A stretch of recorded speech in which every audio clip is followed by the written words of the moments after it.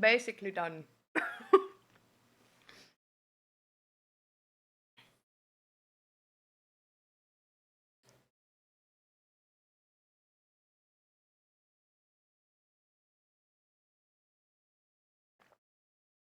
Okay. I am here. Uh,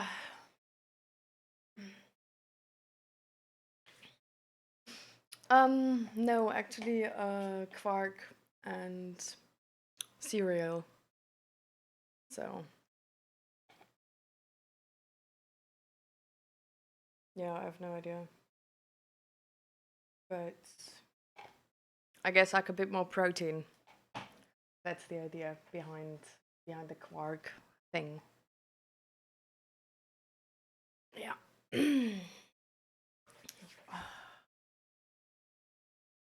So, hello, everybody. And hello, Malik. How are you doing? Welcome to the stream. Glad you're here already.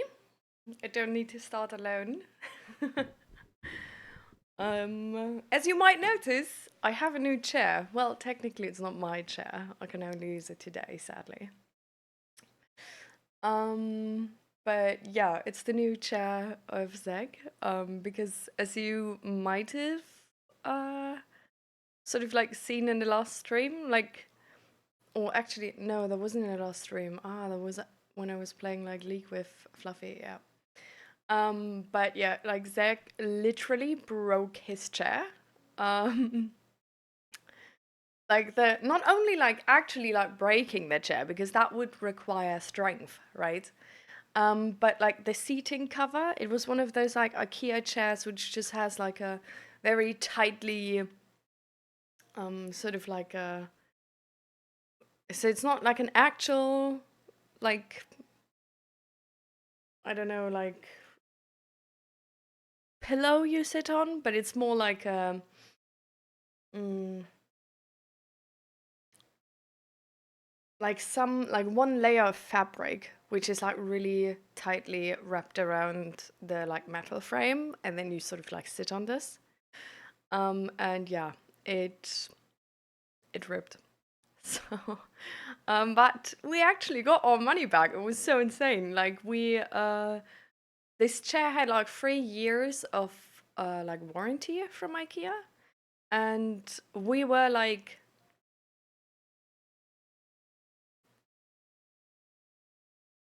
we were like, let me actually check. 1 week before the warranty would have like been done. So yesterday, like sort of like right when it happened, or like the day after, I think, we went to IKEA and we were able to get the like the entire money back. Really cool. And then Zach bought yeah a new chair for him. Um, and this is the one and I really like it. Really jealous. I'm gonna steal that chair whenever I can. Ah,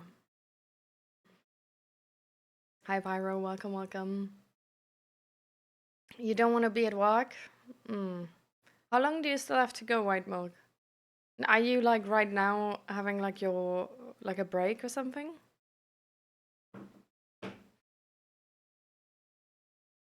Mm. My phone is like nearly dying, but I don't think I have any like cable here.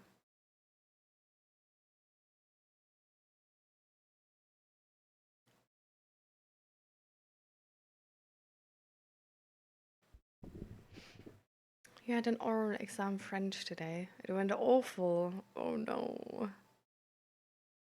How awful are we talking, Pyro? Like, are you gonna like pass? Is there something like passing in the like level in your school you're in right now?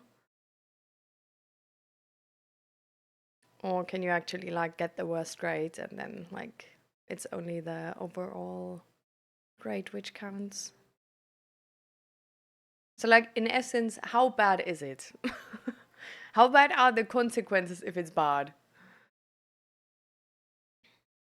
There's a chance, but I'm looking at like 8 out of 15 at best or so.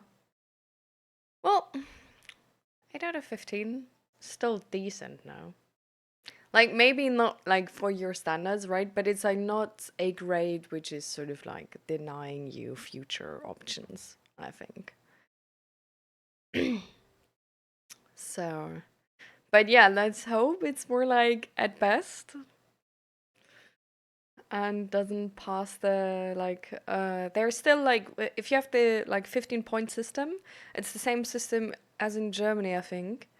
But let me check that with you real quick because in Germany we had like a rule that if you get like 5 points is the minimum grade to like technically like pass. And anything below 5 points is a grade where like if you get it on your like overall grade or like if you get it on like a specific amount of tests, then it's actually sort of like bad. Because it's technically a failing grade.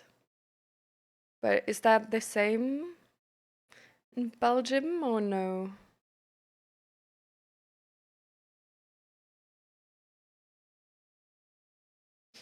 Oh, so I just left my glasses somewhere. But the seat is too comfy, I'm not gonna get up.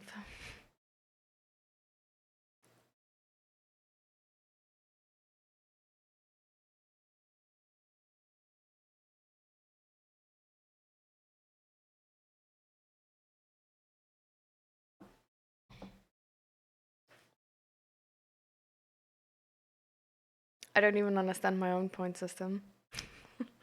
Okay, well, anyways then. Uh, okay, but at least like let's just hope for the best.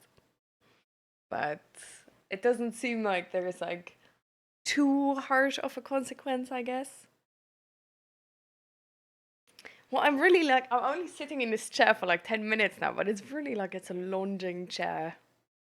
I'm like you can sit like so not straight in this chair.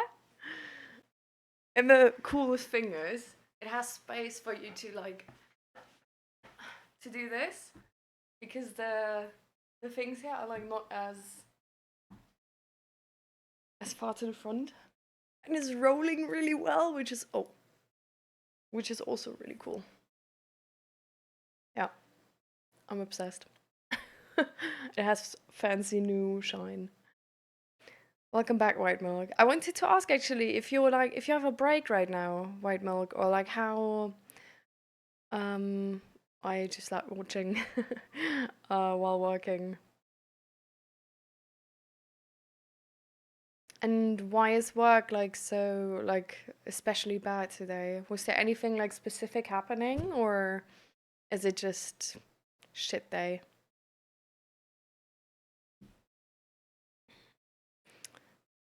The most annoying part of today is that I didn't get to see her much today, only in the morning before she had to go to her exam. Normally, every time after the exam, we just sit together until we gotta leave.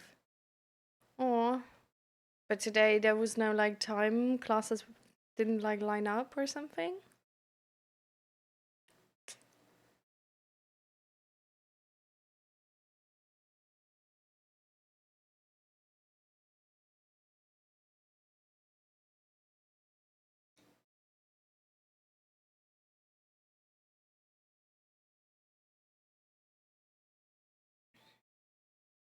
Ah, because exams, yeah, true, they take longer. Oh, I mean, if you like had to catch your bus, then you're already at home, right? Like you're already done with school and stuff. Like maybe you can see each other after school? No? Or is there no time for that today? But yeah, at the beginning of a new relationship, being apart is hard.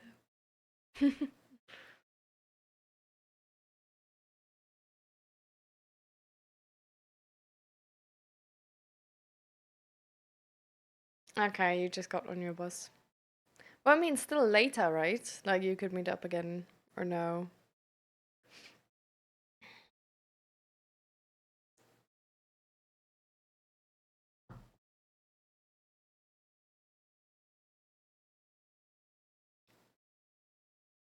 Hmm. Oh, that's always annoying. I like so when my family moved, I don't know if I ever told you guys this, but essentially, like when I was living back in Germany with my mum, it's at some point she moved towns and I had to also move my school. So I was like for half a year. So I switched within the year and then I had half a year left in that other school and I hated that other school. To be fair though, I just honestly hated everything about it. Not only the other school, but I just hated the whole situation because I didn't want to like leave my friends, right? So I was definitely not trying to enjoy that other school. Like I think I honestly could have been like very fine. Like my grades were actually the best at that other school. But I just looked for any reason to hate it, genuinely. Um, and then after that, like half year, I went back to my normal school, which meant that I had to take a bus, which was very, like multiple buses. But the connection I was taking was very rare. Um, oh, some fireworks outside. Um, but it was like there was like three, I think, on the entire day. So I had like one in the morning, but it was like too early. It arrived too early, like half an hour early or something even. And it started like I had to actually catch the bus at like 6 o'clock. So I had to get up before six. Um, and then I was in that bus for like 1 hour and a half or something. Then I arrived at the school. I had to wait. Then school was happening, and then I had like one bus at like normal school end, and then one after after like 4 extra hours of school. So like the like the most essentially. But with the last one, it was so shitty because it was actually like it wasn't like perfectly fitting that end of school. So the teachers, like I always had to beg for the teachers to let me out like 10 minutes earlier because it wasn't even like going to school, but it was only halting at university. So I had to like run from school to university and catch that bus. And it was literally leaving like 2 minutes after I could leave class, like usually. So, and this was like I don't know, like 2 kilometers or something away where the bus was leaving. So I had to like always get out earlier, and otherwise I wouldn't make it. And I still had to run. And sometimes I still didn't make it because it was like coming a little bit too early and stuff like this. Um, so with only having these two buses, it was really, really shit. And essentially, at the point, I was like together with Zach because he was living like in that town, like sort of close by.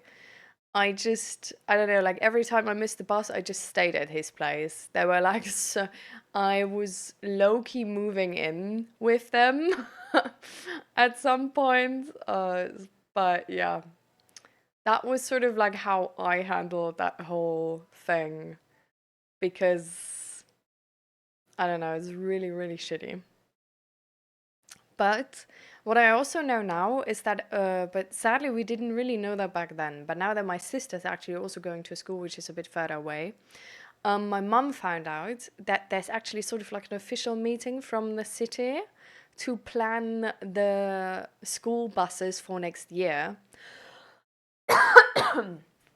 where you can like attend or like request something or some shit or something like this. So now she's like always trying to like get them like good school buses and stuff like this and sort of like active on that. Um, so I don't know, like if that's something in your city, like your city might have that as well, might be worth looking into sort of like begging your parents to get into that and make known the opinion that the school buses are shit and when they would need to be good. But yeah. But it takes a lot. Like, how long is your bus, by the way, Pyro? Drinking? Yes. You too, White Milk. And everybody else, stay hydrated.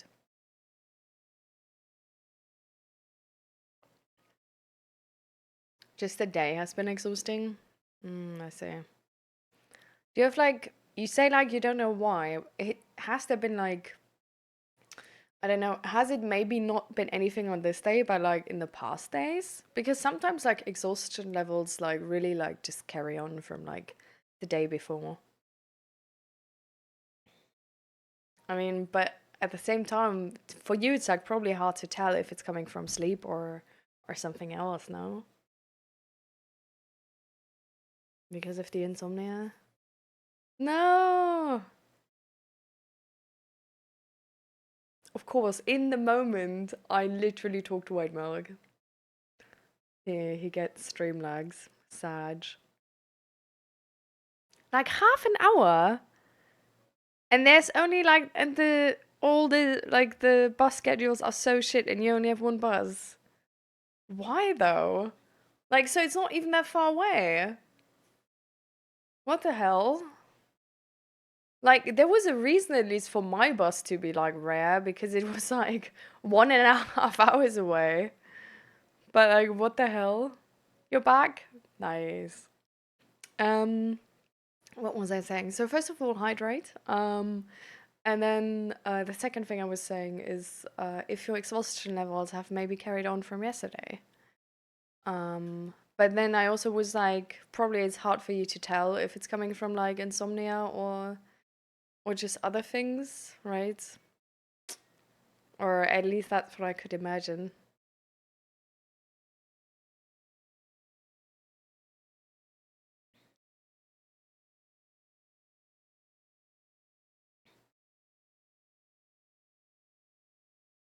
Hmm.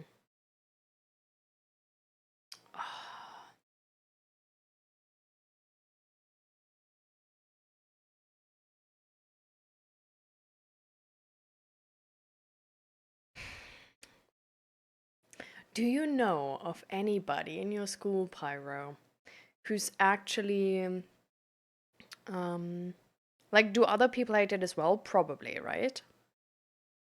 Because sometimes, or essentially in my school, there was always this one person being like coming from sort of like a bureaucracy family, seeing something like this, being really pissed off, and then actually like collecting signatures or like writing them like an angry email or something like this, or like somehow being in the talk about this. If you have one of those people at your school, it would be maybe worth a try actually to get into it and, like try to help them, to support them, like sign, tell other people about it, copy their email, write it to, stuff like this.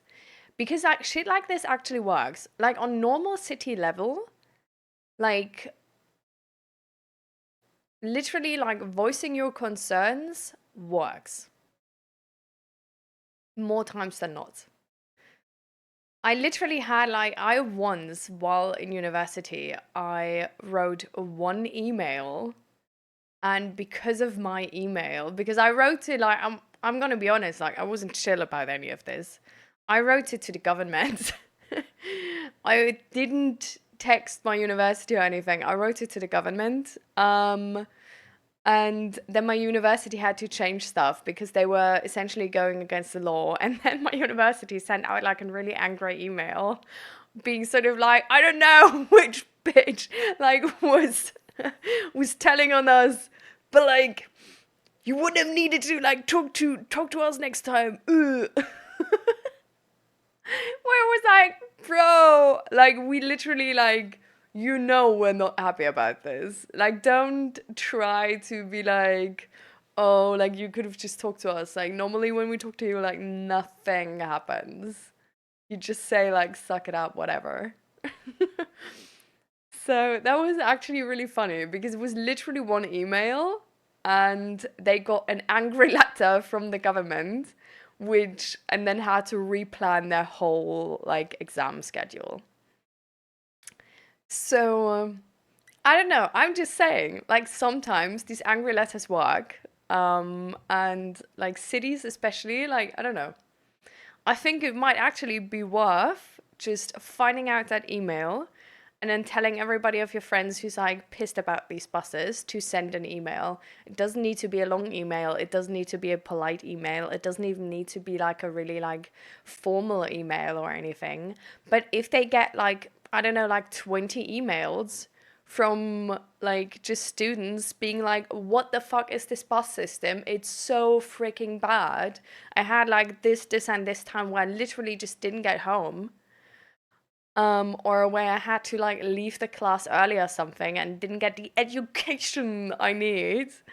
Then like things change. But there needs to be complaints. Like they like in our system, the inherent flaw of our system is that we don't seek out information about like if like measures work or not really well, like especially like politicians, they like do something, they're happy with it, and they don't really want to even seek out other opinions about this because they don't want to put more effort in or change anything else about it. So we need complaints. Like complaints are a very, very important factor of our system. So complain to them. Like, let them know that you're unhappy with this. Really do. Like, you might actually just like, even with one email, you might just change it, you know? Like, if it's a good email. But yeah, you can also just rely on mass, like, tell your friends, and then like 20 shitty emails will do too.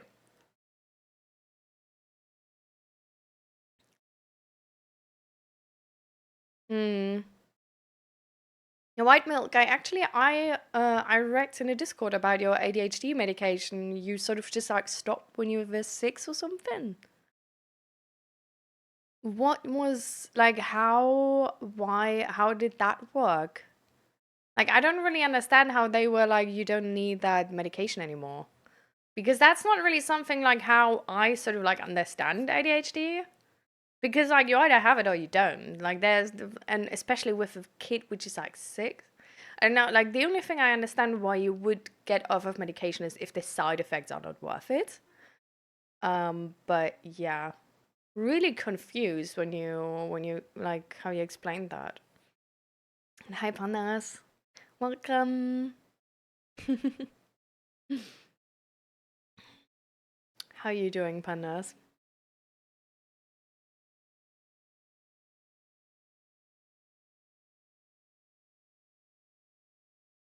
Honestly, all they gotta do is let the bus come 5 minutes late on half days. But for me, it doesn't matter as I walk quick enough. Well, I mean, still, just make that complaint. You know. You can literally also just be like a like buses so far like okay-ish, but like this one, please 5 minutes later. There's like so many people who literally don't get it or like have to run for it. And you can also just like I don't know, you can also just wish for actually like can you make another bus after school, which is just like 1 or 2 hours later for when you still want to like stay a bit with your friends. Um After school and then like go home a little bit later. Like, you know, like they can only do whatever they know of. So it's not really like you don't even need to be like angry. Like I just like assumed you were angry with this, but like you don't need to write an angry letter. Like you can also just be like, "Hey, I really would like an extra bus if that's okay." And I don't know, like usually like it's honestly it's something where like even I notice like sort of as like a streamer and like I do realize I'm a small streamer and stuff. But even in the moments where I was like bigger, getting feedback on what is good and what is not is actually really hard. Like I had and was using sort of actively like a Google sheet where people could like essentially just like leave their opinions. And not only leave their opinions, but like wish for something, like ask me to like make a special format, stuff like this. The amount of feedback I got from that was single digits. It's like really, really hard to get proper feedback on what people want and what people don't want.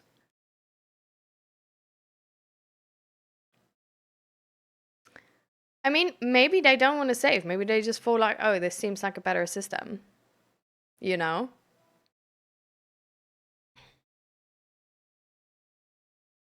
But yeah, like they need feedback. Like without feedback, nobody's able to make like a really good system. Everybody's just like you just essentially you assume a bunch of stuff about other people and then you just guess in the blue and hope it's right. Like that's as far as they can go. But if you give them opinion, like any opinion at all, it's always going to be helpful for them. That's why I'm saying it literally like it doesn't even matter if it's like polite or not. Like it's always gonna help them.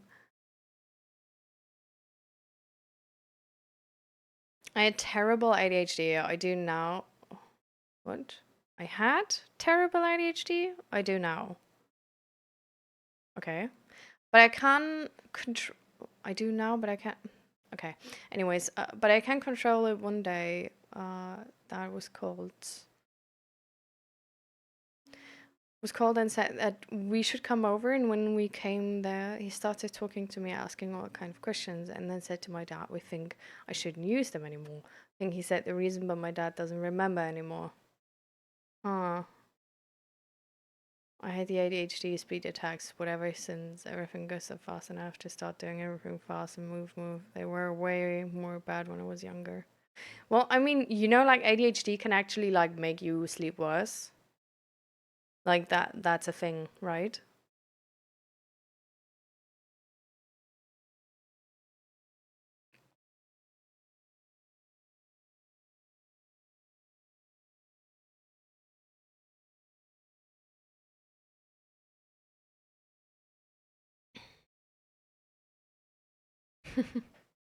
It's fine, white milk.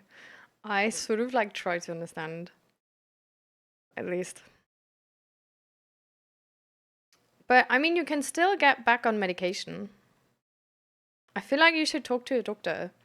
Like this could have something to do with your insomnia. For sure.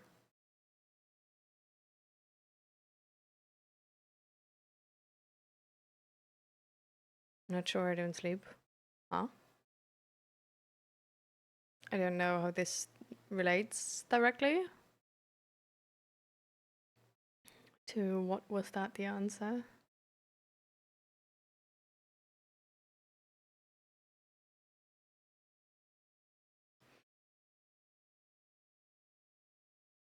Have I told you yet there's been decided a date, my first one ever? No, you haven't. Okay. What type of date is it gonna be? Yeah, I'll go there soon. I'm so glad. Honestly, White Milk, I'm really glad. Like you at the beginning, uh I forget always. Write it down. Write it down. Like honestly, that's I don't know how sorry, I need to get that a little bit higher. Um I'm not sure how you sort of like learned about ADHD, but if you have ADHD with the meds, of course, it's like gonna be like way better and stuff like this. But a thing which every person needs to be doing, and is, for example, especially a thing you do if you're autistic, but definitely I can also recommend it to people who have ADHD, is really adjust to what you can do good and what you can't do good. Like if you know of yourself that you always forget shit and you literally just can't remember, make a system where you don't need to remember and where you can forget shit but still be successful. Like I don't know, like I literally like make reminders of my phone for like everything because I know I'm like always late, so I have multiple reminders to actually go and I always have extra time I plan in. So I am always overestimating on anything, but that makes me like be on time. And it's something which is just, I don't know, like trying to just be on time for me would essentially mean getting a better perception of time, which is something it's like that's hard to build. You know what I mean? So having this system is just like it's making me succeed and it's accepting the yeah how my mind works and stuff like this. And I can only recommend that. Like, don't try to just be better at like reminding. Like, I think we should always like try and train it sometimes, but on things where it's just like you want to succeed, have a safe system where you know like this will work. You know.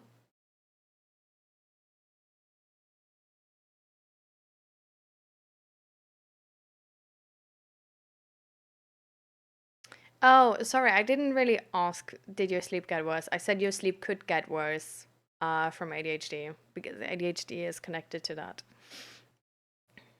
So I I know you don't really sleep, like you wouldn't know, like there's no you can't really. But I'm just saying like there is a good chance that ADHD meds could improve your sleep.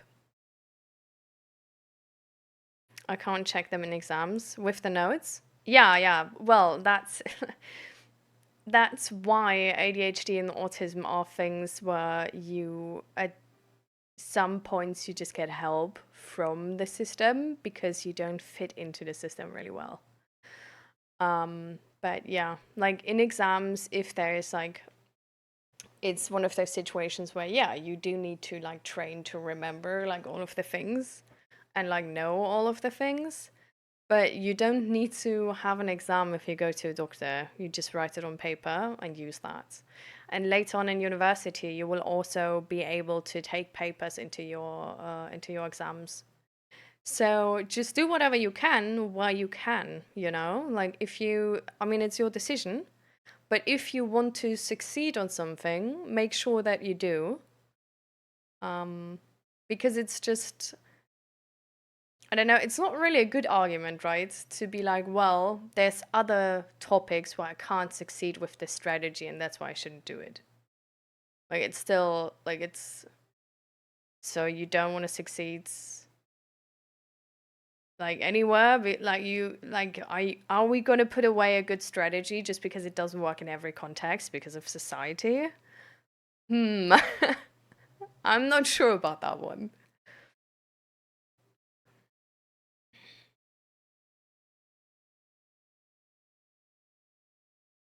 Yeah, I'm not telling him to cheat, by the way.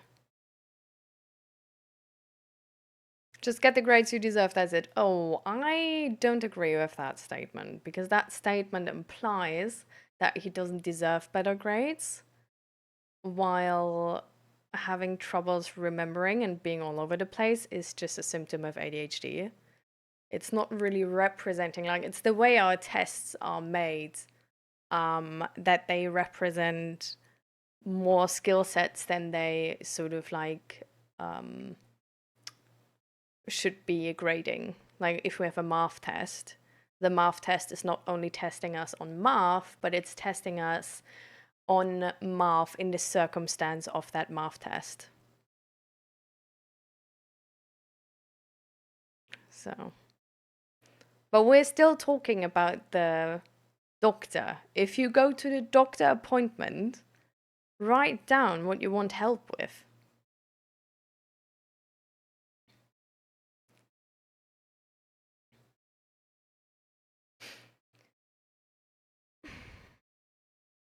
She has to go to a museum, so she invited me along, and after the museum visit, we're just gonna spend some more time together in the area.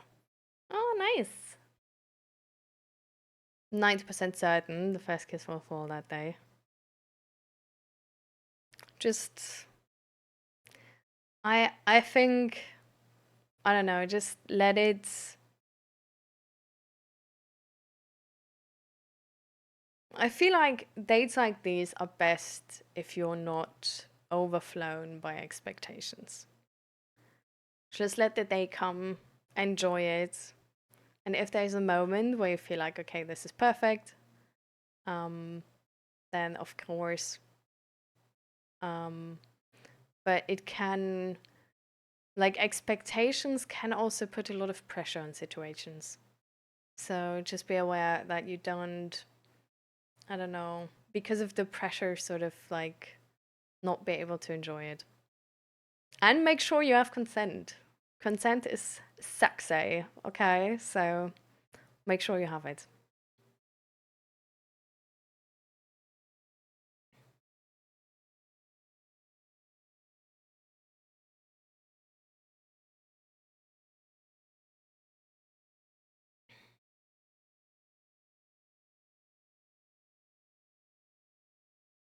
Grades don't represent what you deserve. It represents how much you have understanding of that particular subject. I also don't agree.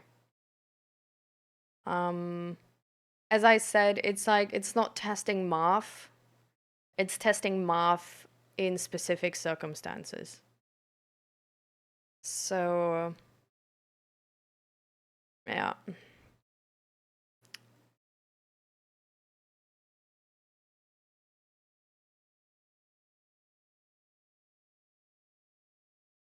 I'm going. I just have to contact, and I don't know, it can take some months to get a place. Definitely just write it down and get that ADHD checked with the doctor again. And make sure you don't forget about that any way possible. And I mean, once you have that ADHD checked and you get those ADHD medications, you probably should be better, like have an easier time also performing in tests. So I really don't know why we got to tests actually. This didn't matter to the subject at all. But anyways.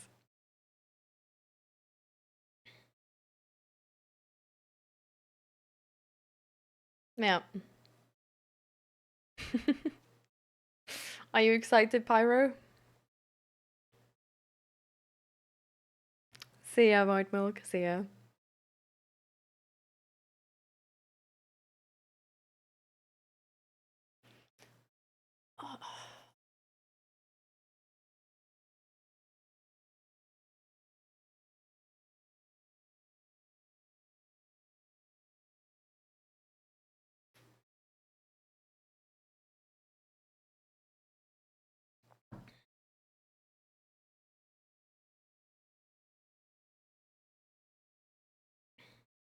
But Struda, how are you doing?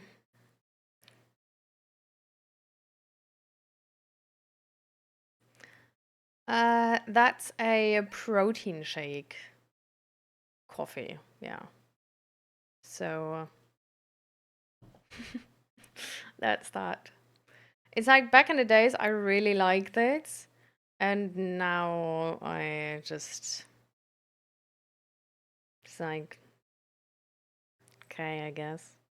But we actually ordered new protein from this really nice brand actually. It was expensive, don't get me wrong. Um, we're spending a lot of money in the last past months. I don't know, like coming up to Christmas, I feel like we're getting more generous with our expenses. It's like not at like any type of like concerning point or anything. Like, don't get me wrong, like don't be worried about us. But it's just at a point where I'm like the entire year we've been like so I don't know, we like didn't spend money on anything really. And now Christmas is coming up and we're like, okay, actually let's get a 3D printer. Actually, let's like get this like AMS system. Oh, let's get a dry box for this one too. Oh, let's actually get like the resin dies I make. Let's get like a new pressure pot. Actually let's get like good protein stuff like this. So it's really like there's some things coming together here.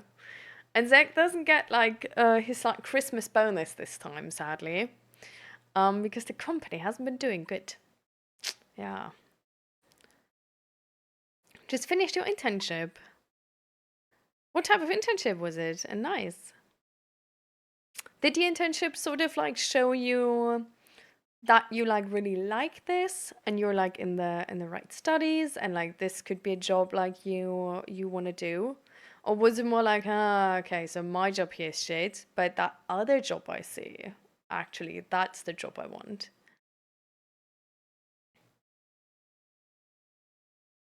Do you feel worth it spending on that same chocolate flavored protein shake, but just expensive? Well, the like I don't know. I've never done that, so I can't actually say if that would be worth it. Like if the I feel like the difference between the cheap protein shake and the expensive one should be if it's a good expensive one and not just expensive for nothing, right? But if it's like a high quality one and that's why it's expensive, it should be like way better like solvable in any type of liquid like water or milk, and it should taste better because like cheap protein shake tastes really shit. Like a lot of the times it's way too sweet because there's so much fucking sweetener in it, because they just feel like, oh no, like fitness people don't eat any sweets, and that's why we need to give them like triple the amount of sweetener than normal people, even though they're not like used to sweet stuff at all. I really don't get that thinking, but anyways, and then usually just the flavor is like also not really like chocolate, right? But it's just, I don't know, very very artificial flavor in cheap ones. And I don't know, just because I'm like really sensitive to sort of like taste and stuff like this, and I don't really have like I don't really feel like hungry or anything, so I need like appetite to eat anything or stuff like this. I can literally get the feeling that I have to throw up if I taste something bad. And I'm saying bad with, this is not super super bad, right? I'm sensitive. So if I have like a protein shake which doesn't taste like, this is the first protein shake, let's just put it like this is the first protein shake flavor where I was able to drink it every day without having to throw up at some point. That's all I'm saying. And I tried a lot. I literally, we got testers from a lot of different brands for a lot of different tastes. This is the first time, like, one I didn't have to throw up after, like, using it every day. Um, but even this one is, like, still, it's, like, sort of getting to the point where I have to throw up. So it's not, I don't really like it. But what we now ordered from is, and that's a really cool protein brand actually. For better or for worse, they do not have regular tastes.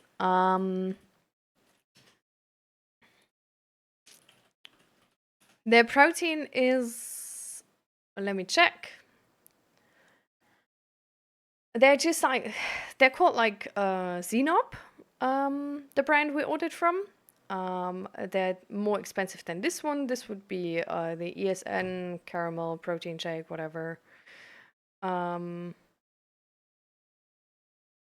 and yeah, now we ordered Xenop one, and this one is it's made in Germany. And do I find more information here again? Um,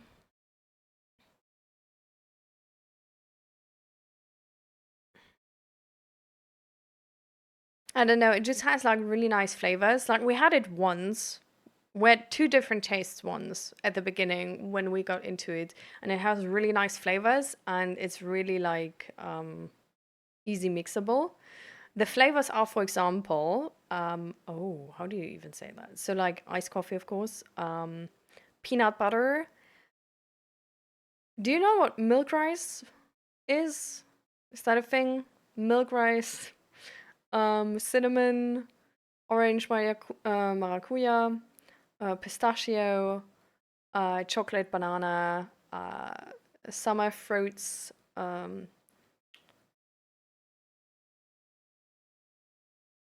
speculoos, speculatius, um, spice, Christmas spice cookies from Europe, vanilla ice cream, apple, mm, apple dessert thing from Germany, Apfelstrudel. butter cookie, buttermilk lemon drop, cocos and cream, cinnamon buns, I think, hazelnut, salty caramel, white chocolate, coconuts. How do you say that one?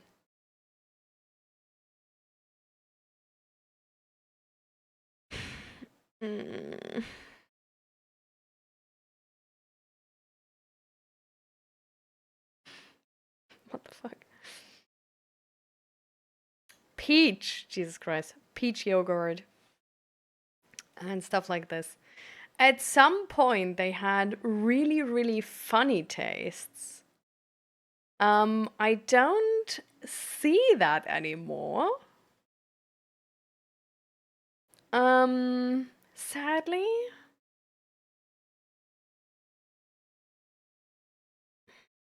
I don't see that anymore.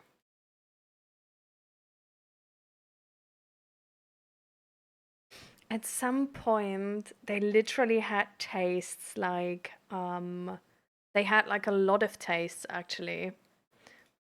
I know that's not really the good way. Because suppressing emotions. Which were like, well,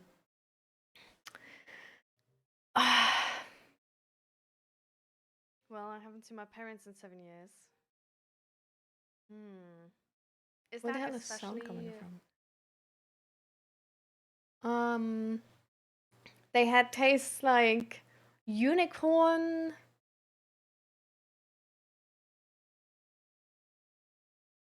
Rainbow unicorn? That I think one like back in the day they had something like a taste which was like called MILF.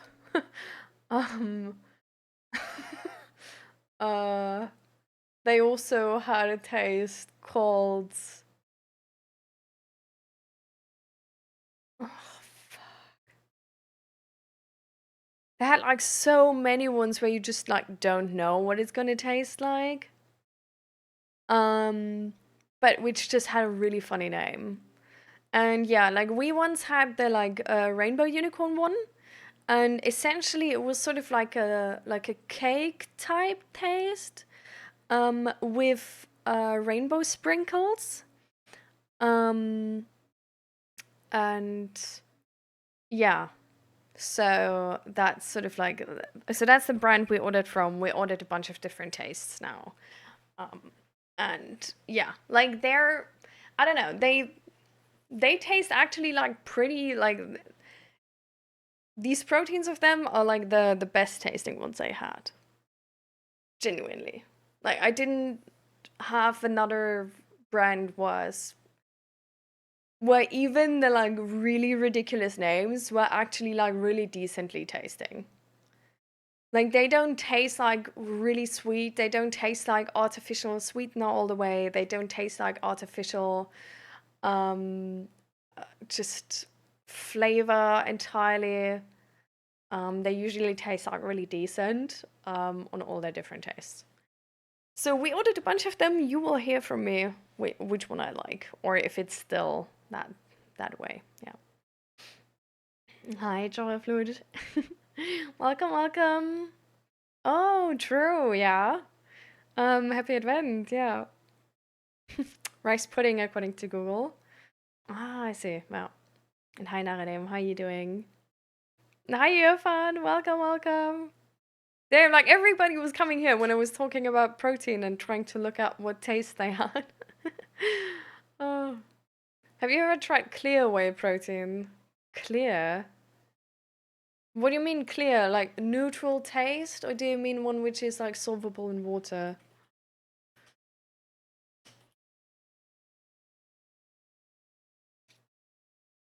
Yeah, I just find the one which is solvable in water. Yeah, I tried it. I actually had one, I think from ESN We actually so we got like like a bunch of like trial packages from like the ESN tests. A lot of them are hella disgusting. I think the clear proteins are also disgusting. The sweetener in them is crazy. So finally tomorrow's the day. For you too, by the way? Or do you only mean for me? And GeForce, how are you doing, by the way? Welcome, welcome. And the rainbow unicorn to do with mental health? Well, with protein, I guess, and like getting all the nutrients you want or something. Yeah.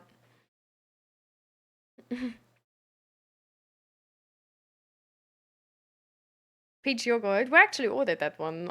I hope it's gonna be like nice, but we'll see.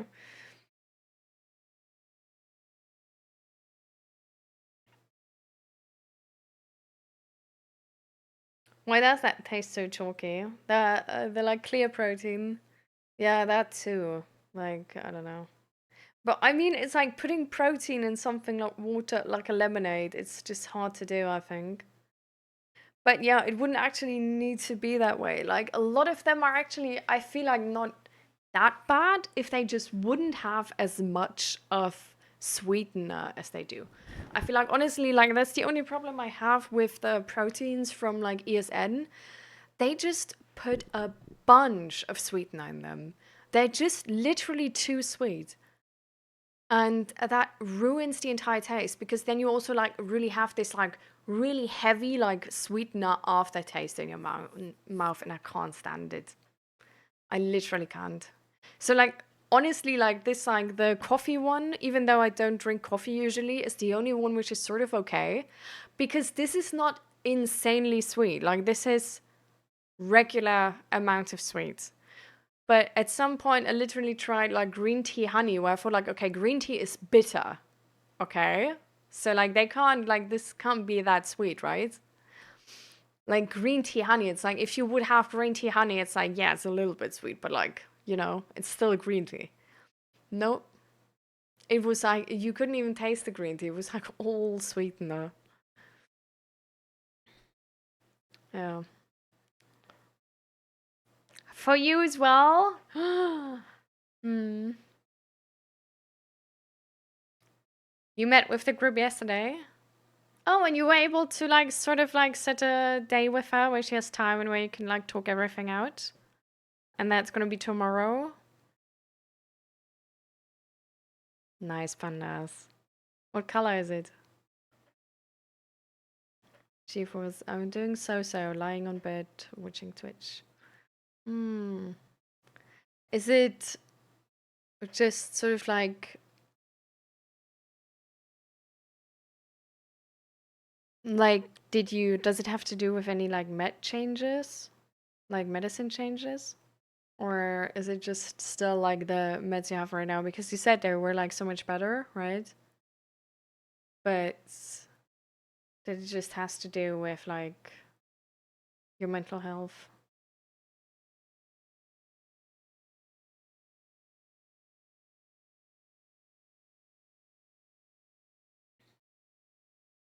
Hmm.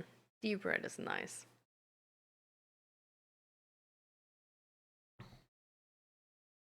Hi Grumpy, how you doing? Welcome, welcome.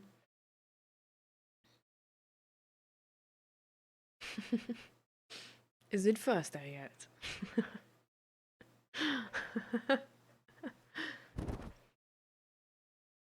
It's like, what is our intro? Is it Monday or Thursday? So non-epic.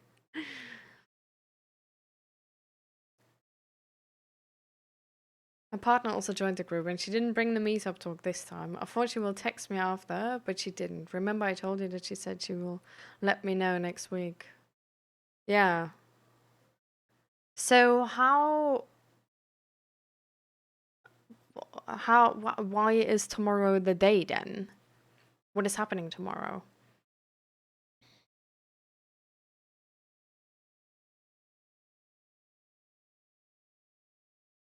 Grumpy? What? Mm-hmm. Okay. So what did she say? Or did she already like answer you, Irfan, even? Yes, I'm doing better with lower medicines, but I'm still often tired or have lack of energy. But the dosage will be further reduced in the near future. And then sort of we hope this is getting like less and less and less, right? And you get like more energy back. Like that's sort of the plan of the whole thing, right, GeForce? Do you know when the next sort of like step down is coming of the medicine? So when can you like hope for like further progress to?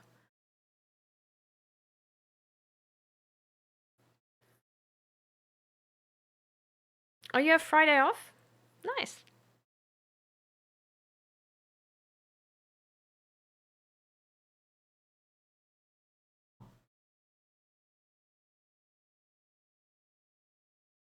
I really, by the way, I still really don't know what to do with the last message, Grumpy, with those post hump day. Like, are you trying to tell me what you're trying to tell me? Like, is this non ironic, non sarcastic?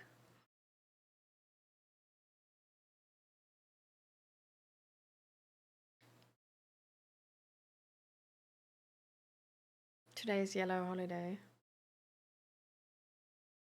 Oh, jeez, I took so long to understand that. Wow. So you're sick, is what you're trying to say? Because that's the yellow letter. Yeah. Okay. Okay. I'm with you now. Oh, jeez.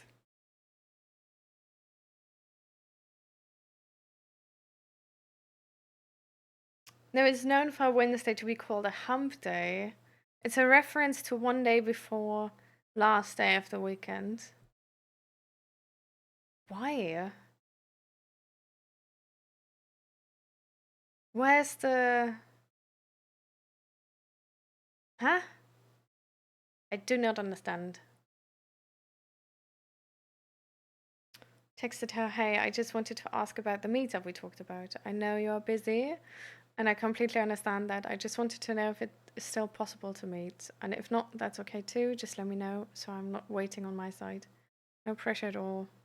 Just wanted to know. You're really, really trying to be as sort of polite about this as possible. The effort shows. So I'm glad she's gonna give you a positive answer. So what if she's gonna say like she doesn't have time to meet?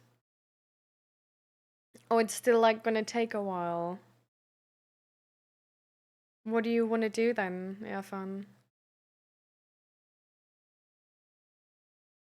In Germany, they would say Bergfest for this. What the fuck? Why?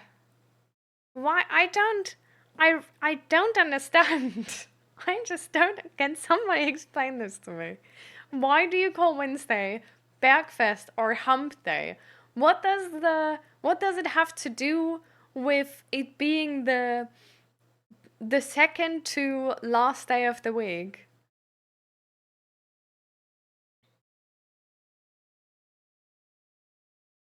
But why do you call it Hump Day then? Like, what does hump mean? Like, in that context, what does it describe? It's fine, Grumpy. Like, if you have to focus on a meeting, just do. We know IL goes first. I don't expect I will fully recover, that I can do what I would like to do in my life. I'm already happy despite their shortcomings. I just accept. Oh, wait. I need to scroll up. I just accept how it is right now, and any improvements are welcome, with hopefully I stay stable. That's hard. That's tough.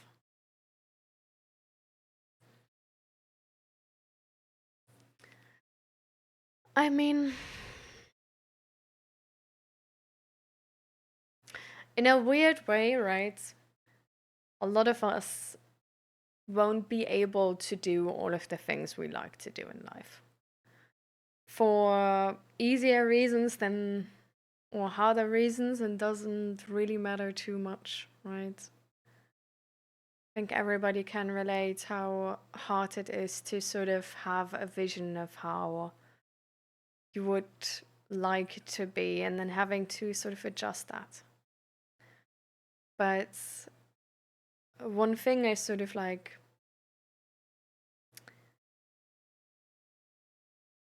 I took away from therapy, and it was actually sort of surprising to me, is that um,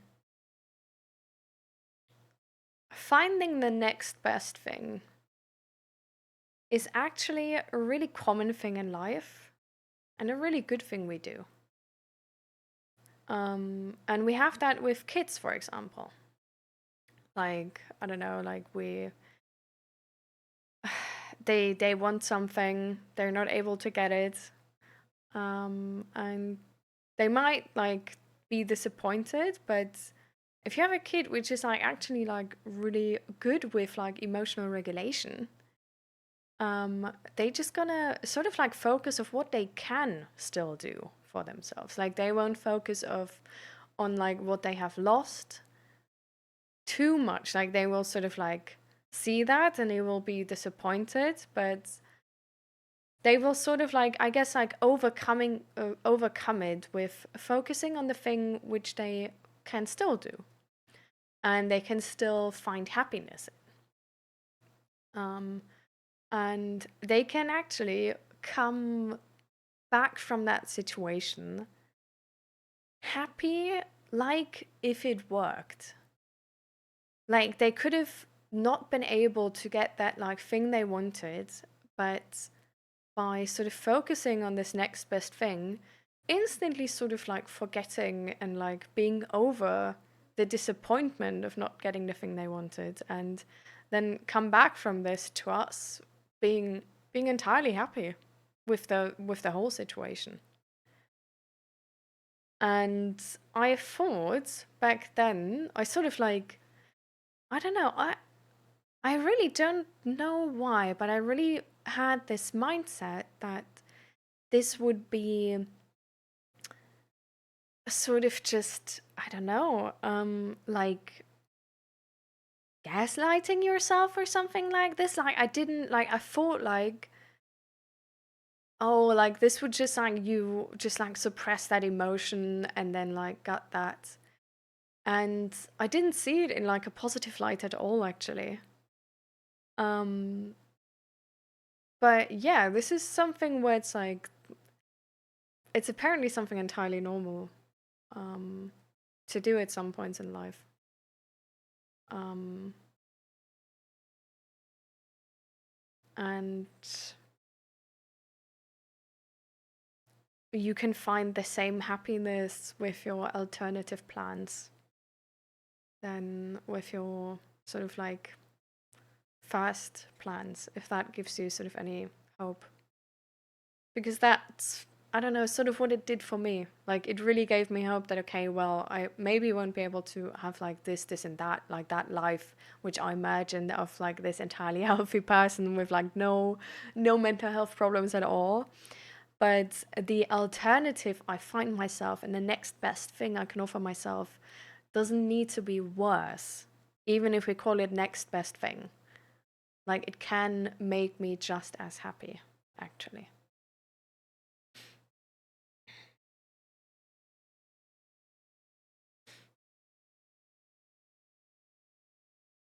Yeah.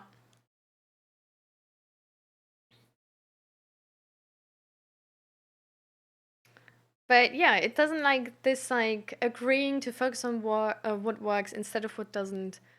Yeah, it doesn't need to be about like, because this can be about suppressing emotions of disappointment from like about what didn't work.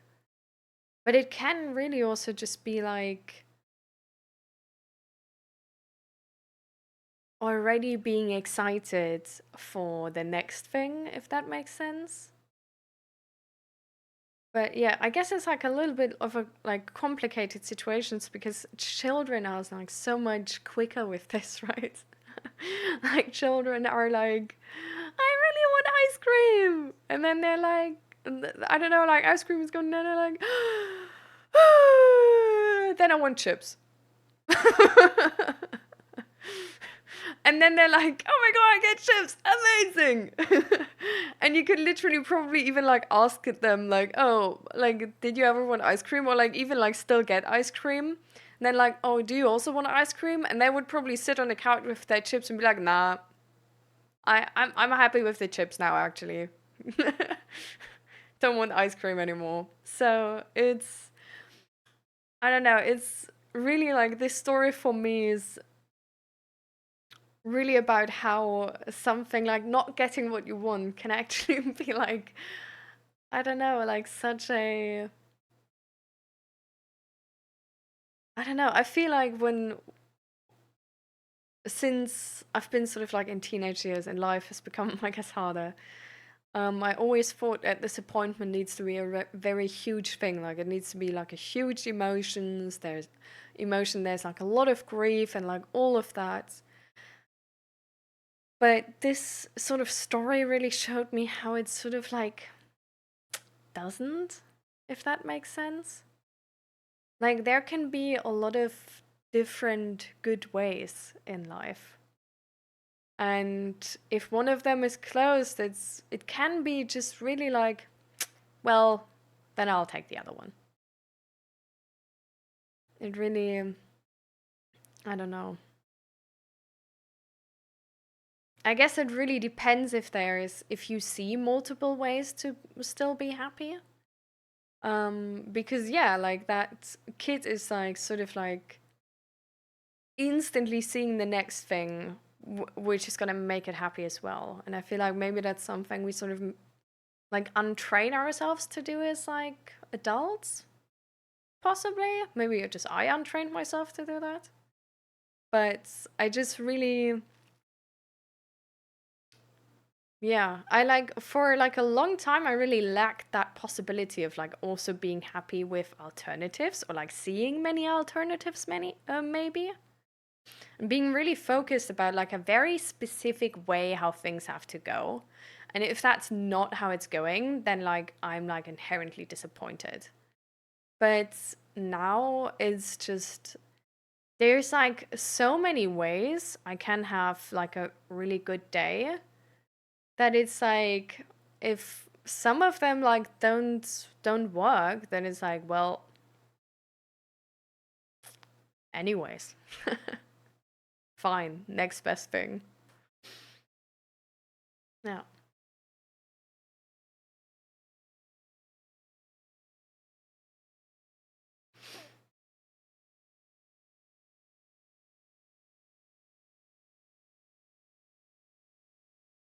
Because the weakest mountain in midweek, you're on top and down you slide into the weekend. Ah, I see.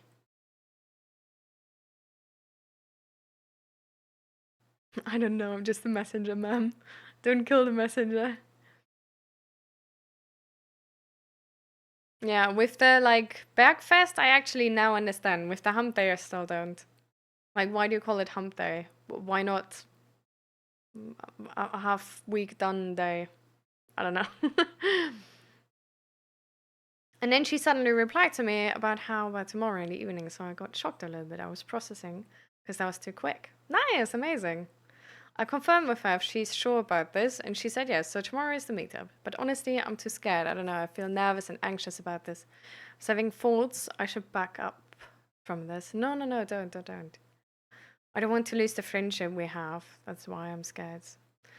I can absolutely relate, since for me tomorrow, right? You've seen on like Discord, I will also have a really important uh discussion with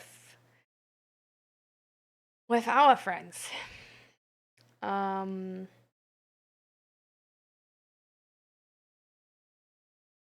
I guess Zach is actually also really scared about this. We had a talk about it yesterday evening. I'm just essentially like give you the advice I gave him.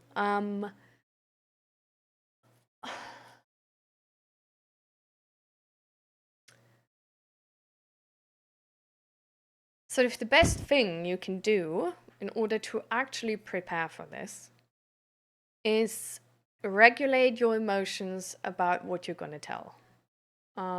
Which is sense, and not only that, but also like actually be aware of what you want out of this. I think you have done a lot of that work already, but it might help to just do it again, because just doing that again can also like help like settle this like anxiety and nervousness. Because it's sort of like low-key giving you sort of like a game plan for the conversation as well, and for like how you're gonna react, what you're gonna do, and stuff like this. So just sort of taking some time to really think about and really journal actually about what do you actually need from that other person in that talk. Like, what do you need out of that talk to then everything to be solved and resolved? What do you need to hear? Like, do you, I don't know, Irfan, maybe with you, I would suspect that it's maybe um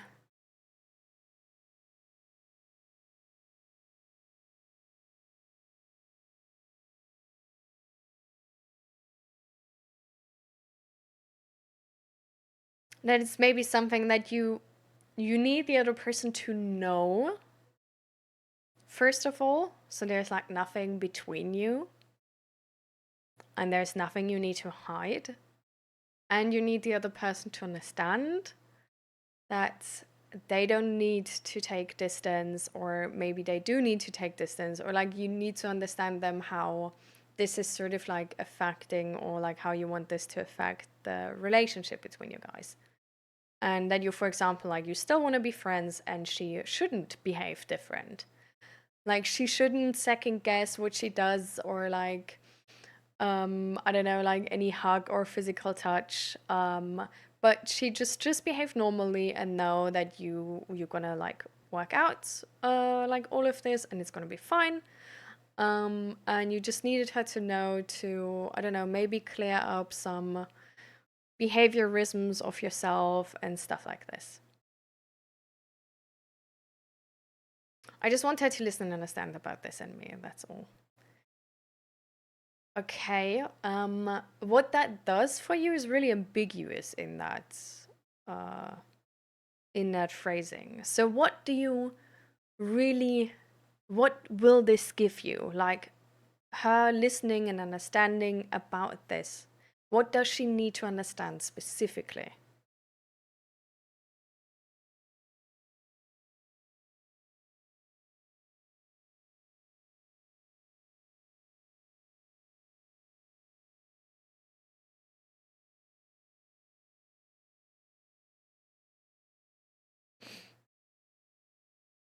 When are we gonna kick off our StarCraft 2 multiplayer grind? What? Have we ever talked about this before? Except with your, like, in the context of your friend?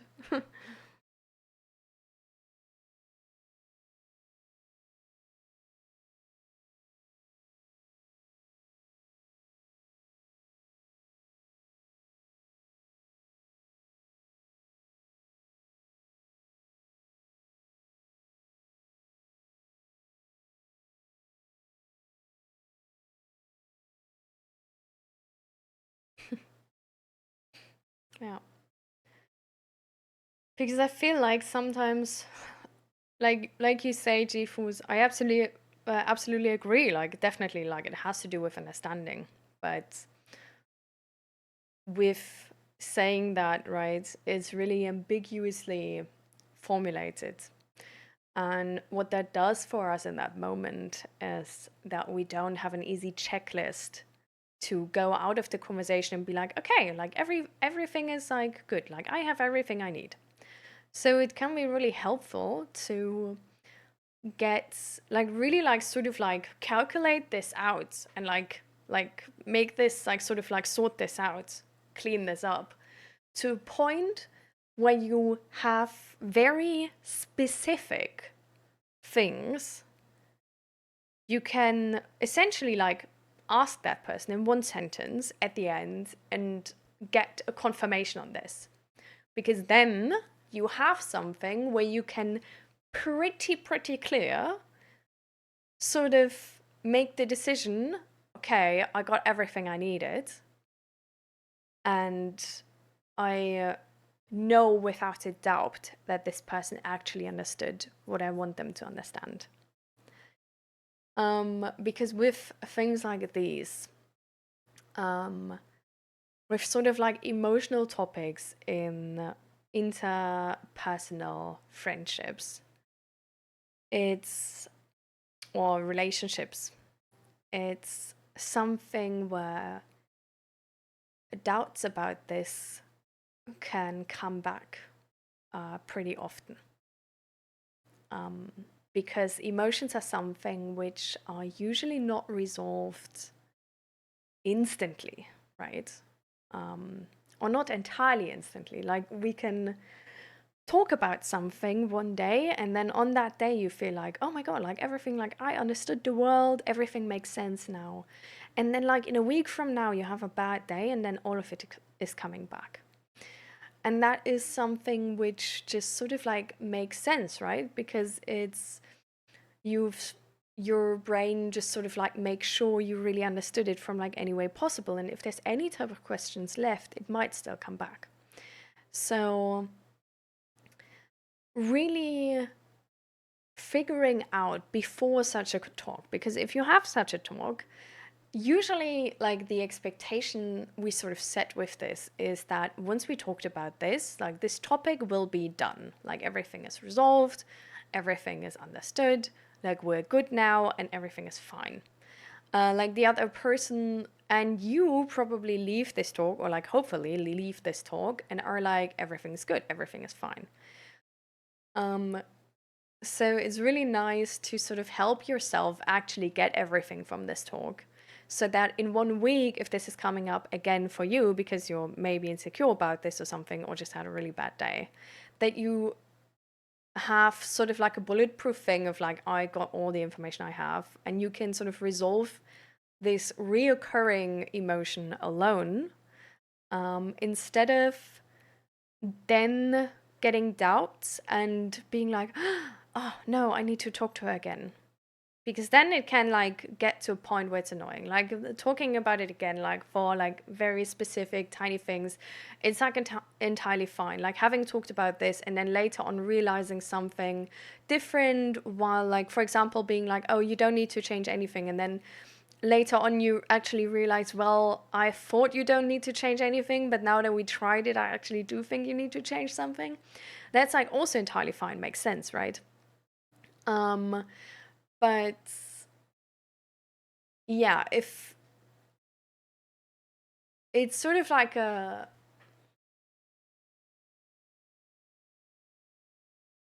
it's a sign of like bad communication, I guess, or like unstable attachment. If your person who's like talking about something, behaving like everything is resolved, but then it's like coming up again. And then you talk about it again, the other person is again putting the effort in, everything is resolved, and then it comes up again. Because essentially what that does is that you also don't have no fucking clue what you actually want out of this. And talking to you is kind of clueless too, because it like doesn't do shit, right? And what we also need to realize is that like talking about something emotional, something serious like this does take energy. And at some point, I don't know, it's also fair if the other person gets like really bothered by this, right?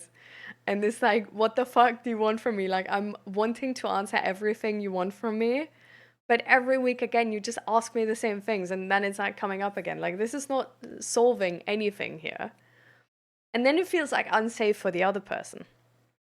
So that's why it's like really helpful to like actually know what you need to get out of this, because that talk is probably gonna get emotional. So it's like really easy to sort of forget about things, to get confused, to doubt your own emotions in that thing, because you're going to get more information. So everything you know is going to get in a different light.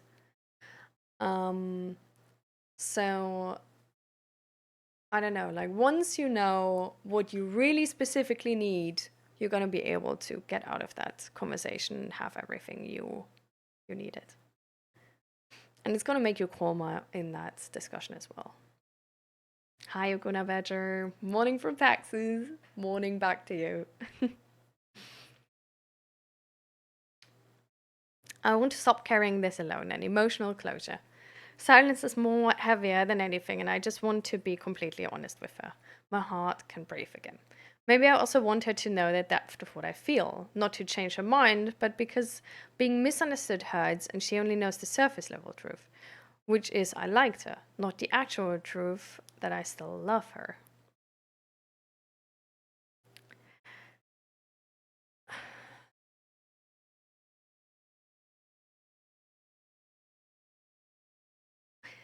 Do you think you might actually need her to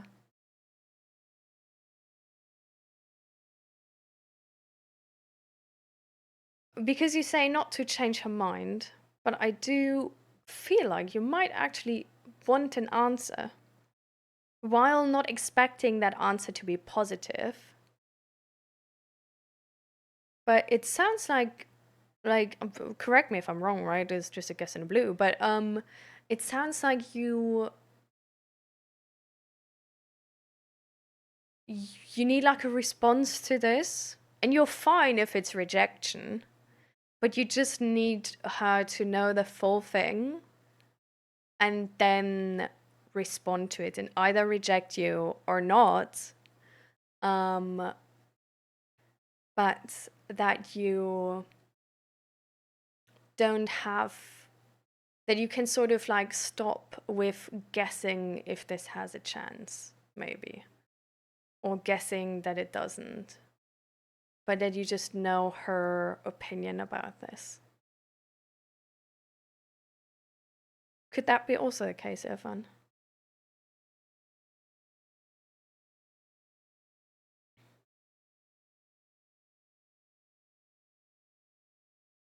And hi, Morty. Welcome, welcome. How you doing?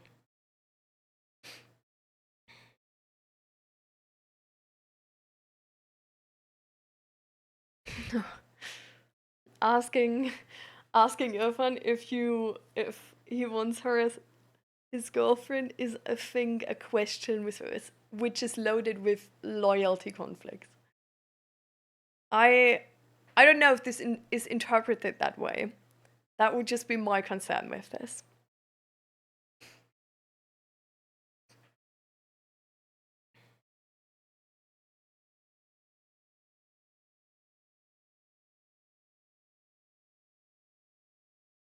So I think actually sort of like changing the question to that if I'm just, yeah.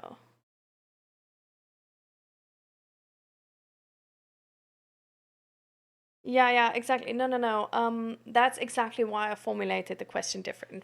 But do you want an answer from her about this? Do you want her opinion about this? Like I said, like you're fine if it's a rejection, you expect a rejection, but you need her to know the full thing and get an opinion about this.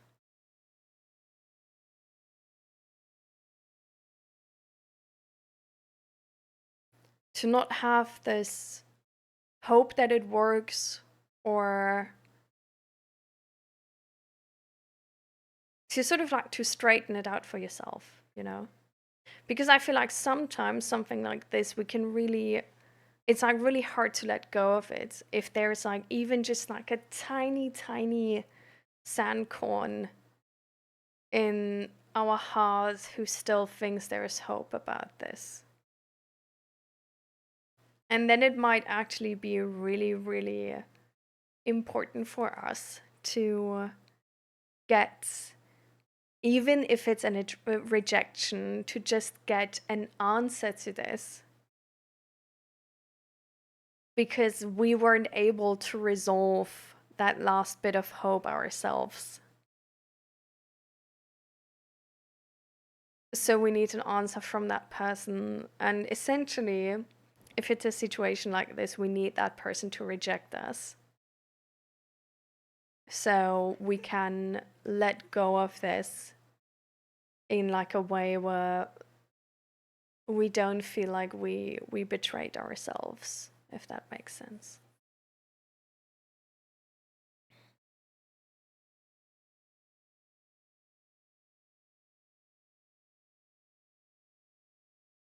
Oh my god, this chair.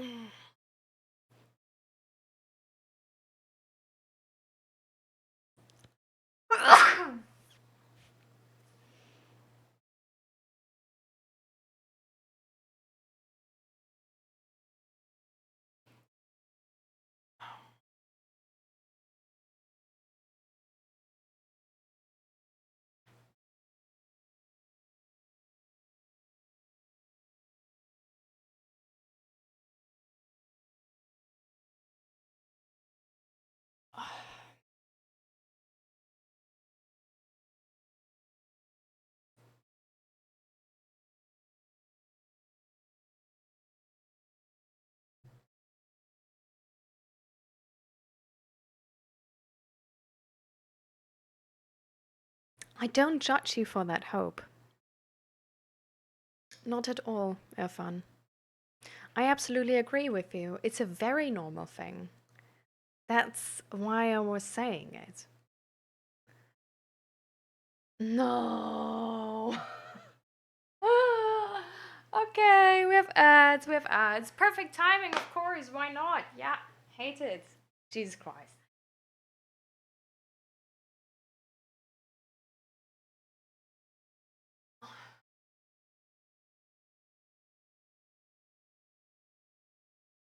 Back now.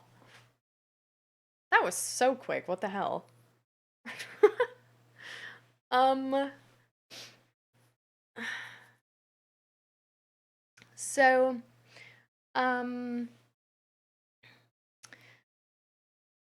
Okay, so you probably didn't hear any of my response, Irfan, right? Am I correct to assume this?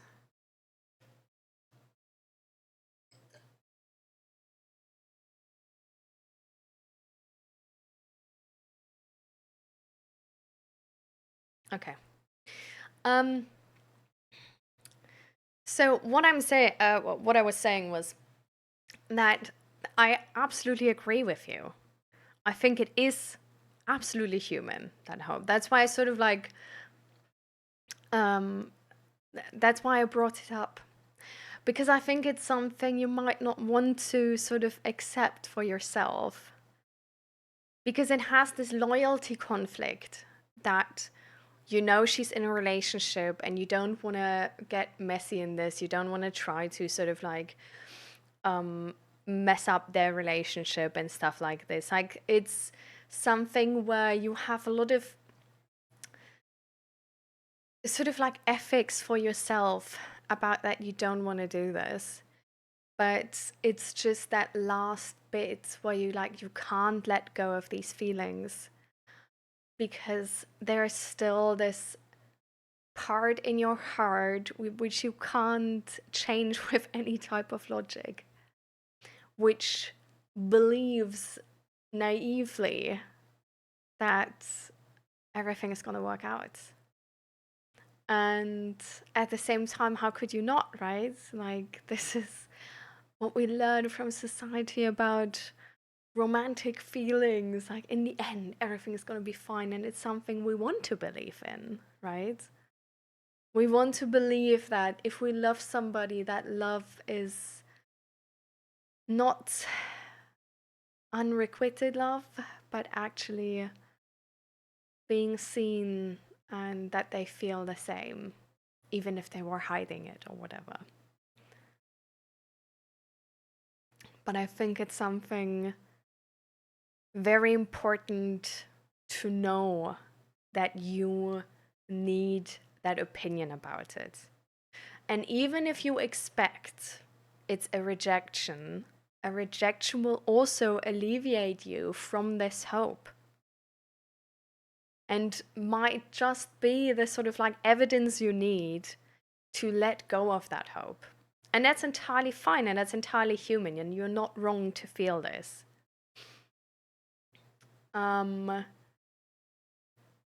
I think you need to, it's important to know this, because with situations like these, right, that she's gonna be in this situation and you're gonna tell her this, she's probably also invested in your friendship, right?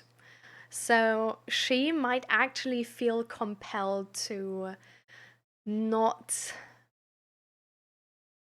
hurt you, and might, like, it might be hard for her to reject you because she doesn't want to hurt you and because she expects rejecting you is going to hurt you. But if you can sort of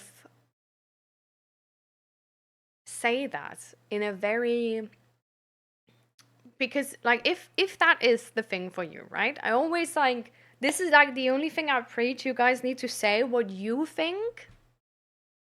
Like, it doesn't help if you take anything from me and then you say it but you don't believe in it, okay? Like, that's not gonna fix your emotions if that's not what you feel. But being really transparent and really knowing your own feelings and knowing that you really need a clear answer from her about this, and you honestly do not even care if it's a rejection or not, because you just want to be done with these feelings one way or another. This is something you can offer her, which is going to help her to actually offer that to you. Because like I said, like, she might actually have like a sort of like a resistance and be hesitant to reject you, to not hurt you. But if you can tell her, I need, like, I have this last, like, I try to let go from this because I know you have a boyfriend and all, but there's this last bit in my heart which is just so naively romantically and still believes in it. And I just need you to know all of my feelings and then give me a clear answer. And I'm honestly like, this is gonna help me either way. Like, don't worry about rejecting me, because if you reject me, I can let go of that hope and I can get over these feelings, and I'm glad too. Because, yeah, then you can like sort of help her have the confidence to give you like a really straight answer about this, where you then sort of can let go of that hope because you're like, you saw that? This is what I told you. Go away. You know? But yeah, I think it's really important to know very specifically what you need from her. Because otherwise, she might sort of like wishy-washy around this thing because she doesn't want to hurt you and stuff like this. And then you leave that conversation and you have a bad day where you feel like, I don't know, you watch like a romantic movie, you all of a sudden feel like really hopeful, rushed with emotions because you've maybe been exhausted and didn't sleep well. You're like halfway hallucinating. And then you sort of like interpret that like, that like devil on your shoulder comes back and is sort of like telling you how this whole situation like was like so entirely differently, and the way like she was like so nice about it means that there might be hope, right, and stuff like this. So like, there's getting a clear answer is definitely really, really amazing in these situations, because then going back like this later on, like having these reoccurring doubts, is probably not gonna happen. So, yeah. That's all I'm saying. Enjoy your dinner. You can also tell me afterwards if that's a good thing or not.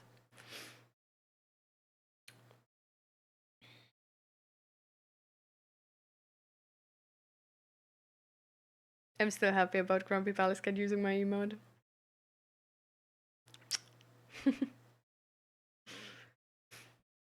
I saw a post this morning about exercise. Oh no. Wait, I'm just gonna. This is so weird. I saw a post this morning about a Latina criminal known as the Doll, who is a famous hit woman that was captured. And post also mentioned, and no, you can't fix her. What? Can you send that post in the Discord, please? The Doll. Damn, crazy. It's like, I'm sadly not even too.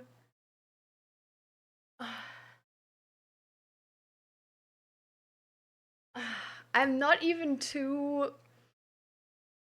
Like, she was a hit woman, she killed people. And what I noticed myself is that I honestly lack compassion for this because of the whole story. Like, she's called the Doll. The post mentioned you can't fix her, which makes me believe like she's probably hot and like everybody's gonna be like super unserious about this on social media. Like, it's probably gonna be like with the with that one dude who killed like this billionaire allegedly. I think that thing is actually still not like done. I think like there's a good chance he didn't even. And the other thing I remember is being like it's like a really funny TikTok video I thought about like this argument people have like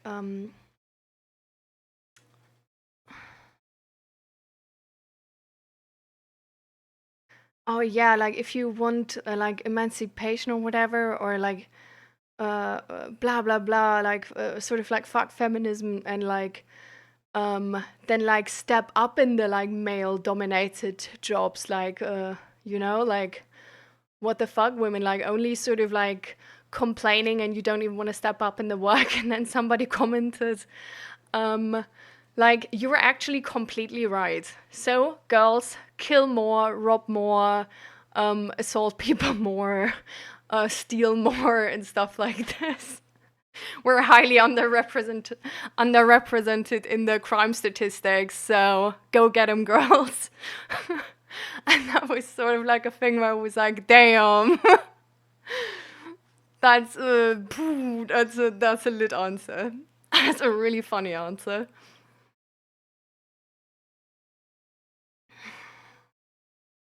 Cute, great. What do you want to say about one of my situation where the girls, after being together for about 3 months, suddenly remember that she's more? Oh my god.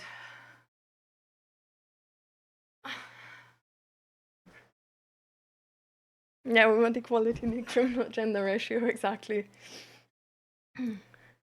I mean, like, you know, like, women need to be so careful around their partners and ex-partners. And men don't. Like, there's a huge gender gap here we need to fix. And if we like are so compelled to not address the like male violence here, then we need to address the female non-violence, you know, like apparently that's the way we're gonna like address the gender gap. If we don't do it the one way, right, then we have to do it the other way.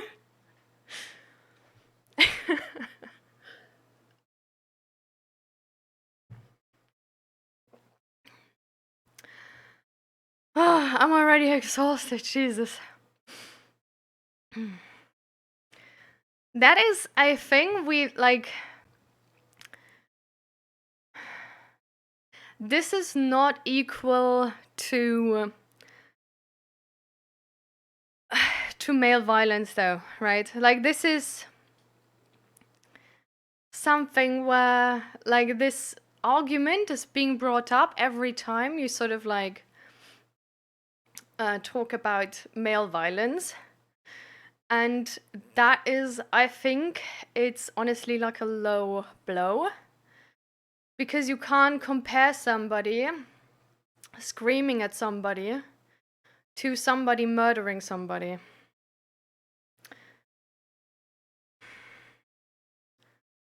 That's comparing apples with pears.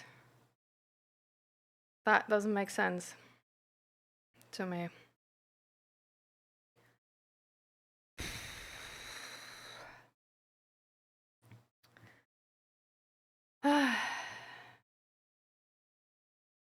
But what if we compare it to somebody kicking? We still can't. Emotional violence is different to physical violence. And physical violence, like we also like assume in that moment, right, that the person who's physically violent isn't emotionally violent. Because people who kill somebody are usually so calm in that moment. Or who like assault somebody or like hit somebody. But emotional violence hurt more, in my opinion. Have you been physically hurt? Have you survived physical violence?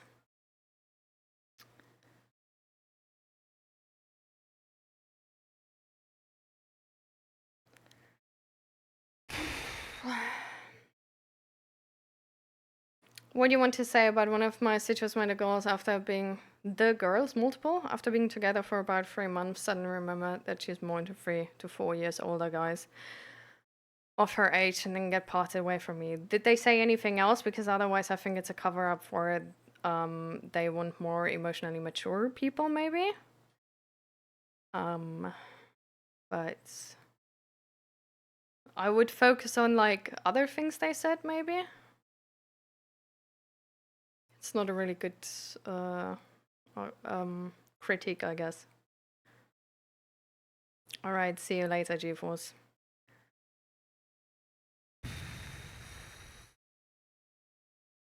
Oh, I'm still exhausted.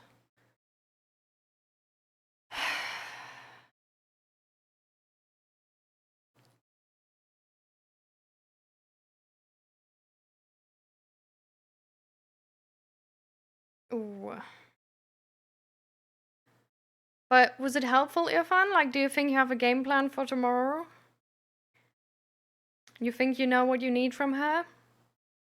And can sort of like, with that information, more clearly tell her what the expectations are?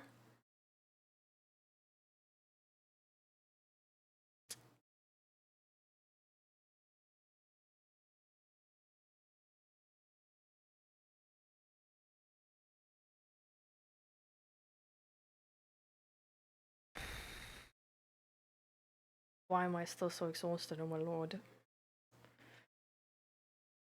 I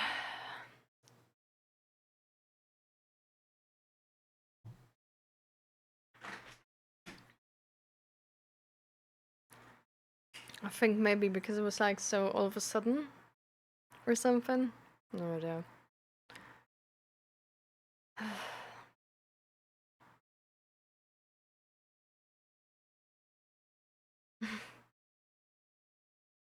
Some people actually like waking up early.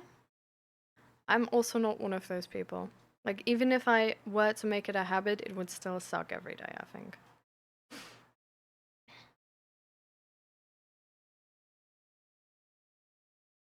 But Zach actually sometimes wakes up, like, out of free will at 5 a.m. So.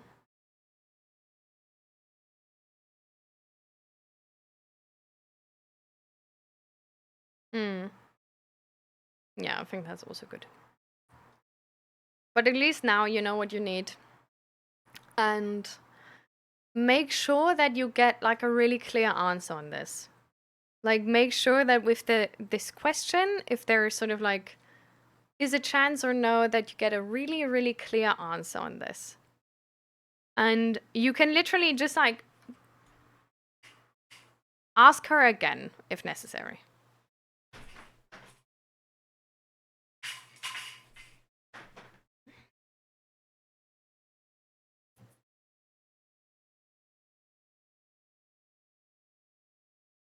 Yes. What the hell? What are we talking about, White Milk?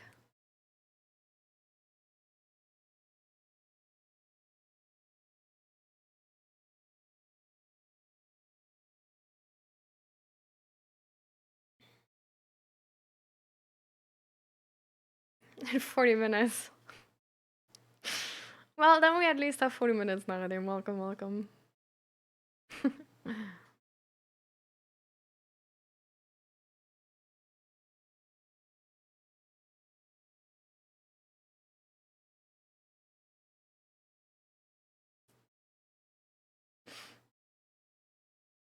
What?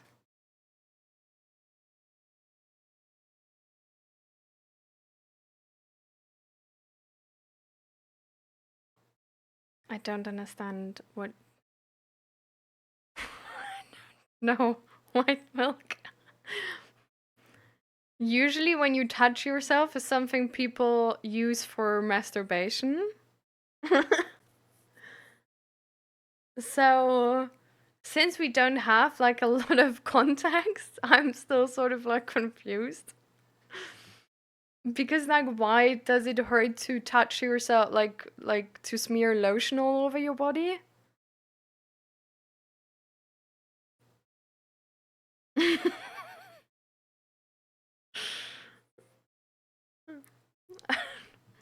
Welcome back, Struda.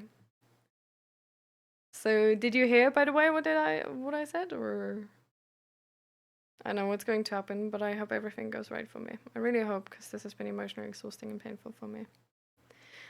Well, like honestly, the thing I think is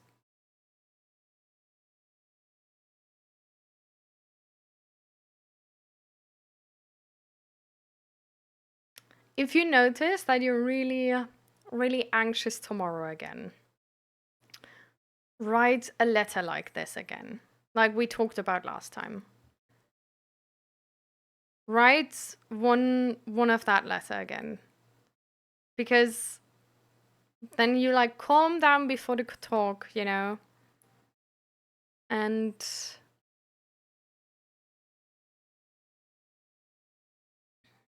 yeah, keep in mind what you want out of that talk.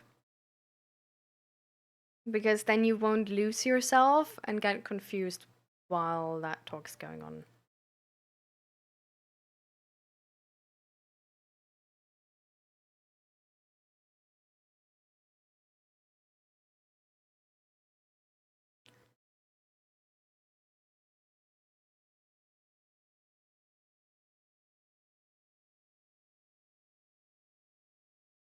I really.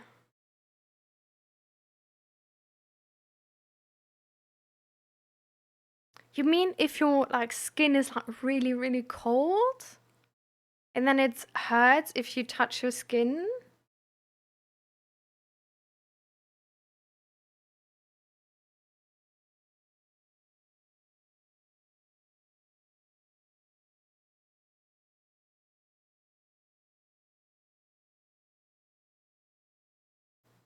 Do you watch F1? Nah, I don't. Alright. Can't wait for the feedback, Irfan. I hope it goes well. Good luck. And remember, you can like, in these talks, you can always take a break. Like, if it gets too emotional, literally take a breather. Say you gotta go to the toilet and breathe.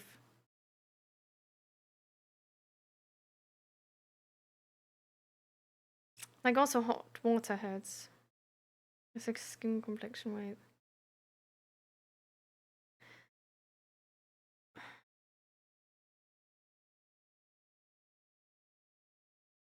So, like, hot water hurts if you're really cold. Like, if your hands are really cold, then hot water hurts.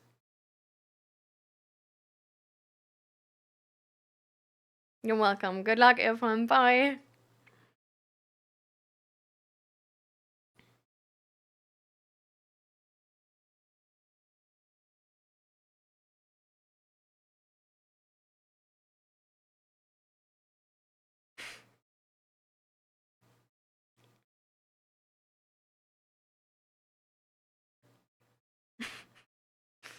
I love when people find out in stream that they need to see the doctor. Because nobody can relate to them. Oh, that was literally me.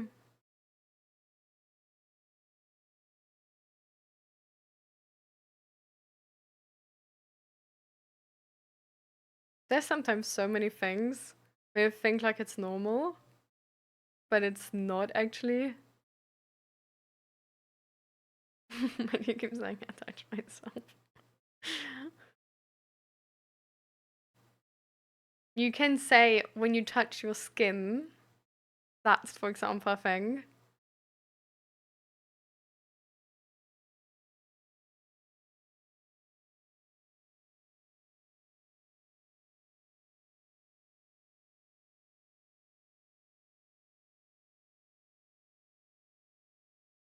You only get lotion on weekend?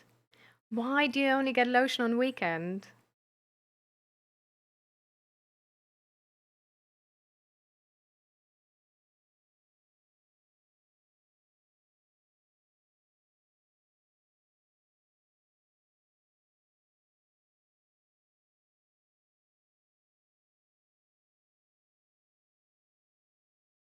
Yeah, like, do you have like lotion available throughout the week, or do you only like get is available to you on the weekend?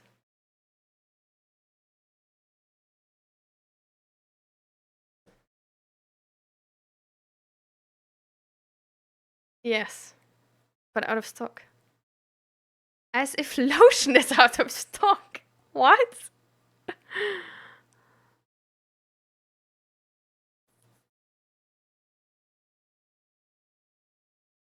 What? How is usually they have like so many brands of lotion. Do you need like a very specific brand?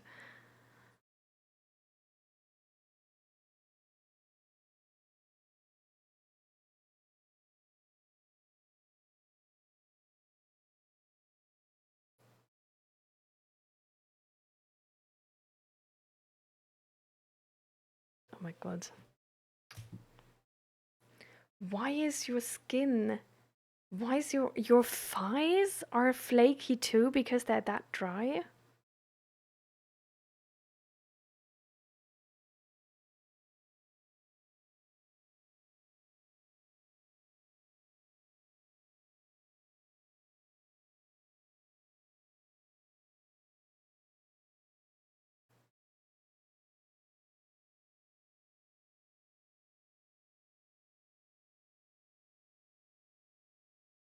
It hurts a lot, for example,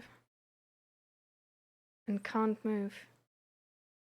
What do you mean I can't move? Like anything touching your skin hurts?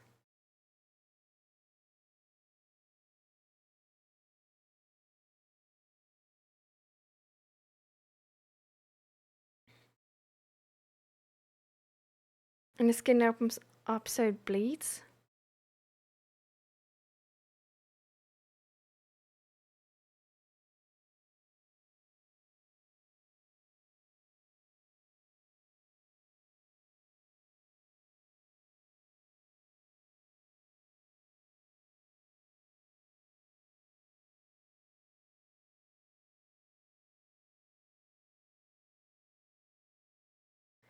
So ChatGPT is saying eczema, extreme dryness, irritation, or infection.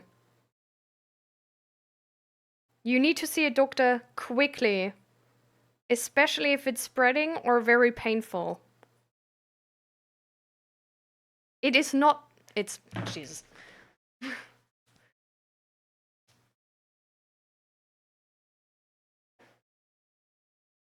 This is my skin. It's like, it's completely, it's fine.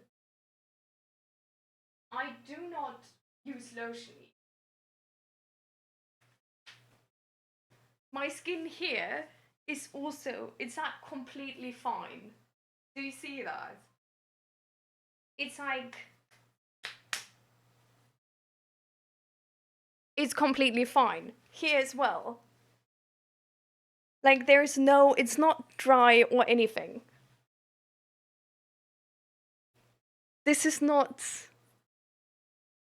like, my hands and stuff.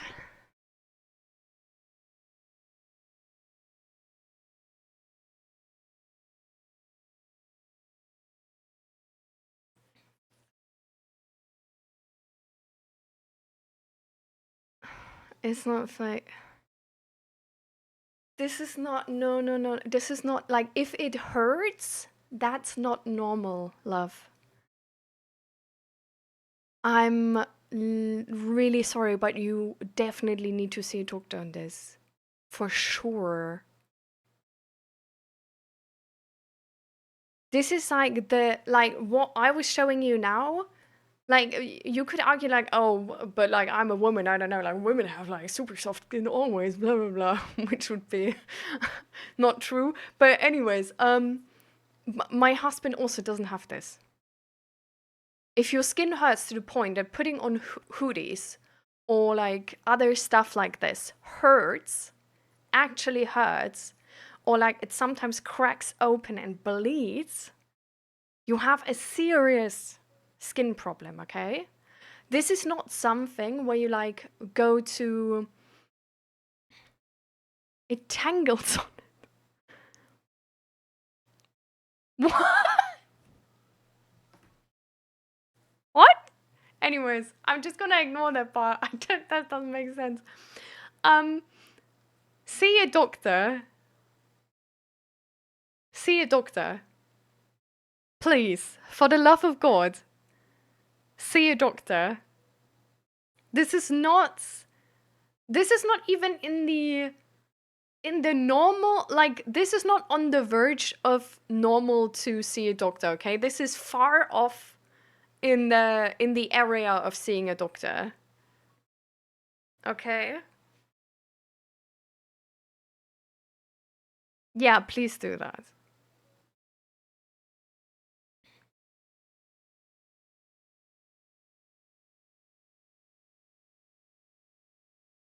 I mean, every winter it's not everybody has that.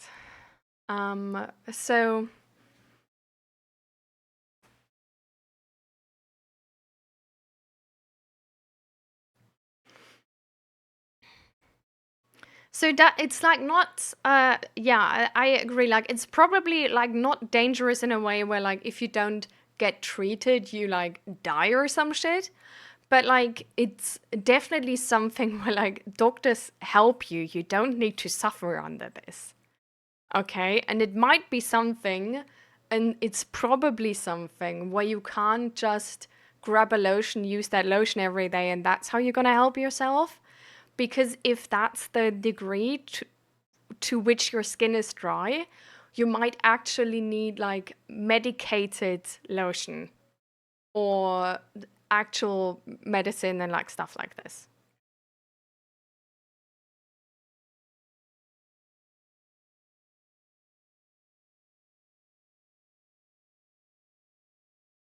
So please go to a doctor with that. And tell them that it hurts, that it's sometimes like cracked open and was bleeding even, that you don't want to put on hoodies and stuff like this because it always hurts. Tell them that it has been every winter so far like this and that you're fine in summer.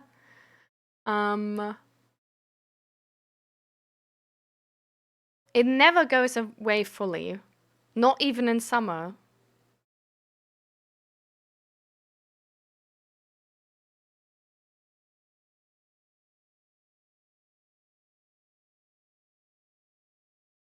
But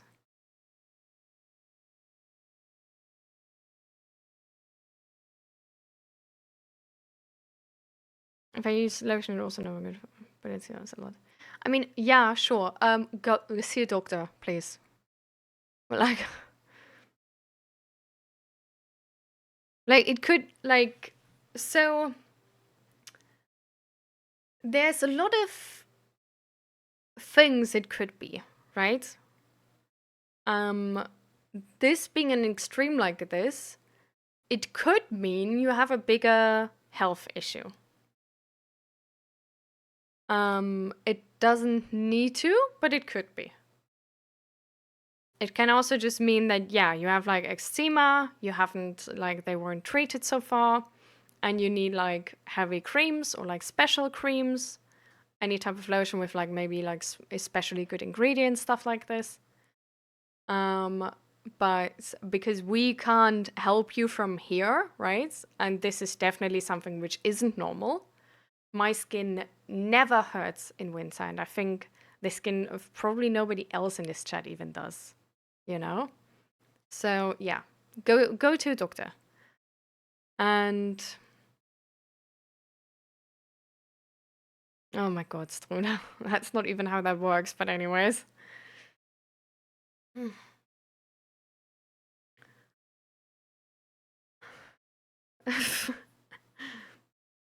Well, you don't need to run, but like go after work, you know, because yeah, you don't need to like at the very least they're gonna help you to the point that you don't need to suffer under this, and it might take a few weeks to actually get to the point where it's like fully sort of like treated, but it probably more so will take like a week or two, maybe.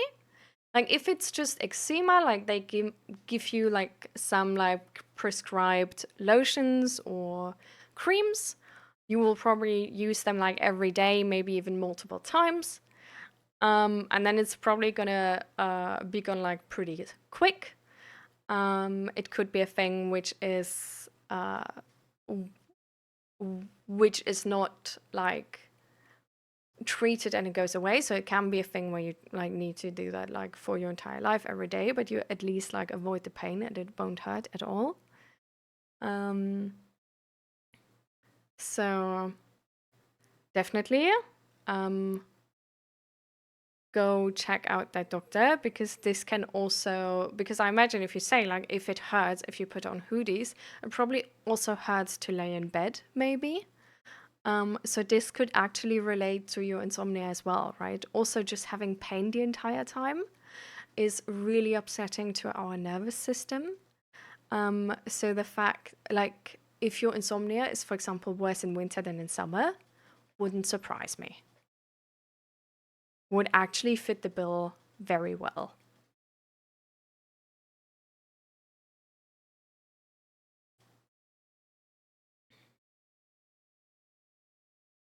No.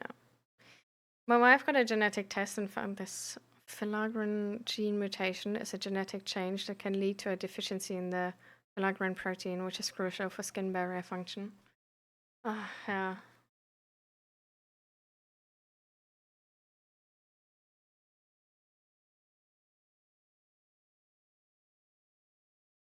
Something like this is really annoying.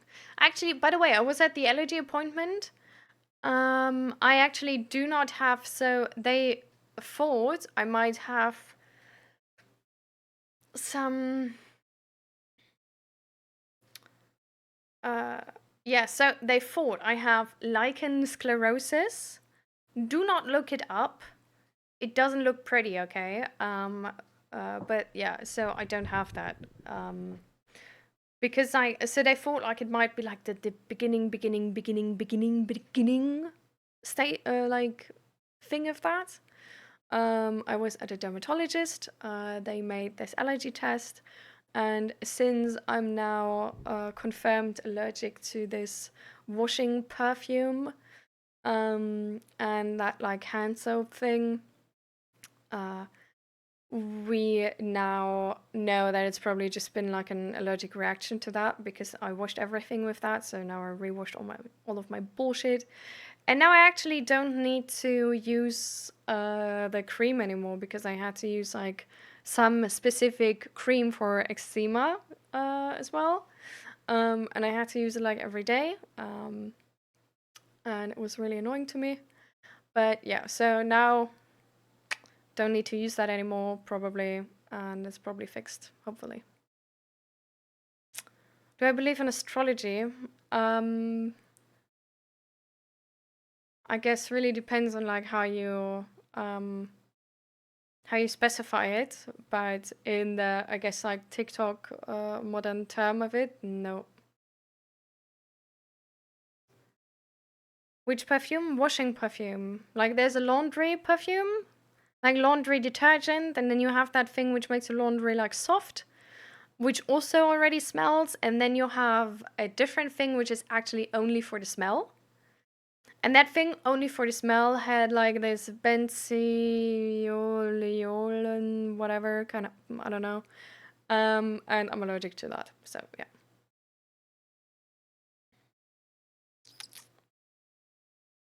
Also, an allergy test doesn't always pick up an intolerance. Oh, it was like one of those like skin irritation allergy tests. So it's not one for digestion, or yeah. So I could still probably like maybe or maybe not like eat all of those things, but I know that like I'm allergic to them like on my skin. Like that's the only thing I know. So we only tested like detergents and stuff like this. So yeah, nothing like cats, dogs, foods, stuff like this. Yeah. But yeah, with foods it's like annoying anyways, right? Because you need to actually like test it out for like 6 weeks or something on your own. That's why I never like tried food intolerances because I'm like, who has the time for this? But yeah, really annoying.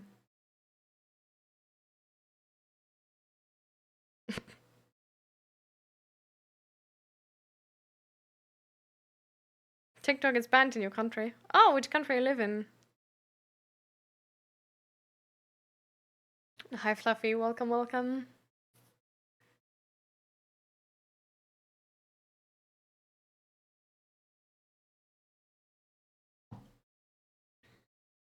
I'm from India. Oh, TikTok is banned in India? Damn, didn't even know. I heard nothing about this, but interesting.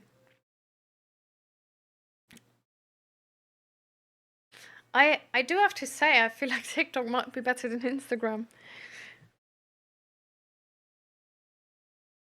but I'm not sure about that one.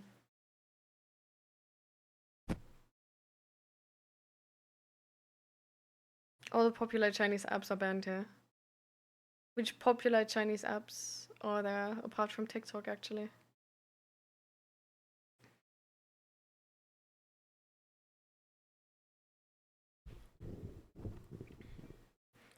But interesting. Yeah. But yeah, so how do you like?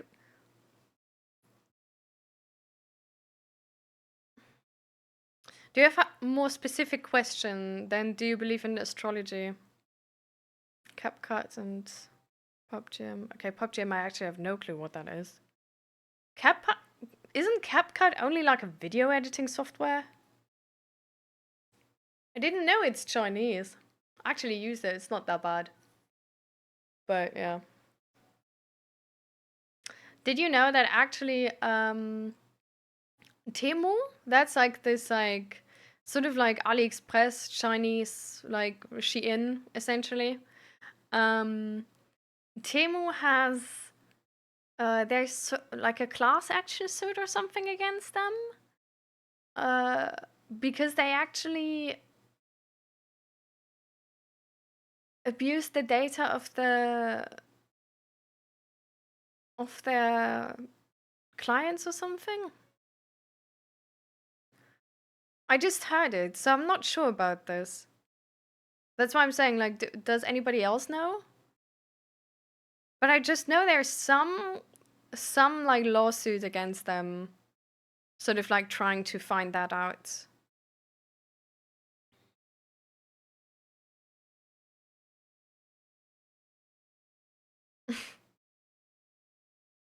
Lol.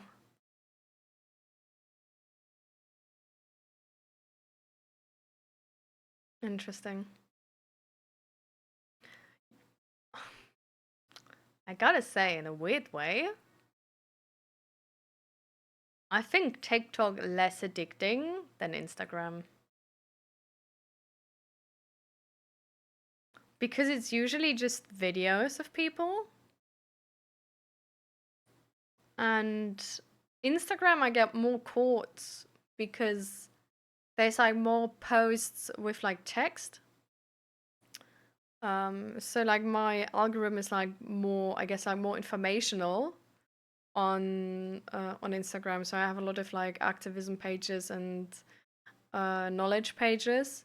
So then I have these like posts where there's like it's about a study or something, and then I get actually like sort of like hooked on it. But if it's just TikTok, it's like I don't know, like the next video comes of a person talking 5 minutes, and yeah, I'm closing the app. It's fine. I don't know. They have a mint mode? Ooh, wait. On TikTok or on Instagram? I'm just tired of these 15-second video infinite scroll. I actually don't have these.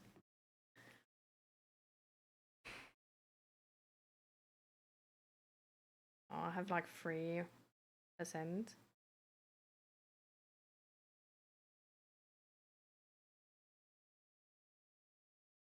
So my first video is 1 minute.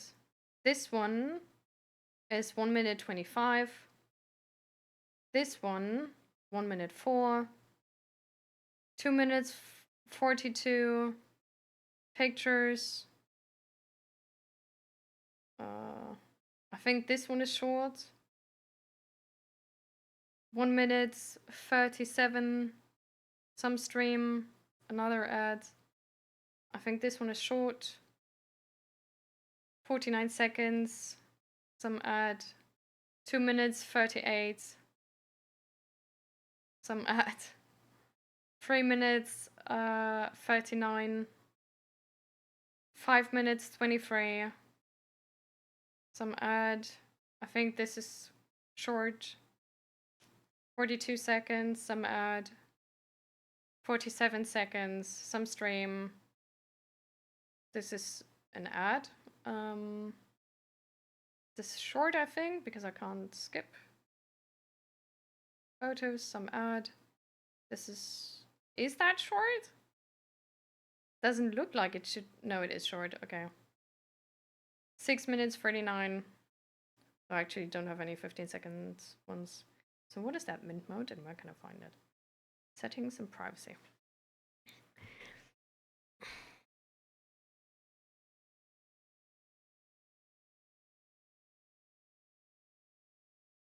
Yeah. Oh, anyways, only have 3%.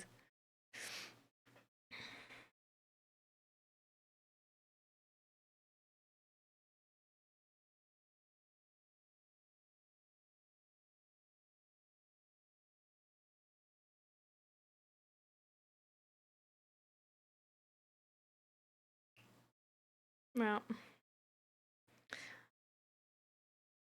Yeah, so like I actually like I don't know, like on TikTok I feel like the videos have gotten like I don't know, maybe it's just the algorithm for me. But yeah, the videos I get are usually like really yeah, not bad. And they're not like because it's usually just like people talking, they're not as edited as like Instagram videos, I think. I feel like Instagram is more like for the looks than TikTok. Or like at least my TikTok algorithm it is that way.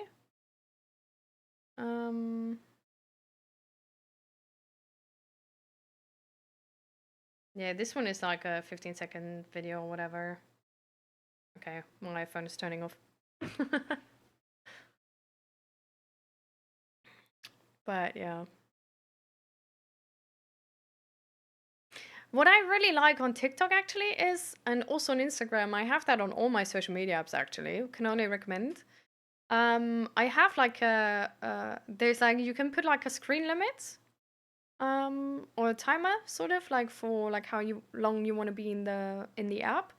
You can also actually like if you I don't know how that works on Android, but in Apple you can also like set a screen limit for like specific apps in your settings. And I have 10 minutes for all social media ads I have. So on Instagram it's like after 10 minutes from my phone and from Instagram there's like the screen is being blocked and I need to like specifically like click I want to continue, and then I need to click how long I want to continue, because I can say like 1 minute longer, 5 minutes longer, 50 minutes longer, or like don't bother me for the day anymore with this. But then I still have the one from Instagram itself, so then I also need to click like it's like fine from them. And because it's like a bit buggy, I don't have sound for like the next 30 seconds after clicking that. So really staying on the app longer than 10 minutes is like worth 10 clicks and 30 seconds of silence.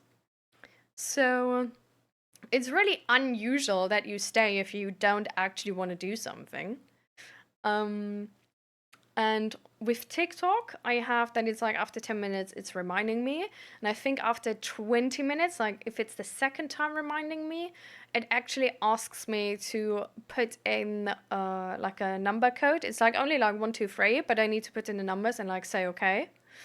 Um, and so that's also like, I don't know, like 5, 6 clicks or something.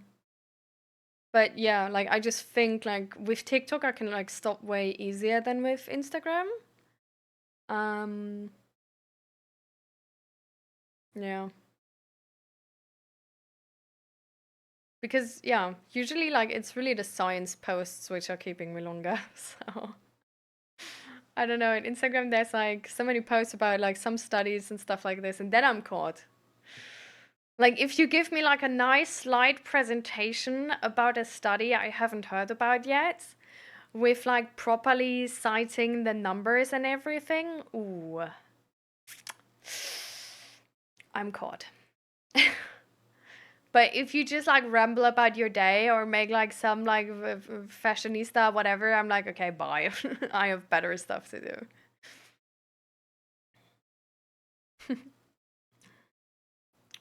But yeah, so that's like sort of how this like infinite scroll is not really a thing.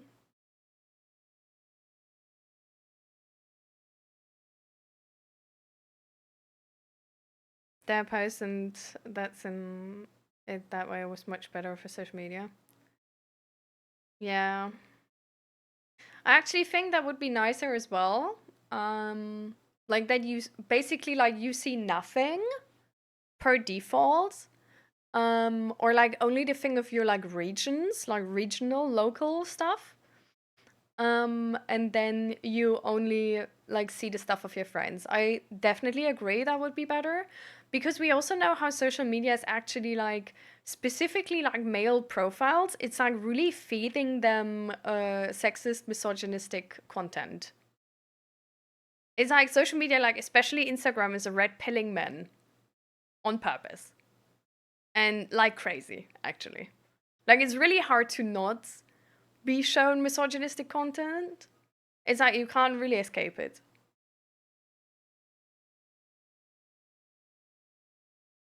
I'm back. I'm working on. They said it's just a clear dry skin problem with dehydration. It just said drink and put lotion, and it should be fine. With that much pain and stuff, okay. So well, try that. Try it for like a couple weeks. If it doesn't get better or doesn't like properly get better and normal, go to them again. I mean, we know they've been like more like unhelpful and unmotivated recently, right? So try it, see if it works. If they've been wrong, go there again.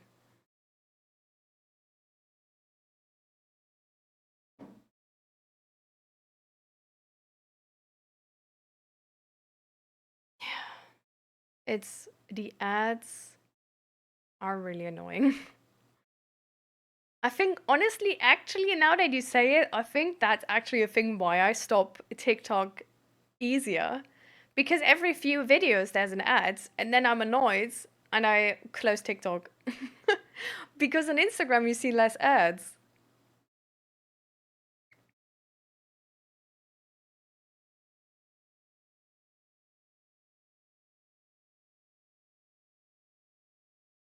Hmm. Yeah, buy yourself like proper lotion. Yeah.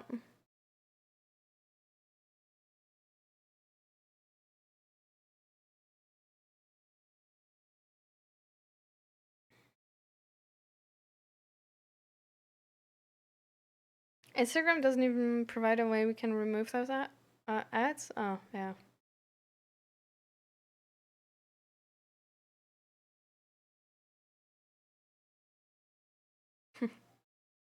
Hmm.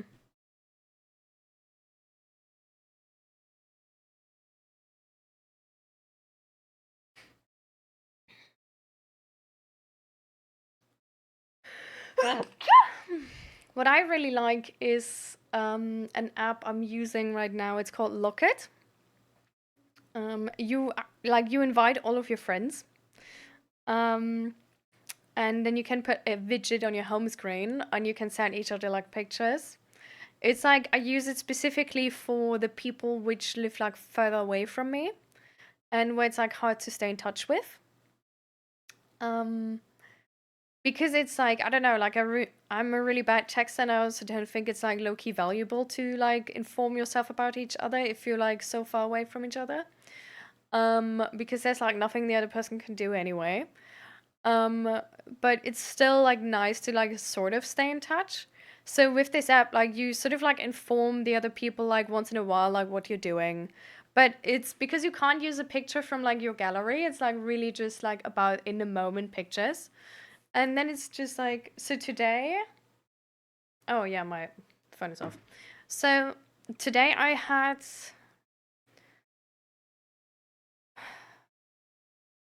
from my friend I got a picture of, I think it's in front of her workplace, where there was like some like Christmas decoration with like a tiny slate. That was kind of cute. And I put a picture of our like Christmas decoration in the living room, like our Christmas tree and stuff. And then a friend of ours put a picture about how he's getting into some type of board game which takes like really long. I have no idea what it is, but yeah. And we put a picture of when we were playing Bomb Busters, which is also a board game with our friends, the other day. And then my sister sent some picture of like nature where they live because there's like snow and stuff. And I sent a picture of like the one day we had like 1 centimeter of snow here.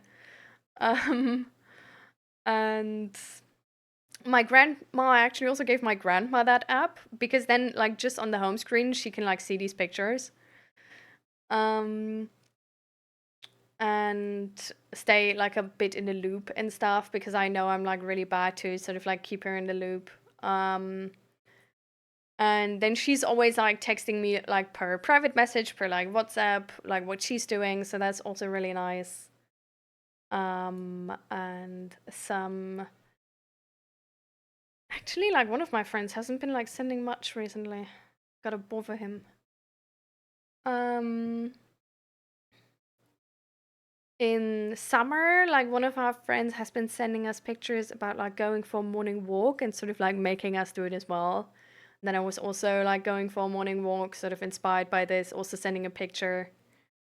Um, then my other friend was like sort of like working, and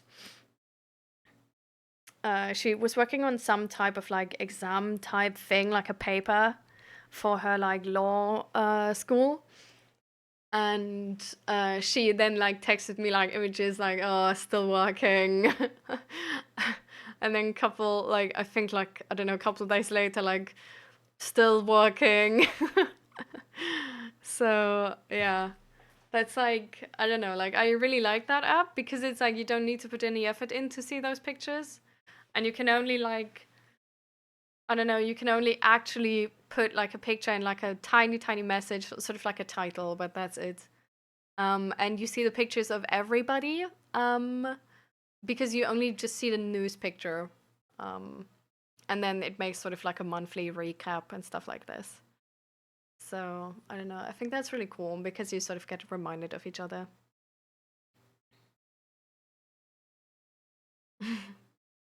Thank you guys. Yeah, I don't have Snapchat since I was like 13 or something. No, that's a lie. I think 15 or something. I have no clue, but I think it was a bit later because with 13, I don't know if I actually already had Snapchat. Might have though. I just know that I had Snapchat for a year, and then I noticed that I get body dysmorphia from all the filters, and then I deleted Snapchat again. I also didn't like the app.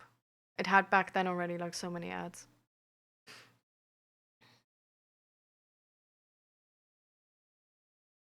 What's the name of my chair? Oh, it's a new chair we got yesterday actually. It's from IKEA. Um I don't know the name of it, but it's from IKEA. It's available in black, this brown, and like a sort of like a weird gray beige or something. It's technically not my chair. Technically, it's Zek's chair, but Zek is working in the office today, so easy. My chair. And yeah, you're probably only gonna see me in that chair from now on because he's always working when I'm streaming. So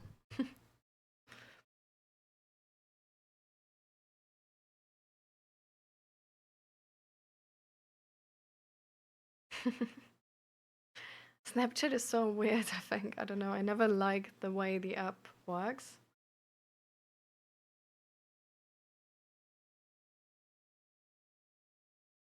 Yeah. Yeah, I don't know. I just don't use it. I I never really, I guess. Oh, ads. Okay. Thanks. Yikes. Now I can like speak privately to Grumpy Palace Cat. I love you for using my emotes.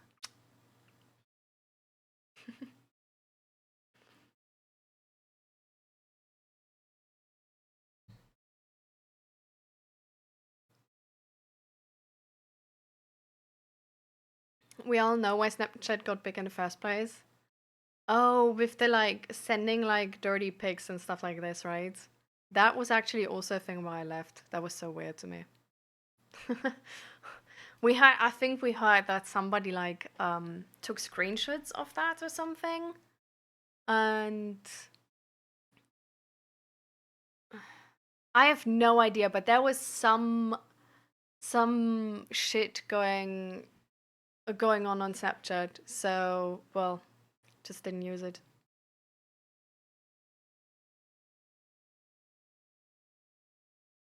I remember back then that actually like some friends were still like, "Oh, but like why don't you have it? Like I have it, like get it, blah blah blah." I was like, "Nah, don't see the value in it."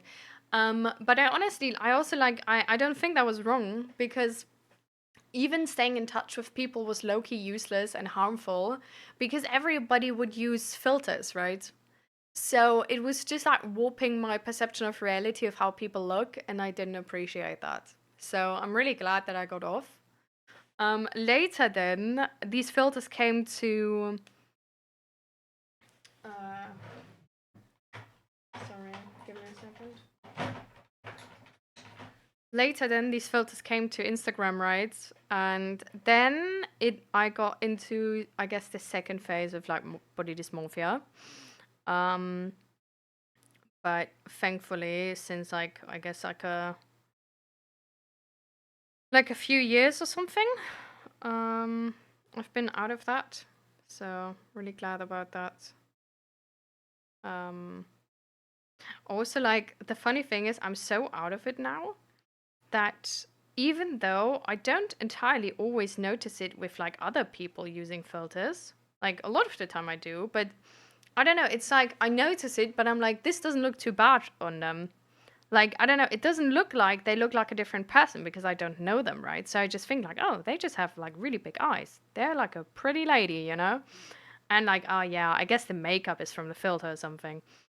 Um, and then I used to filter myself, and it's like completely warping my face.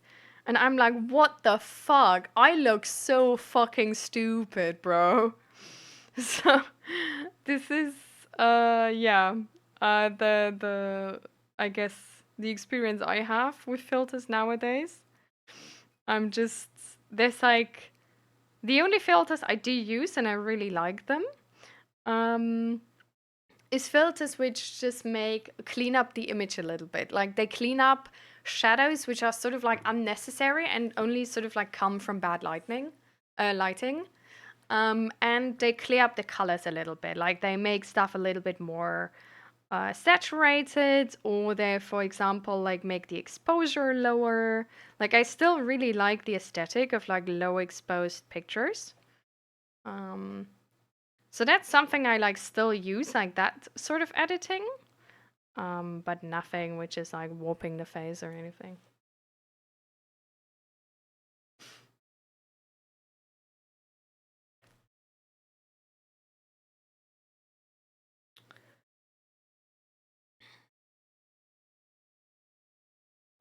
Water.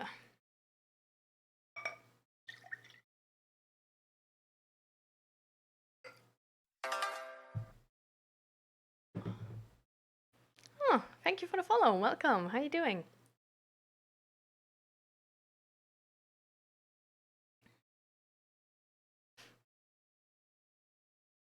Filters were always a problem. Yeah, I think it's really like now with AI on top of that, it's like body dysmorphia is getting tough, bro.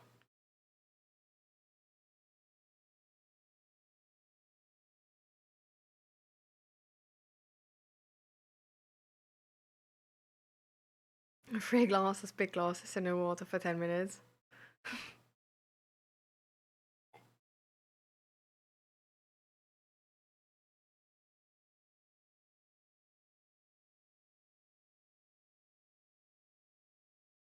I still have pictures from back then. I'm gonna do the exercise, but like in a second.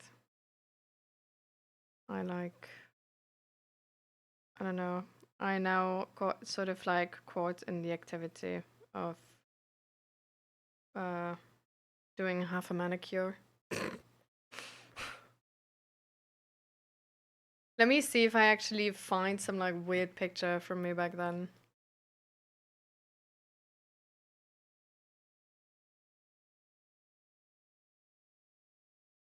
Okay, this with my friends. I can't show these.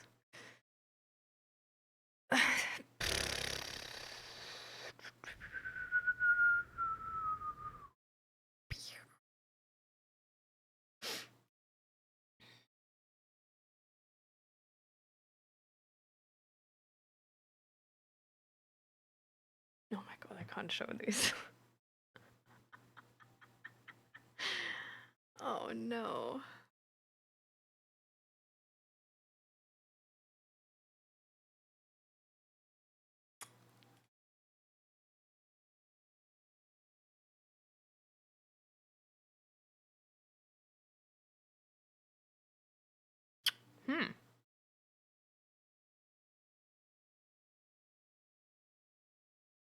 Yeah, actually already didn't use Snapchat anymore. Apparently. Damn, I stopped with Snapchat early. I'm kind of proud of myself, Loki.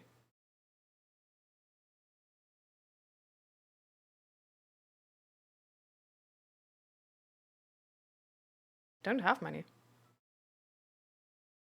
Like, this is normally edited, I think. This doesn't look like Snapchat. Huh? Was my Snapchat face later? Wait.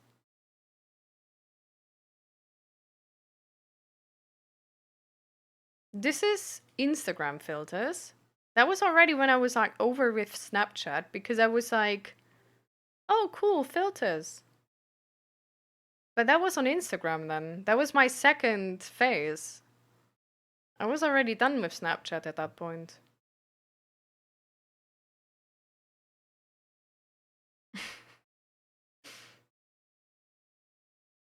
Oh my god, I have.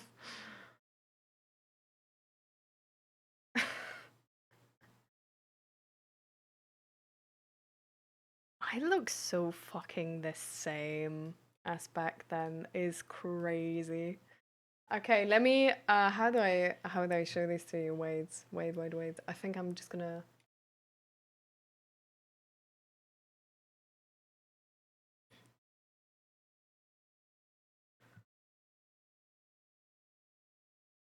Okay, that looks like super weird. Anyways, I'm just gonna show that to you too. Hmm.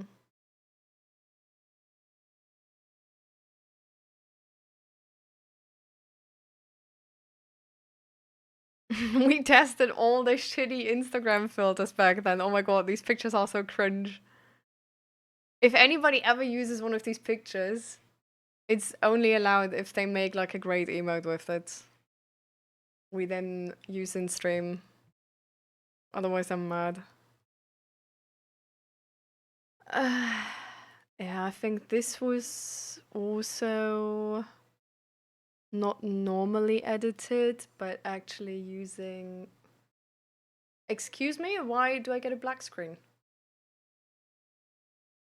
Give me a second, guys. I need to sort of like set up these pictures in a way where they make sense.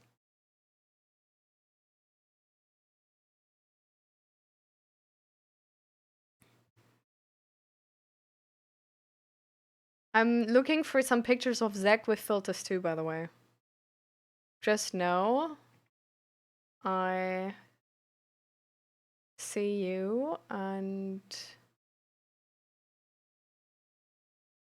hopefully I'm gonna have funny images.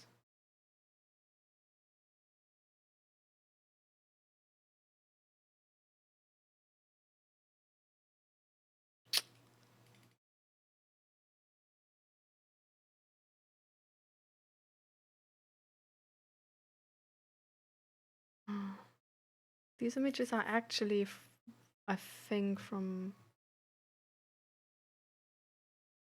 Oh.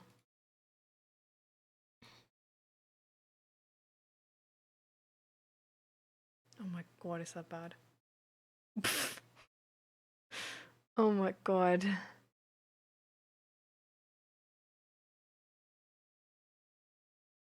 Yeah, I actually usually only have pictures where we used Snapchat, where my friends made the pictures because they were still using Snapchat, but I didn't. So I don't have pictures where I'm alone on them where I can like show you. But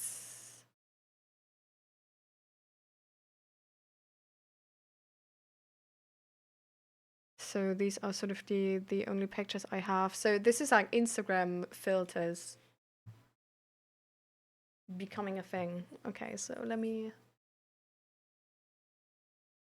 Okay. Display capture.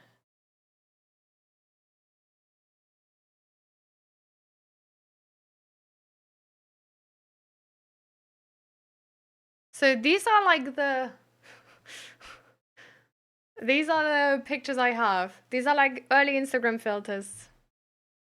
But it was like, I did them for fun and that was it. Like, I never like actually started using them.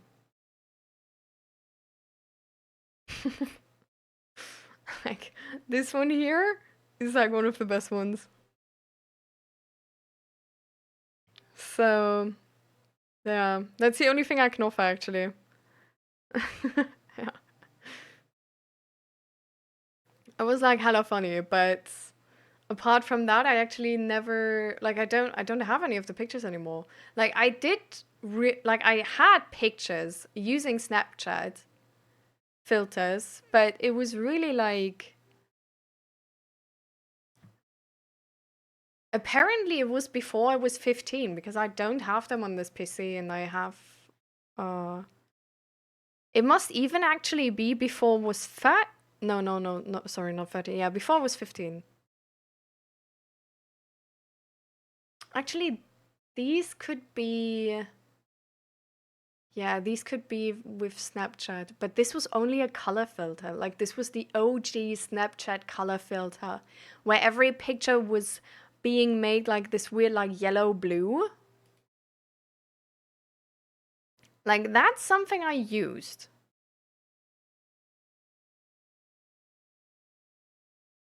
But I don't even know if that already changed your face. I don't think so. I think it was actually just a color filter. I don't know.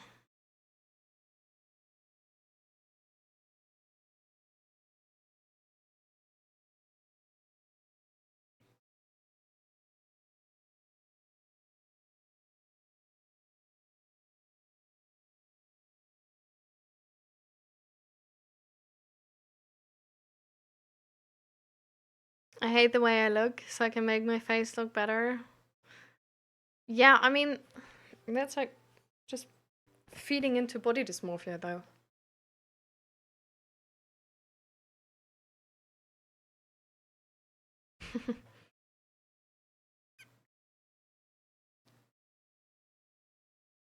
Yeah, I also have all notifications like turned off for social media apps.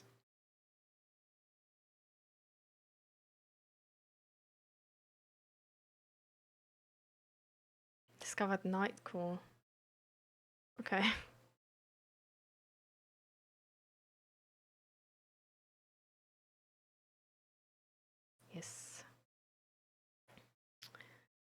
Okay, great mental health. True.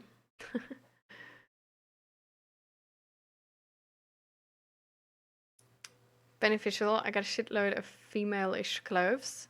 Amazing. Let's go. I adore this email. It's so freaking cute. You're freaking cute. You just left work? Amazing. Disadvantages. Since I received my packages personally, the delivery lads always ask me if I could take in stuff for others. Huh? Oh, now I have free parcels sitting here since a week, and no one bothers to come pick them up. Oh, yikes.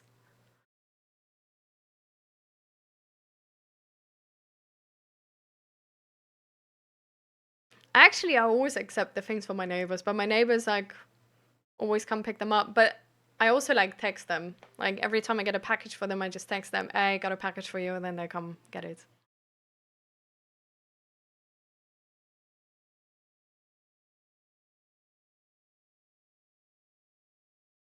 I can keep the morphia away with filters. No, you can't. You feed into it actually. Like that's not how it works. Like it's like being like I can like keep the side effects of drugs further away by taking more. Like technically, but no. Like you just delay them and make them worse later. It's like not actually keeping them away. It's just postponing them, but making them worse.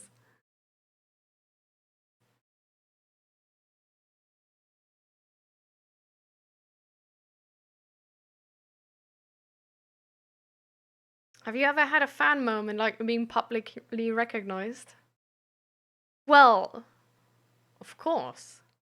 When we had the community meetup, people were, we set up a meetup there, recognized me.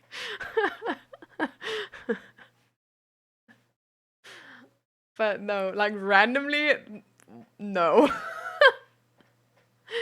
Like, nah, I don't. Mm-mm.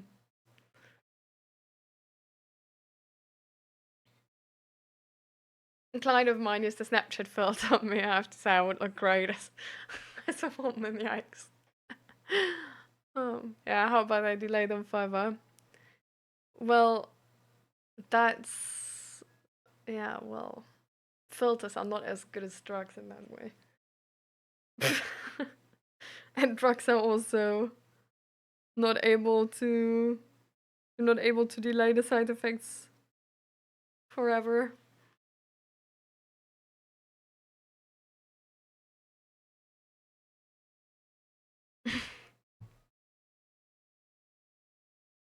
But yeah, I can only like honestly just like don't use filters, don't look at like sort of like clean up your Instagram and any type of social media. You don't have any images which sort of like make you feel shitty about yourself. This can literally also just be like it doesn't need to have like to do with like filters specifically. Because there's like many ways to like make some pictures like look better than others, right? Like the whole like if you just like for example like follow influencers where they have money to like make every picture they post be essentially from like a professional photo shoot. It doesn't need to be a filter which is warping their face, but they just have like perfect lighting, perfect editing, and all of this. And then it can still make you like feel shitty and like inferior about yourself. And I'm not saying this is like a thing to like go about this forever, maybe, but I feel like sometimes it can really help to just sort of watch the content we consume because it's going to shape our reality. So yeah, I'm in the Netherlands. Yeah.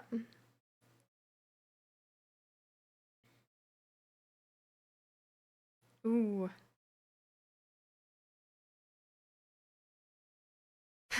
Yikes. I mean, I guess if you know to where it's going, you can like still like send them like make like a tiny note and like stick it on their door, like throw it through their um put it in their post box.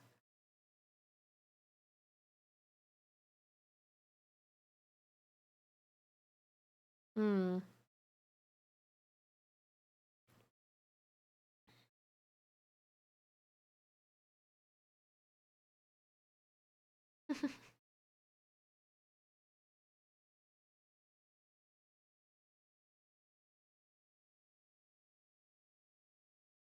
But my host mom used to say it. Lol. I never heard that one before.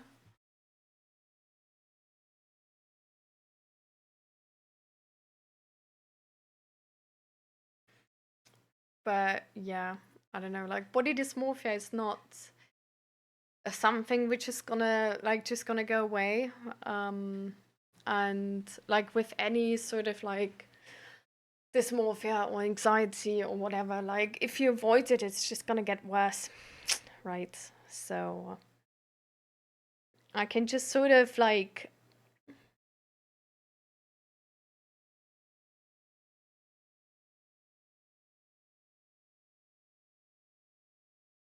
I can only recommend like sort of to address it and make life choices accordingly. Because if you leave it up to chance, right, then it's like, I mean, if you believe so, sure, try that.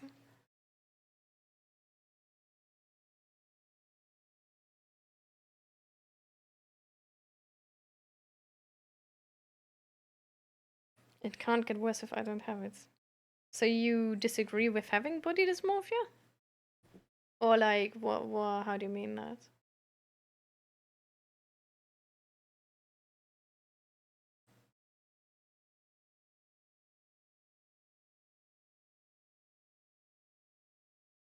And hi Zigbertos, how you doing? Welcome. How did it go? Like, did you show up? What are the news?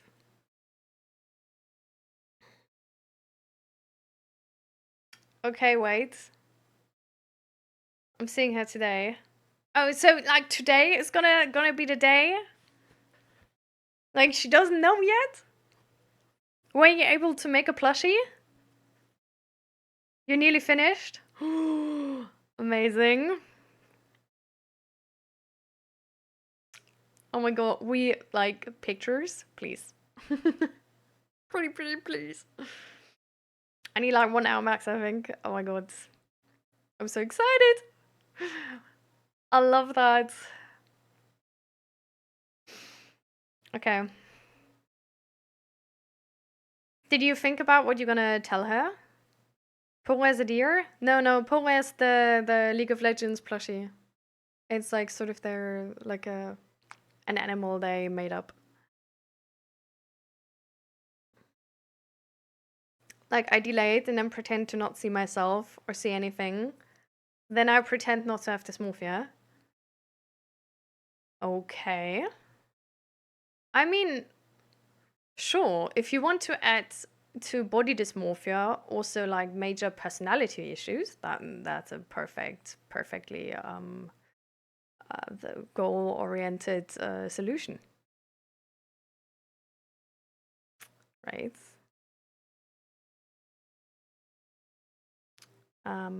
If you pretend to not see yourself, it's gaslighting yourself.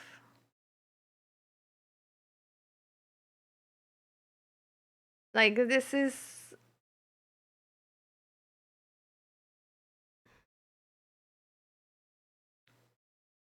and it's probably like majorly also impacting your self-confidence and self-image.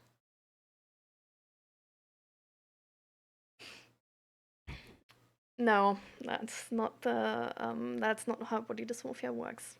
Sadly, I'm sorry. I how do I explain this?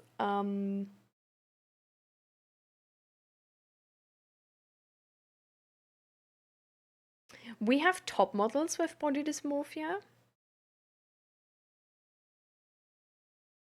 Like we have like, I don't know, like there is people who are like fitness influencers who have body dysmorphia.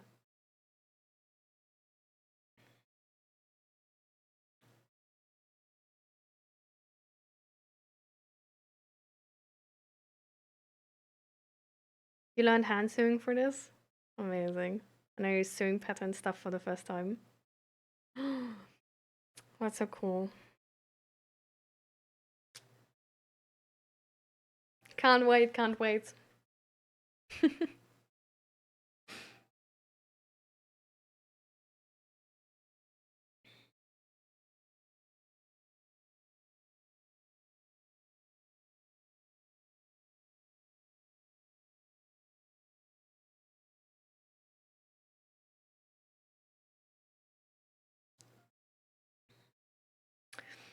I mean, White Milk, we both know that you don't believe in this, right? Like, that's how I read it. Like, I read all of those messages with sarcasm.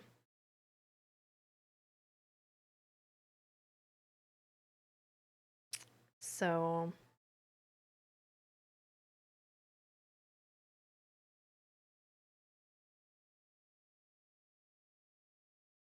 you actually have hope that this is how you're gonna fix it?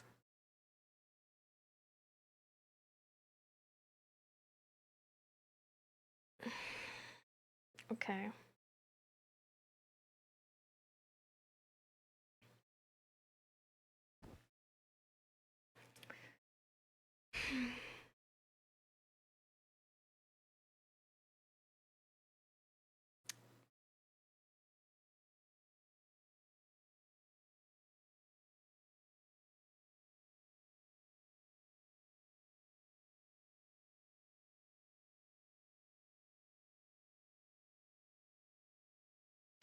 Really funny, actually, how so many humans, even though our mental health problems are like everybody of us is unique and everybody has like a unique personal narrative evolving around our mental health problems.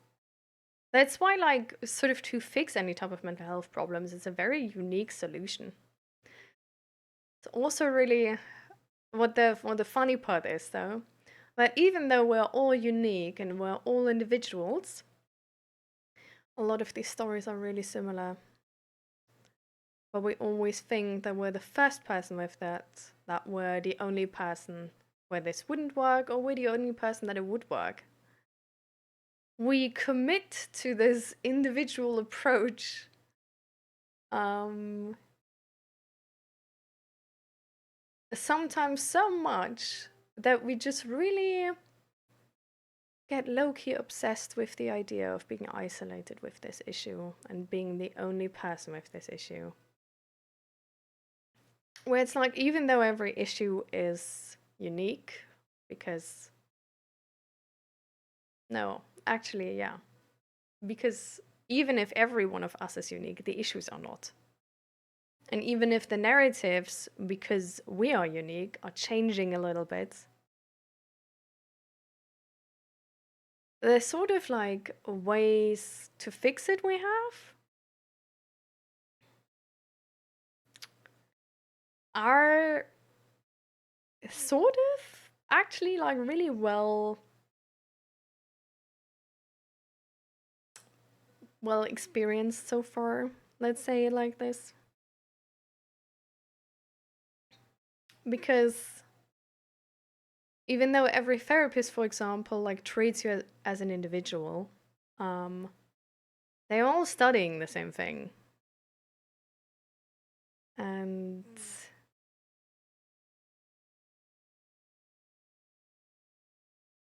I don't know.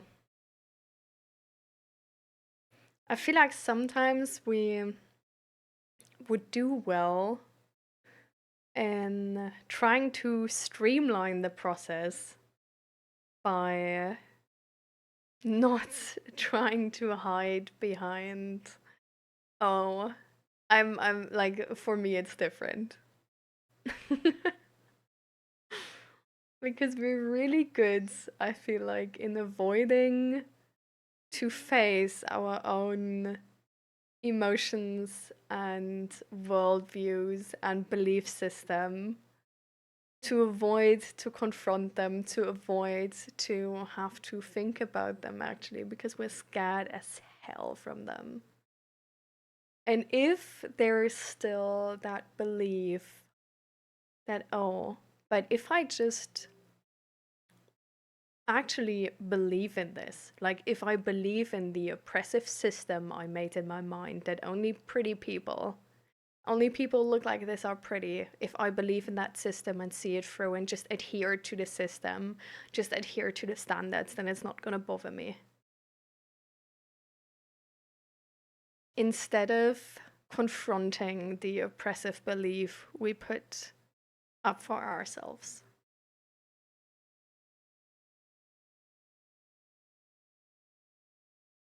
And I think it's really funny because even though we're humans and we have survived so much, and we're one of the species which was able to overcome so many issues,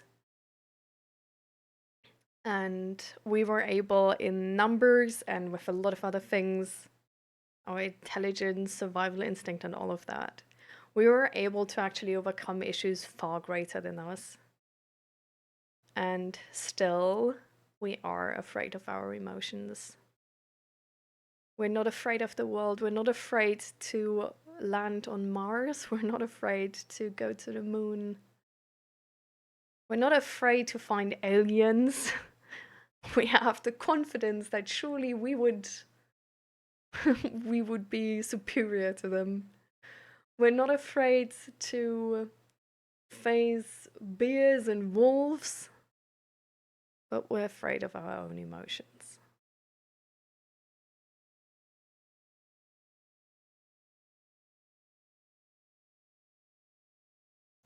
So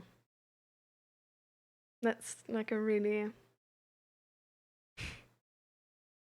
I don't know, I think that's really funny and really cute. I think humans are really cute in that way. We're so bold and still we are cowards. And every one of us has a tiny side, bigger or smaller sides, where we are cowards. I'm not a coward, I'm smart. Everybody is a tiny coward. Everybody is also smart.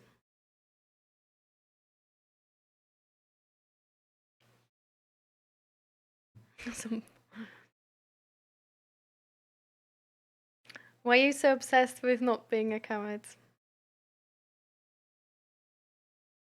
What would that say about yourself if you are?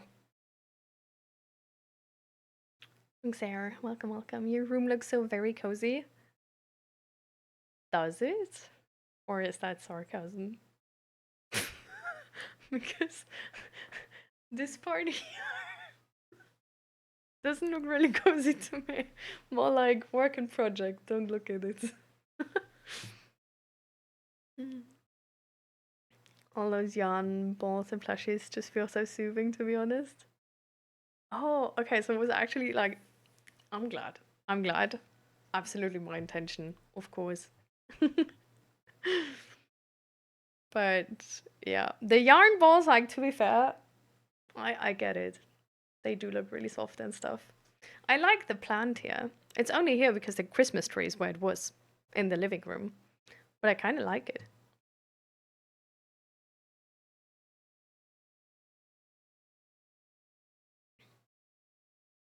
Now that I gotta explain, I don't know. I feel like sometimes we're like really obsessed with these like tiny words. Like I feel like for a lot of people actually like it's so you sort of like have to know here. I'm like autistic and gifted, right? So I just sort of approach this from a different direction with a lot of things. Um to me, when I talk about myself and I'm like, "Oh, I was a coward." that has no statement about me right now, actually. Like, because it's about back then, usually.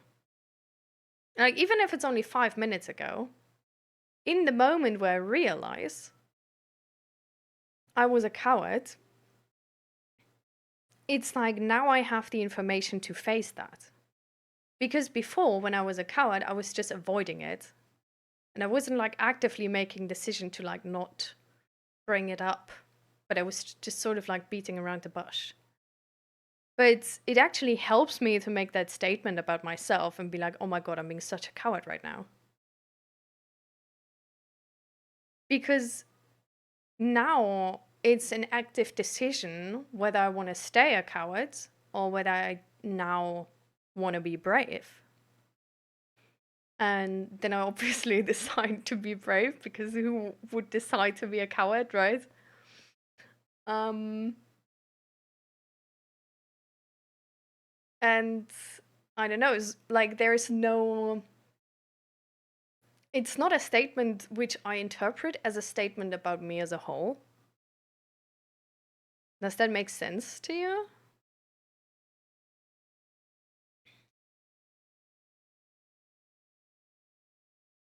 I'm gifted, smart, and no bad stuff. I'm perfect. That's not what I said. I'm autistic and gifted. That's the only thing I said. I also know that me calling myself smart and gifted actually threatens other people.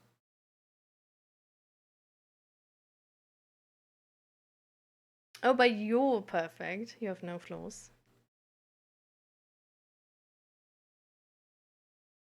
What do you feel about this right now?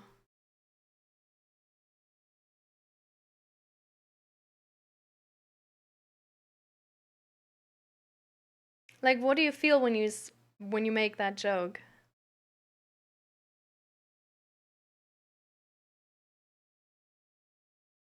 Or do you believe in that? You feel better about yourself. How come?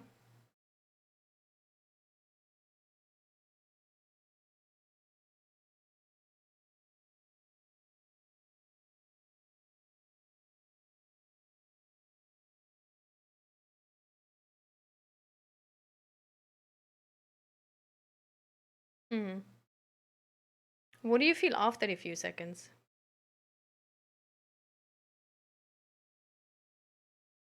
Oh, you have a therapy session today, Langsair? That's amazing.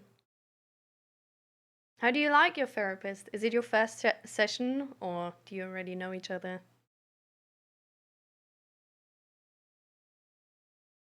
But then reality comes back and I don't believe. And I don't know relief. I become less tensed.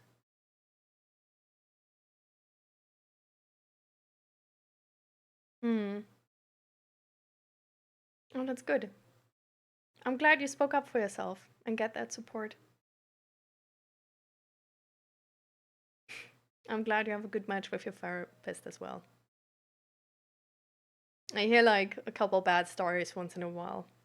So, always glad if someone tells me they have a good match.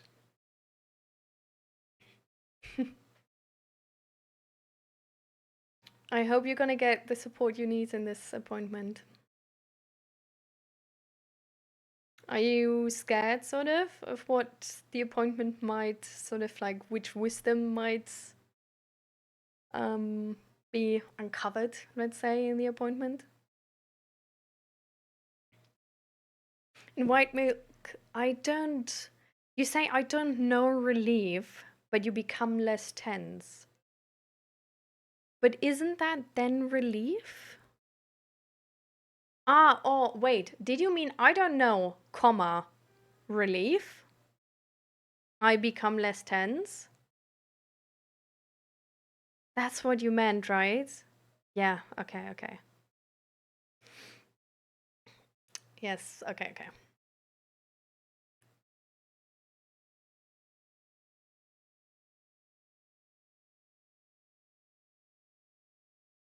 When you say, but then reality comes back, what do you mean by that? That you don't believe in it?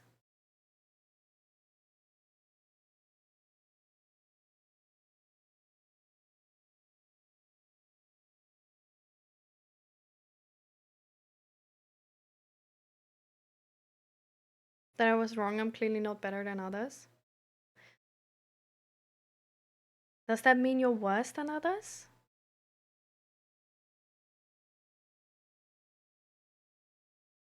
My aunt and I keep butting heads, and she like wants respect but treats me not the best sometimes. So she gave me like I think we should go our separate ways. We live together, and I basically said if she wants me to move out, then I guess I can. It would make her homeless. I'm the only moneymaker in the house. Okay. She is confident saying I think we should go our separate ways then. That's interesting. Do you think she means it in a serious way, actually? Like, do you think she would follow up on being like, like, okay, move out? Ah, okay. So she said that, but she's not really. It's more like emotional abuse in that moment.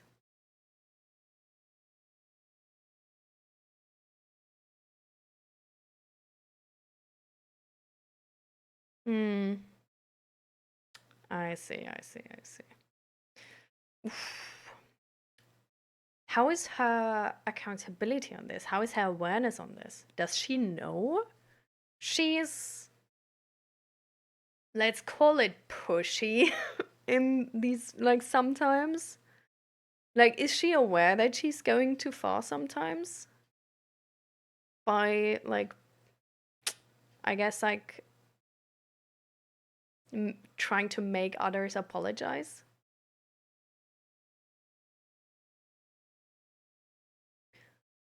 White milk, I wouldn't say I become worse than others, but I get disappointed about myself.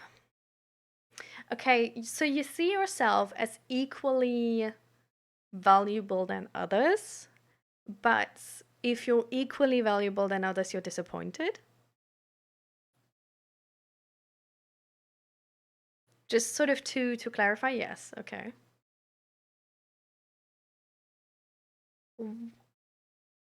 Where does the belief come from to be that you should be better than others? Because it's like if being equal to others is a disappointment, right? Then you had expectations to be better than others. So where do these expectations come from?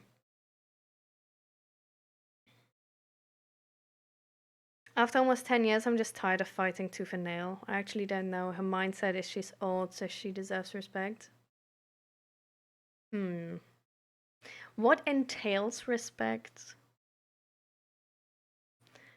for her? Because I sometimes have.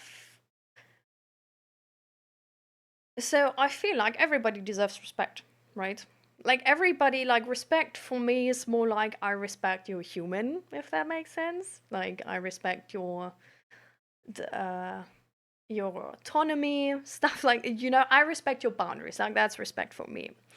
For other people I know, respect can be I deserve to be always talked to in a utmost polite way. I respect means that you don't criticize me. Respect means that even if I did something wrong, you can only tell me in the utmost polite way. You cannot be angry on me if I did something wrong. Is it that type of respect? Belief, let's say?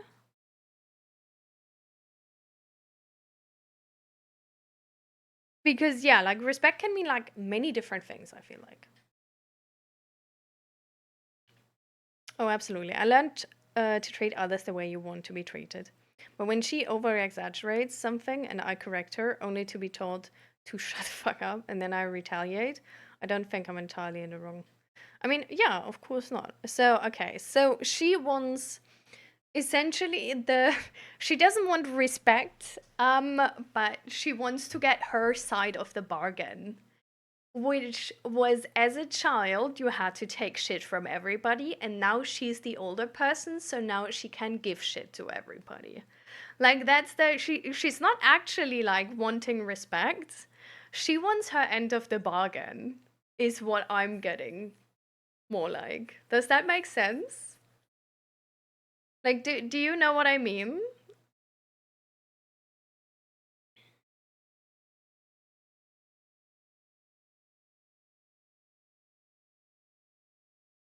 It's sort of like having learned a world belief system and then being upset somebody is stepping out of line in that learned belief system.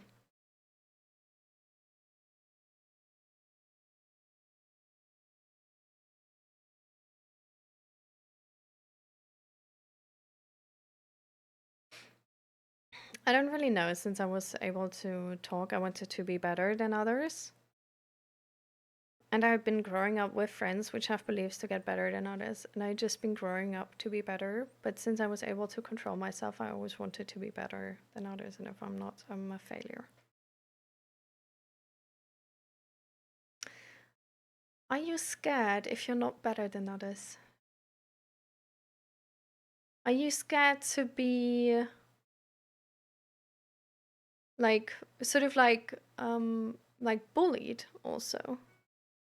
Like are you scared to be rejected by, for example, your friends if you're not better than others?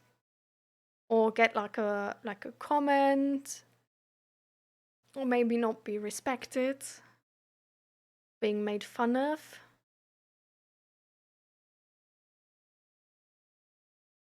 I wouldn't say bullied, but rejected or respected. Hmm.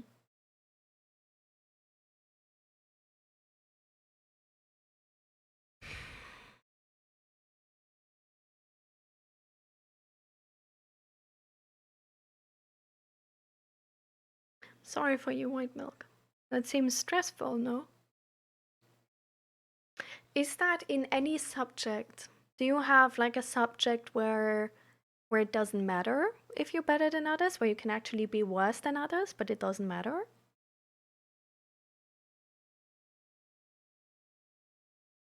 Every subject. Do you think that's a achievable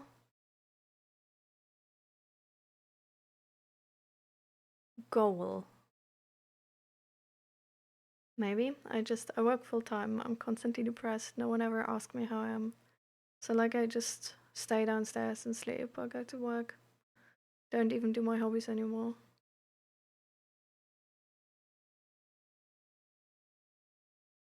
That sounds like a really tough life, Longsair.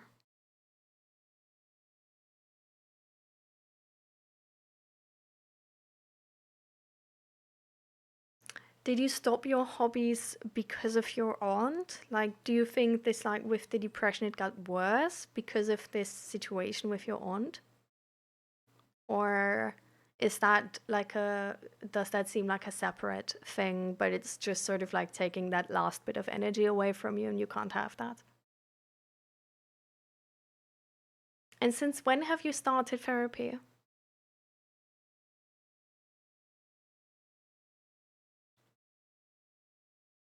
In life, I'm gonna be better. There's only one person I ever let be better than me.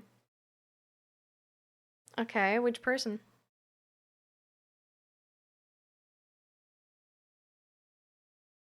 Life's just not fun anymore. It's not my one. It's like a whole cumulative thing. Yeah, the energy bits. Yeah. Since 2022, but I've hopped therapists a bit. Didn't you like match with the first therapists? Or like, anyways, that doesn't really matter. Since when are you at the therapist right now? Like the good therapist you've been talking about? My girl, friend like only friends I was what? Friend like only friends I was friends with her. So your friend, like girl friend, but like only friends. Yeah, okay. Until it all fall away and win different schools and don't talk anymore a lot. Mm.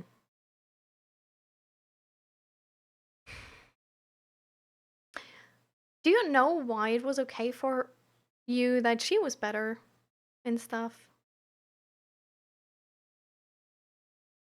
Oh, so you were happy actually when she was better. Do you know why?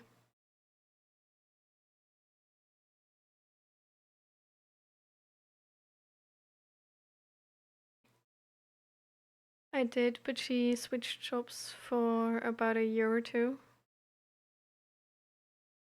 Okay. So now, since about a year or two, you're at this good therapist. Just to sort of like clarify. Yes, right. Yes, okay. So, what type of progress have you been making in that year? Because you're at least like, so far, what I'm seeing, you were able to ask for support if you need it, at least from her, but also here from the stream. You're able to actually articulate like really well, I think, sort of what's going on.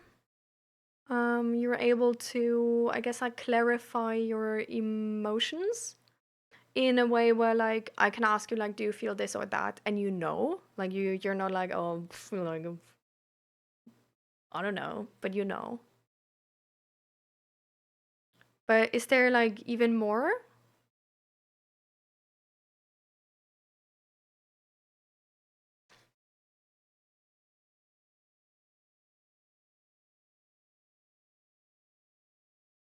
Hmm. Yeah. I feel you, Linksair. Yeah. Yeah. Do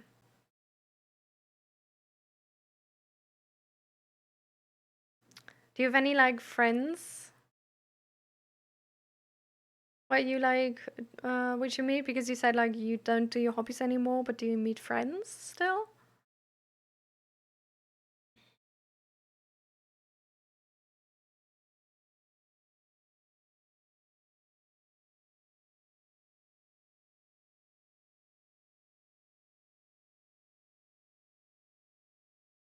Hmm.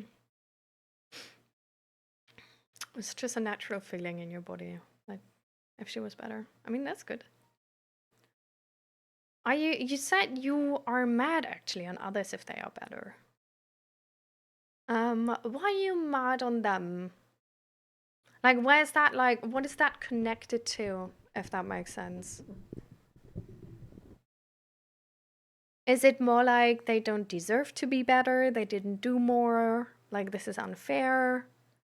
Or is it like that you feel threatened by them and you're like already sort of setting up for the fight, maybe you already like sort of expect the comments or like lacking respect and stuff like this and rejection to come, and you like equip yourself, I guess, to combat that? Or how is that like anger connected? Ironically, the problem happened because I wanted to see a friend the 12th of our Christmas party.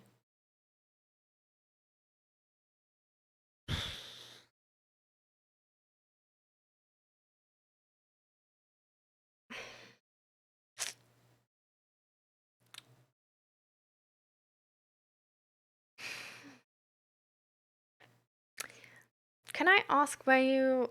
Well, actually, I don't need to know where you live. The thing I'm asking is because you said if you were to move out, she would become homeless. Because you're the like sole earner at the moment. Is it a possibility that she gets like social service or something like this? Like, is there a possibility that the state is supporting her to get her own tiny place, and that you can separate, like, sort of set her up for the future where you wouldn't live with her?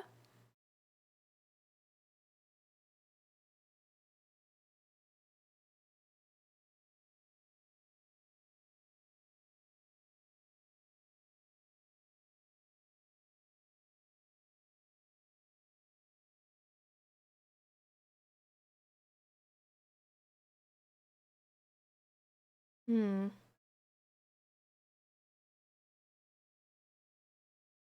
It's hard telling, and I'd be moving states away if I move out.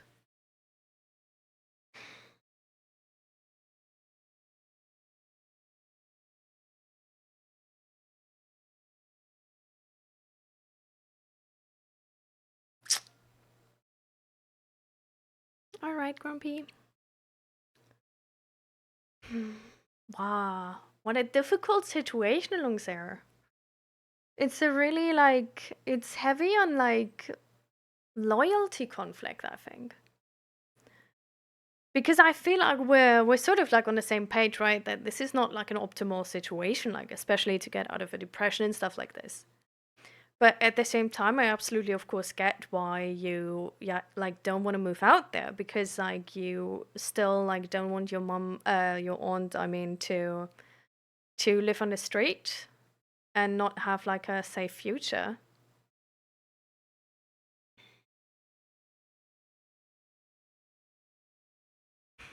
Like for me, this is like really confusing. It's like really, it feels like a sort of like an ethical discussion in my head is going on of like, what can I ask for? What can I not ask for? What are the possibilities? And there's like a lot of things like being compared, sort of. That's a tough time. Hmm.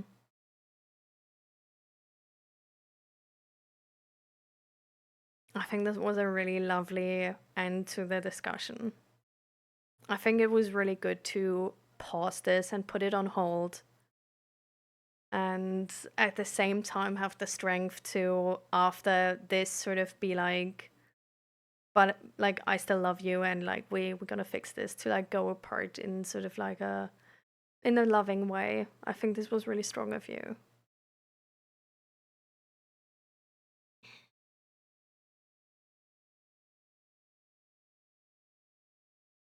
Hmm.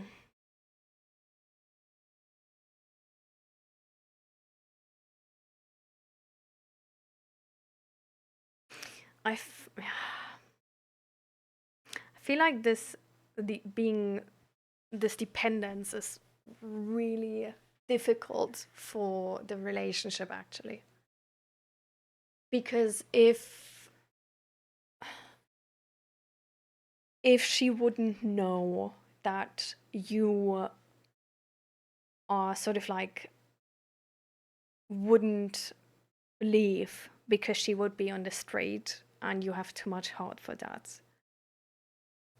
this pressure point would be way more dangerous to use, right? Um, because it could have consequences, but she feels very safe that it doesn't have consequences. Um, and I think without consequences, it's really hard to balance the battlefield in that moment. Um, is there? So the only thing I'm sort of like, I don't know, what feels like it's for sure for me is that this dependence sort of needs to change, to be able to sort of like have all options, right? Um, and to make this decision easier for you, I think. Because I feel like this, you are like really under like high pressure with this decision. Um, well, there's an idea I had. I don't know if that's a possibility, but I wanted to sort of like put it out there.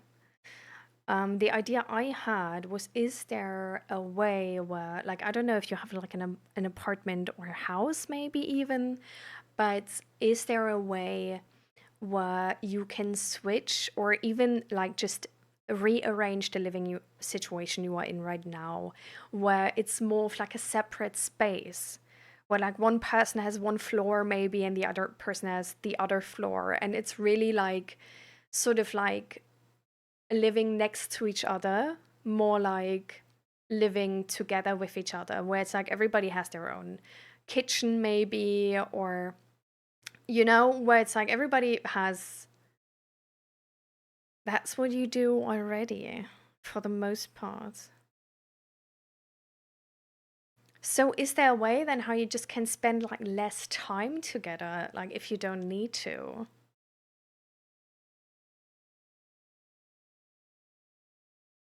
I'm in the basement. Hmm.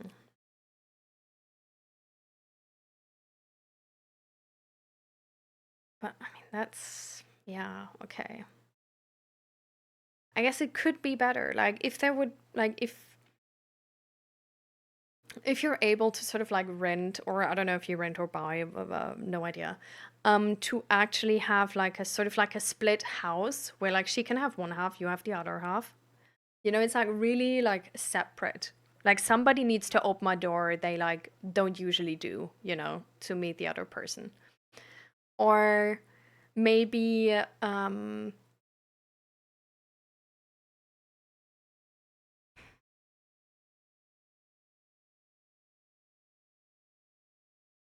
like where you can, so the thing is essentially that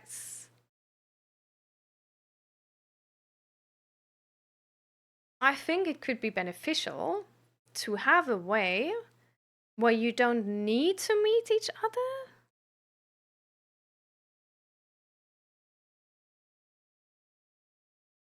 Hmm. Like if you have like a back door, for example, to the basement. But I feel like there needs to be some type of like cooking option as well. Like I feel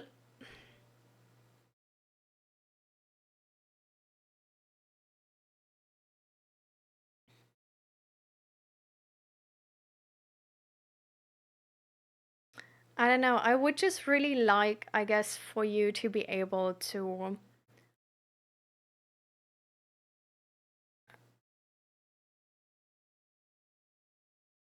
avoid contact for a time. Or like to not have to have contact with her, if that makes sense. So that you can choose.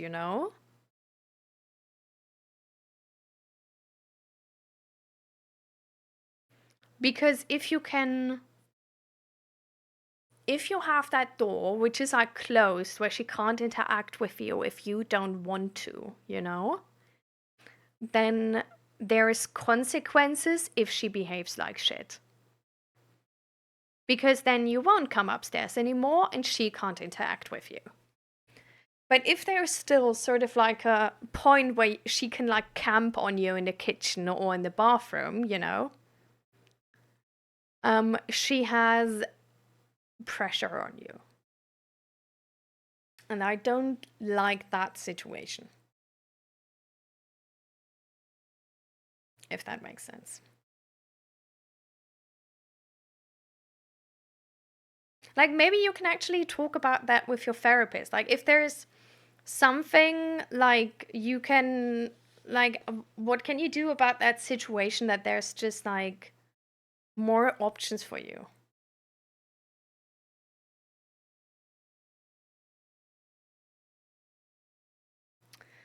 I don't think only, well, an argument.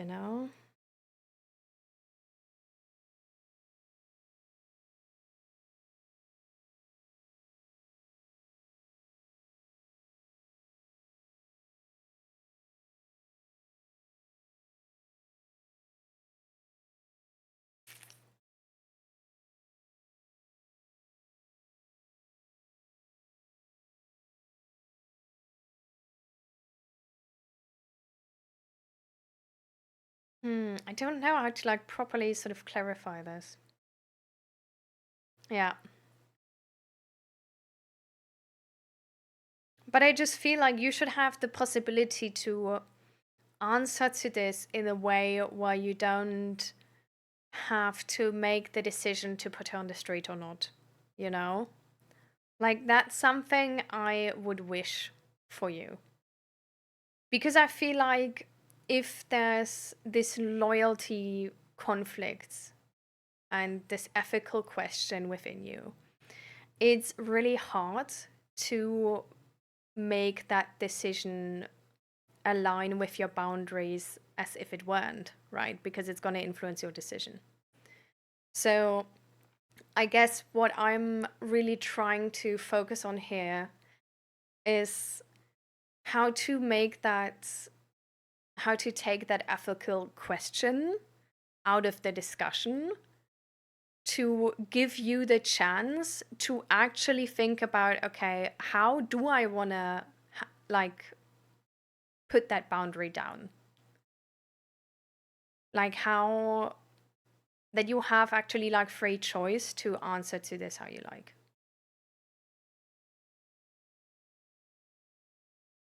If that makes sense.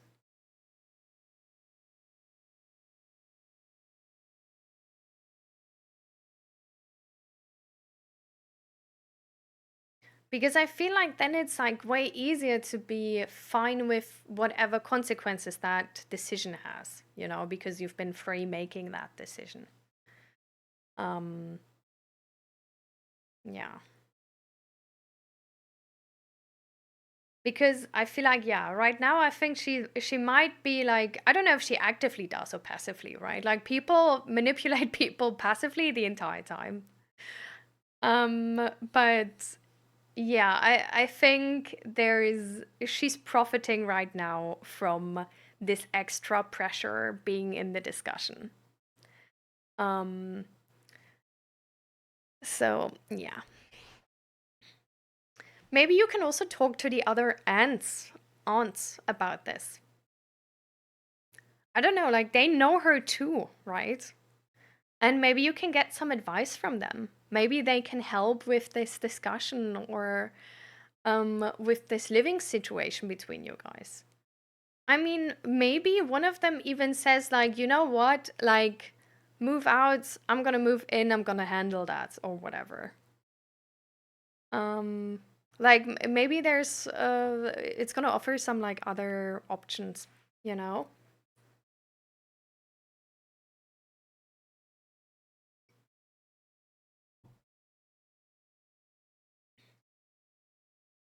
Hmm. Yeah. Yeah.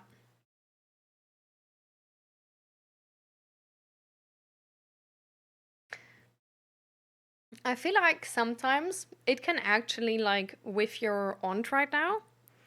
Um, I feel like sometimes it can really help other people, especially if they're like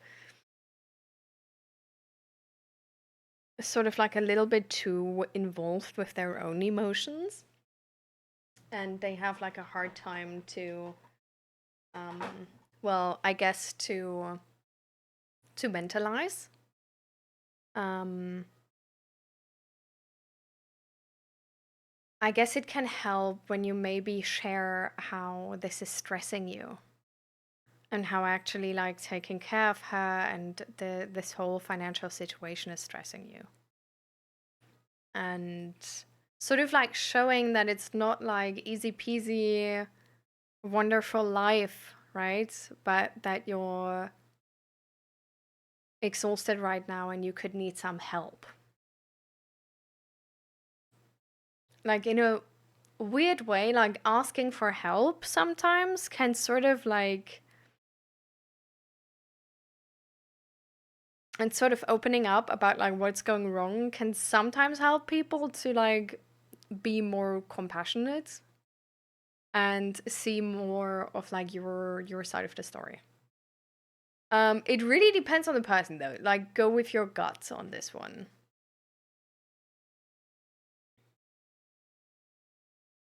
Yeah. So like I don't know, like it like if you think she like loves you and is like has compassion for that, I think opening up about all of your worries right now and really asking her to support you in this. Because questions like these, maybe they're like a normal discussion for her, but for you, this is really taking the last energy out of you because you're so under pressure already. It can like really help. It can really help. Yeah.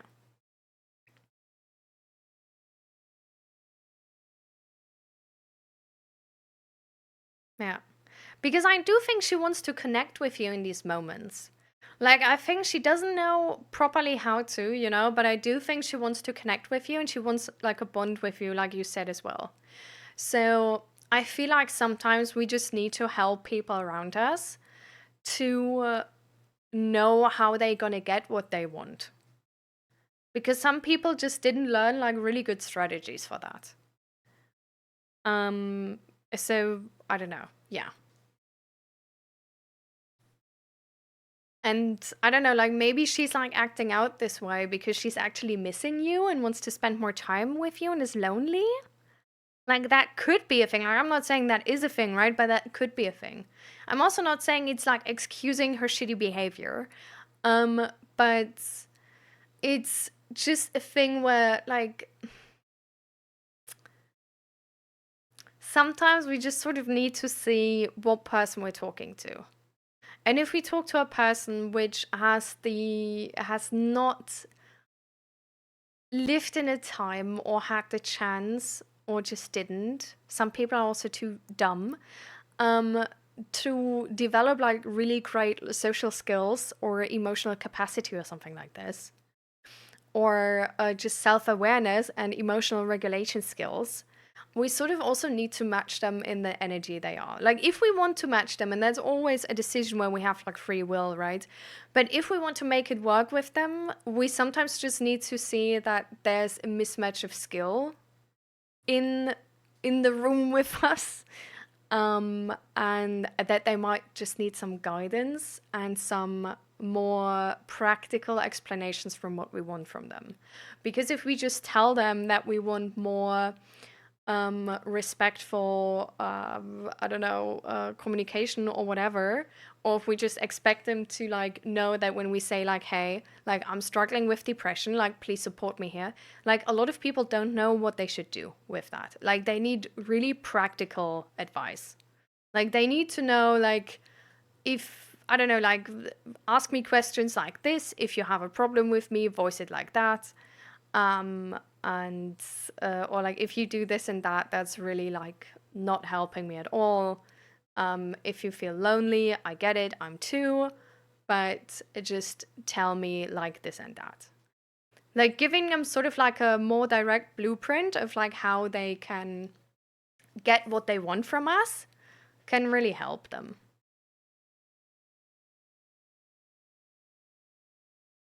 It doesn't matter. Like she doesn't need to understand why you're depressed. She needs to know that you are, you know? Um but yeah, I think well, like every person is different, right? Like even if she were to like we can't treat like people who are depressed the same way. Um so I think maybe like asking her what she's really bothered about. If it's like if it does seem like something where like she's like unnecessarily bothered about this like very specific thing, where you think like okay, there's something else behind it. Maybe getting to the point of that could help, and just be like, hey, next time, just tell me that directly, please. Just like send me a text, like put a letter under my door. I don't fucking know, like find a better way. Yeah.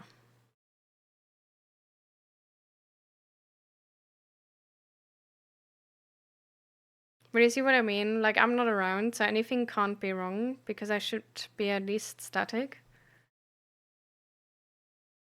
Static? Sorry, I'm confused with this.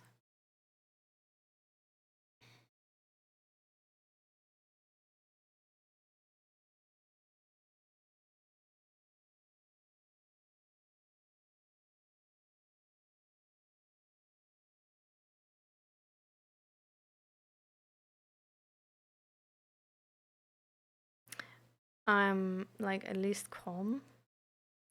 Because you're not around, she needs to be at least calm. Like, not necessarily happy, but just nothing happening to her, so nothing should be happening with me.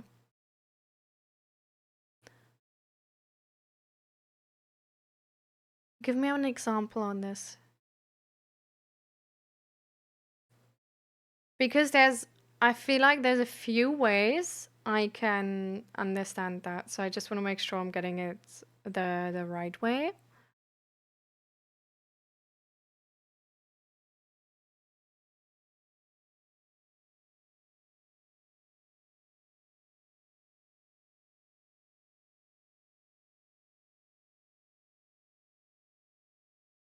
Mm. Ah, okay.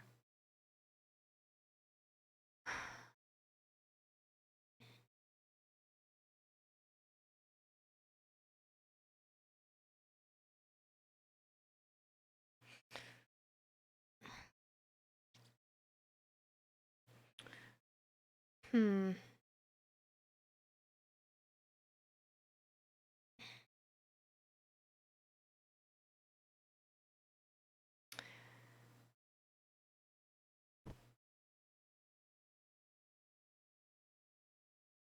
I feel like, yeah, that's sort of what I suspected. I feel like mental health is a thing where, especially if people sort of are older, or like from this like more old generation belief system, it's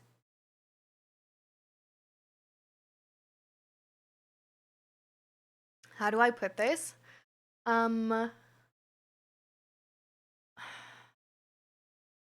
They're maybe like not as attuned to the signals or something. Um, but essentially, what like I don't really know why, but like they do like what I sort of like in my experience, they really do better if they get like really clear communication about this. Like there's a lot of people losing things out of sight. Um, there is a lot of people who don't understand chronic issues. Because if there's like if you have that all the time, you learn to function, so now it's not bad anymore. They don't sort of like see that it can just like still be a struggle like every fucking day, you know? Um, if that's not being shown. Mm, so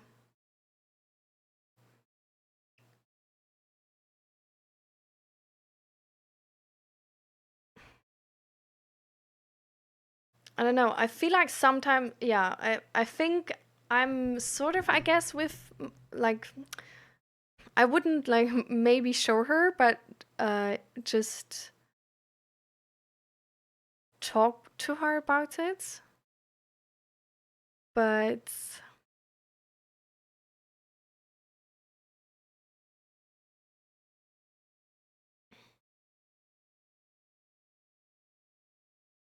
like, if that's a possibility, but yeah, at the same time, if there's no room to talk about it and it just leads to more discussion about how this is not right or true or whatever, then yeah, it's just there is no safe space to have that communication.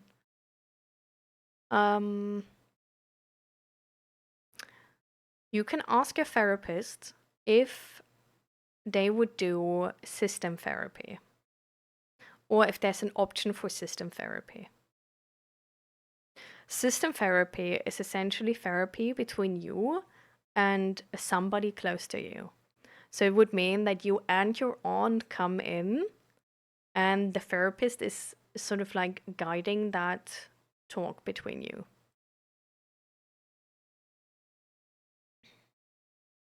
That can be a really valuable option.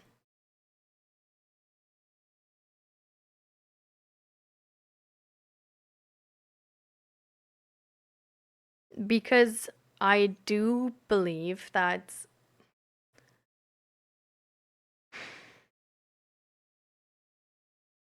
So fixing her is not gonna be a thing you can do. Like, that's just, I'm gonna put that out there. Like, it's a truth. Like, of course, there's always this like 1 in a million chance or something. I think knowing though that is a 1 in a million chance, you don't want to waste energy on that. Um, so I think the options I guess there are is either she's coming to that system therapy and there's some type of system therapy, and you can, I guess you can cover that up, right? Like with like, hey, like my therapist asked if you could come to therapy with me, give some more context and stuff like this, right? Um, but usually it's like more helpful if it's like really open, like, hey, my therapist wanted you to come along so we can talk about this thing between us. Um, if she's not like agreeing to that, the other thing is just accepting her with for who she is. Which means accepting that you can't have a really close relationship with her because she's not that safe of a person. Which I know sucks to say, and it also sucks to sort of like realize and accept, but you like in that moment you just need to accept like that's the capacity of that person. Um, and this is how they lived life. They have proven to not want to change or be able to talk about any of this. So this is as far of a connection you can have. And you accept that, and then you just have that type of connection, and you, yeah, you draw the line and period, point blank, that's it. The next thing is trying to find a way to actually, yeah, go your separate ways. And yeah, you can try to find a way with like talking to her aunts, asking if any of one of them can like live with her. So you can move out and you're going to support them financially, like they have been supporting you guys or something. Or finding like a different living situation where you like everybody has like really like sort of like a different apartment type thing. Or trying to find out if there's any like social help for her, whatever. Or just literally like telling her like, hey, I want to look into moving out. I need you to find a way. You have 3 months, and then the contract of this apartment is going to be cancelled. And if you don't find a way, you're going to be on the street. And like hoping that she will just find a way for herself. Yeah.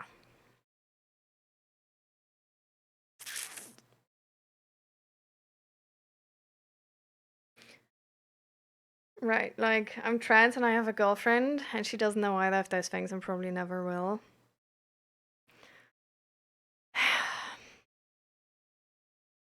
Then you're also hiding your girlfriend. That's even more annoying.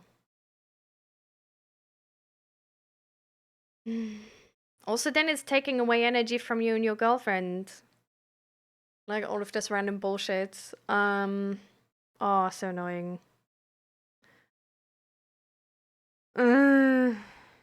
But then you're also hiding yourself at home.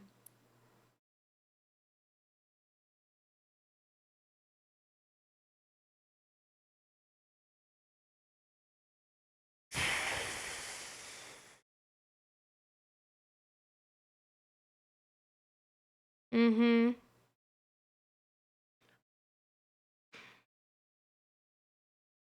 A lot of actors have depression. Um, anyways.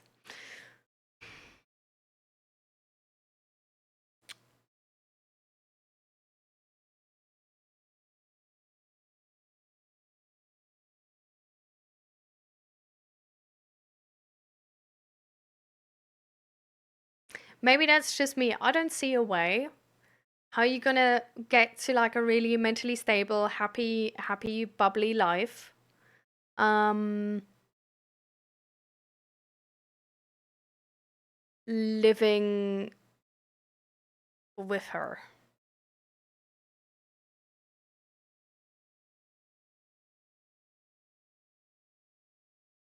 in a way where like your girlfriend can't come over, you can't be who you are at home.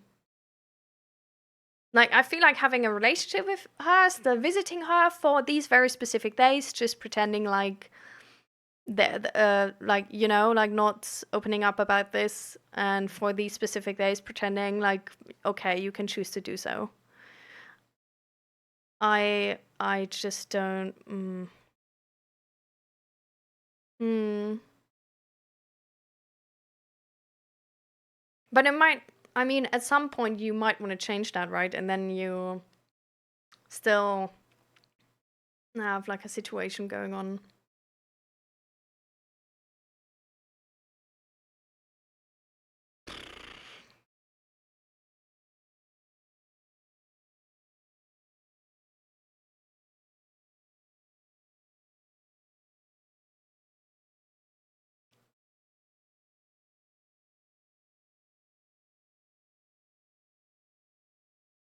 Wow. Oh, exhausting. Let's do some deep breaths. This is so exhausting. Oh, Lord.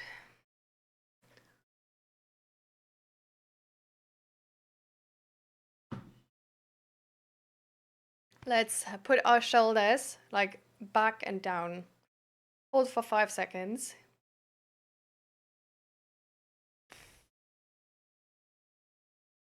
Normal. Now just sort of like.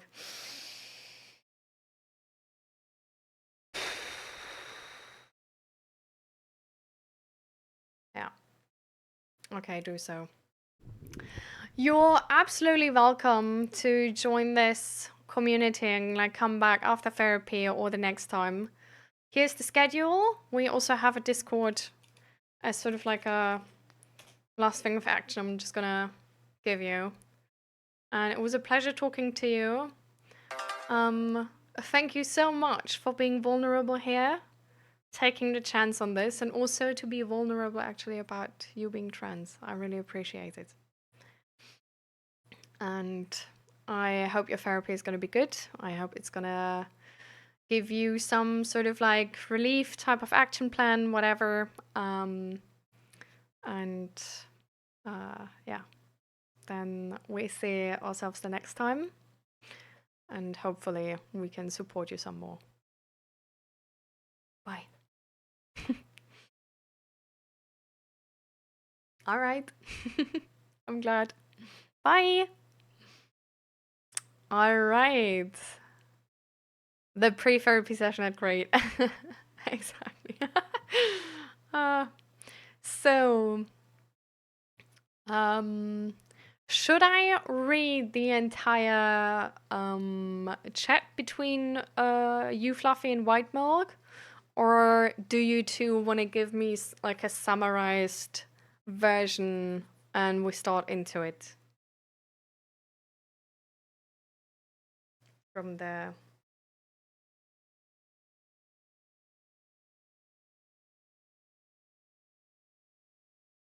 You can also send me this privately if you don't want to, like, I don't know. Yeah, if you don't want to summarize it publicly. Okay, I'm gonna read it then.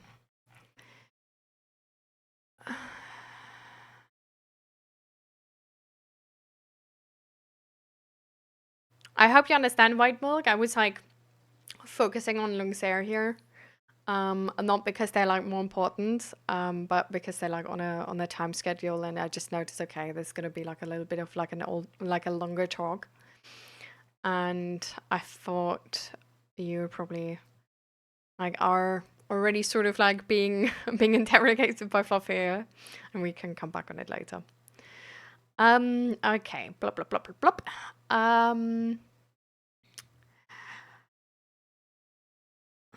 Okay, I don't know how to explain, but Woody said I'm mad at them because I wasn't able to compete against them, and I'm threatened, and just it's hard to explain. But there are too many topics. Others could be better. How do you compete if there are better in topics you never did before? I don't know how to explain, but wait. Ah, yeah. Um. Huh? Ah. I mean, I start doing it depends. Like, it depends if it's a sport or any other. Like the self-hatred about my face is because I can't compete against other people. Okay. Or my body, or whatever. Have you ever tried to set yourself a goal and don't go aboard with it? Like to try to get to a certain level and don't get better in it? I tried, it doesn't help. I gotta be better always. Even if I reach my goal, I have to go forward until I'm better. Even if I stop it, I come back to it.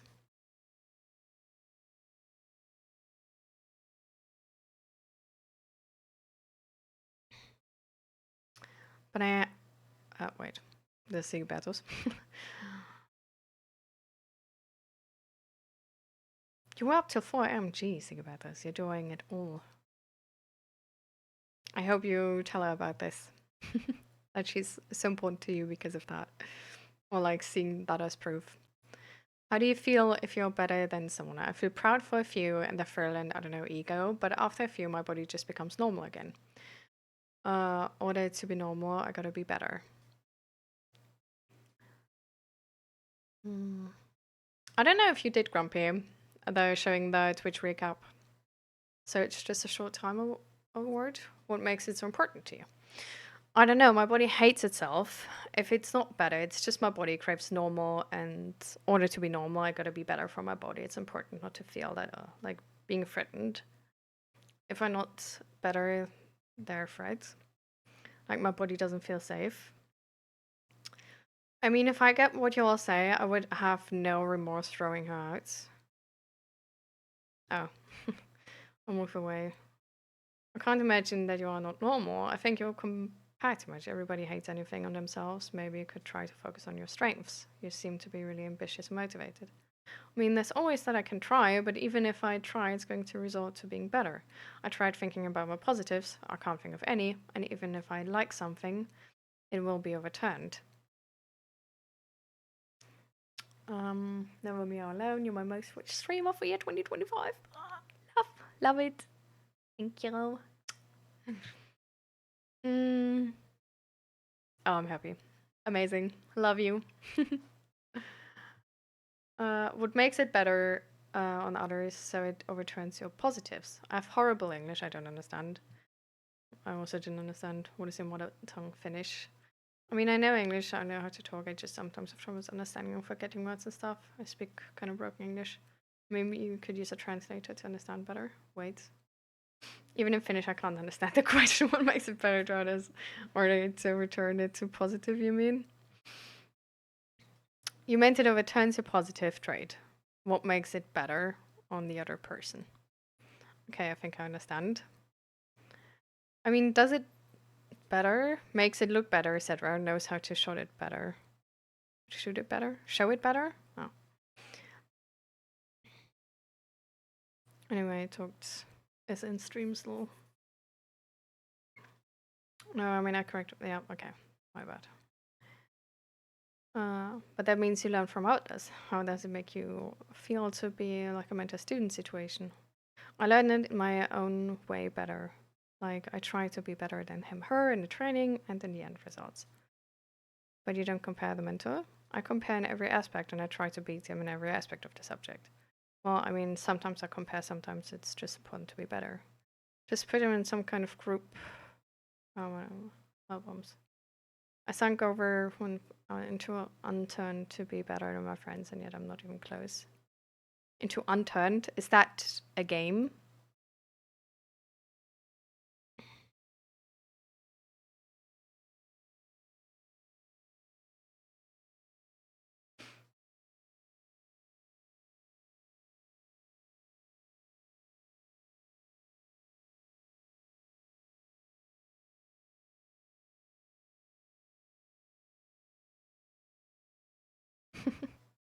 I didn't mean it negative, Fluffy, it's fine. Like my body craves and craves being better. No way around it. Feels like it. Yeah, I'll start it because they said they were better. Okay, okay, okay, okay, okay. Um, do you think this is just who you are? Because you say your body craves being better. So do you think this is something which is unchangeable? Just it's your nature, you're born with this. This is who you are. Period, point blank. I mean, I think I have to be better too. I was born like this. So then it can't be body dysmorphia, right? Because body dysmorphia you learn. Body dysmorphia is something you do not find in small children. They built it because they learned comparing themselves to others and valuing prettiness as better self-worth.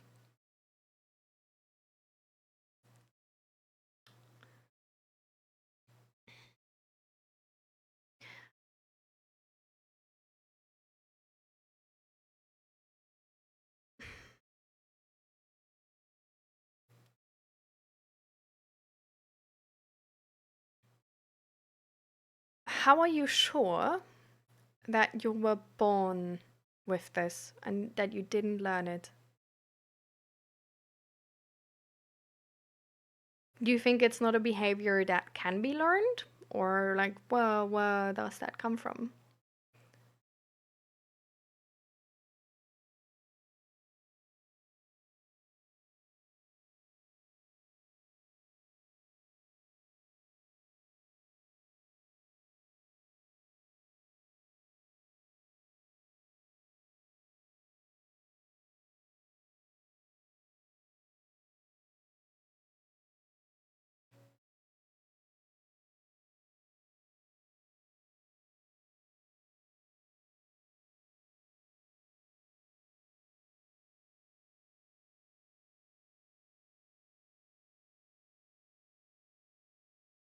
I mean, ever since I knew I was alive in kindergarten or home, my parents said I was obsessed with being better and I always wanted to be better. When I grew up, it's then there.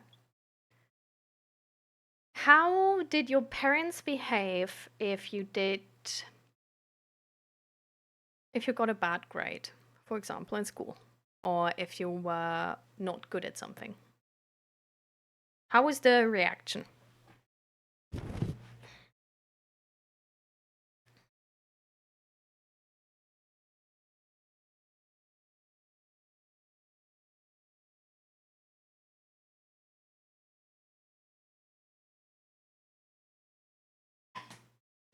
Oh, that's so disgusting.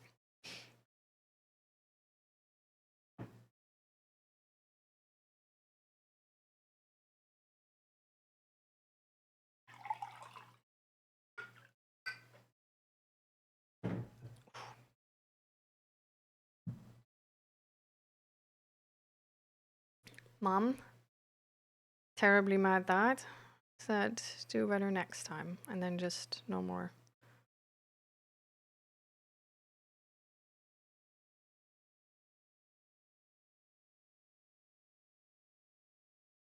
Ah, okay, so your mom was terribly mad, but your dad just said do better. Welcome back, Struda. Um,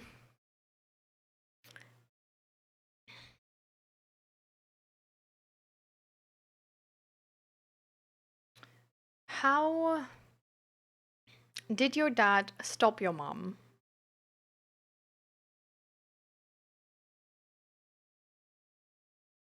No.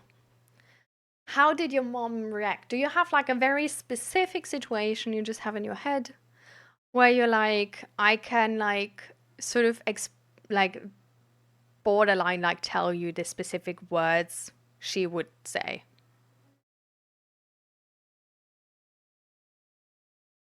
Like if you say terribly mad, I'm like interested in the language sort of around that. And like what like how did she voice that? Did she voice it? Was she like loud? What would she say? Um Yeah. Do you have anything like that?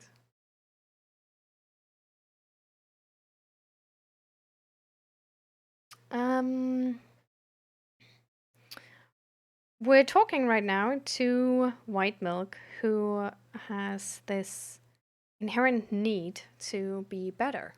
Um, and we're sort of just, uh, yeah, talking about that, trying to understand that. Um,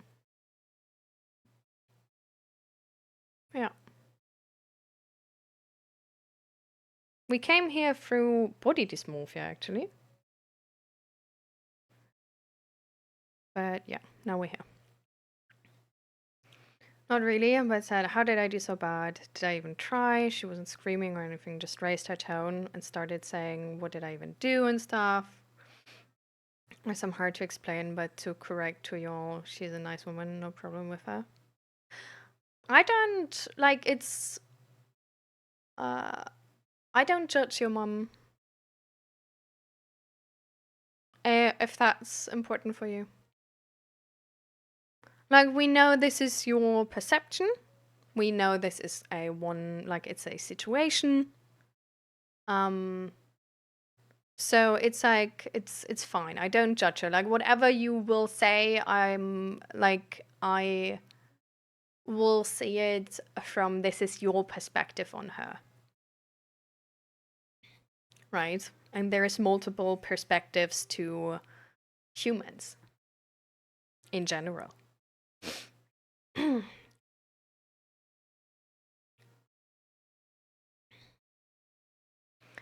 um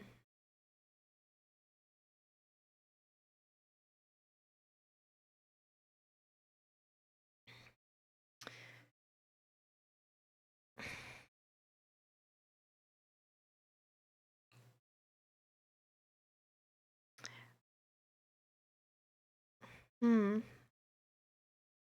Mhm.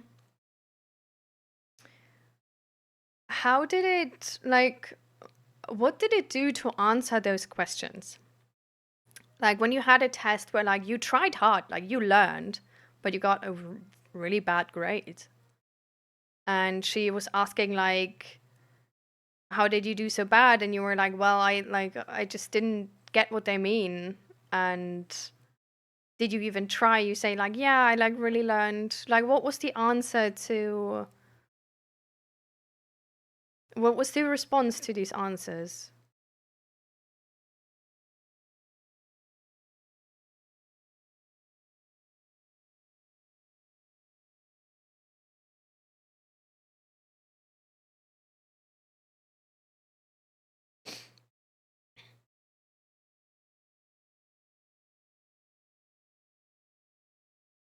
Give me a second.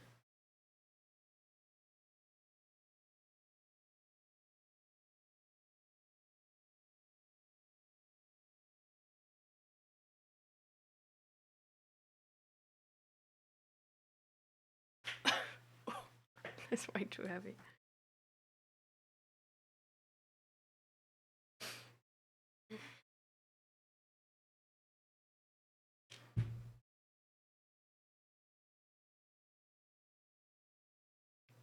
Mm. Do you ever remember talking back to her in that moment? Or being angry at her in these moments? Or like, how did you feel like in these moments in general, actually? Okay, let's start with the first one. Do you ever remember talking back to her in these moments?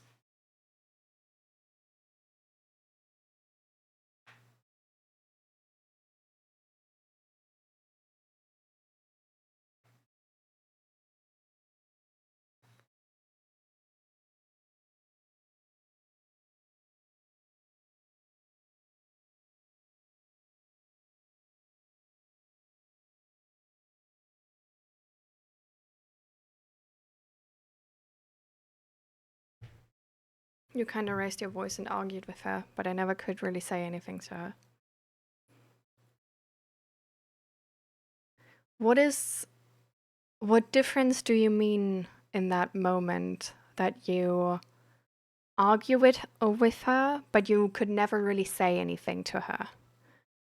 So you argued with the logic of these questions, probably, right? Like you argued about like whether you did enough, maybe, but you never said something about the disrespect. Is that what you mean? How much weight? Not a lot.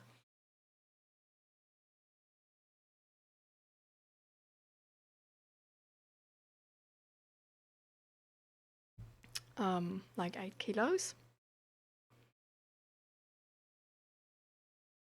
Yeah, never could myself to talk about that because to your second questions, I felt disappointed, sad, and a failure when that happened. Yeah, I know. It's like this is like sand in them. Sand doesn't have the best, like weight to volume type thing.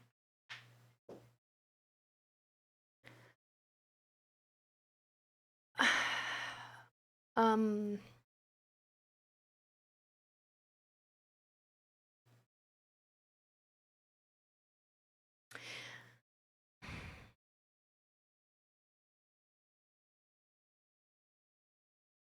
no, I understand. Yeah. Um how do you feel if you do bad or worse at something, or you messed something up, and the person who sort of like has to do with that is actually not mad at you, and it's just like, happens, whatever, or is actually even already making you a compliment for doing what you have done?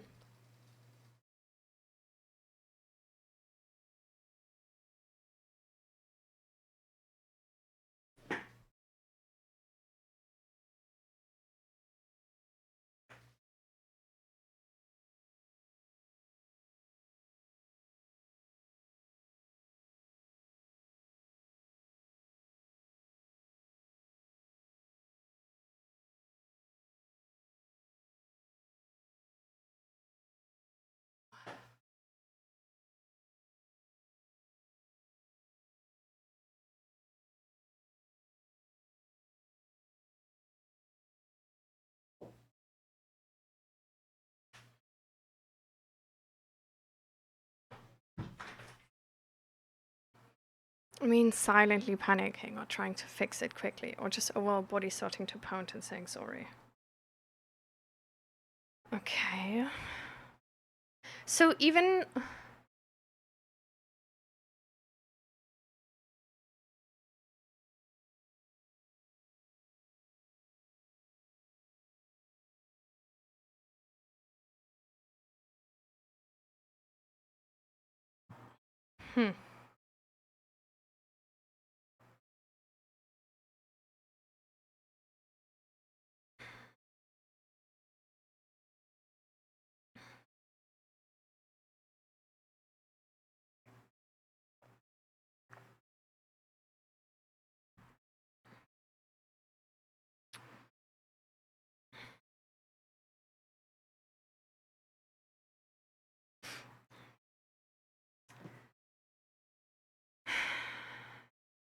okay. So even when when the people around you are actually not mad at you,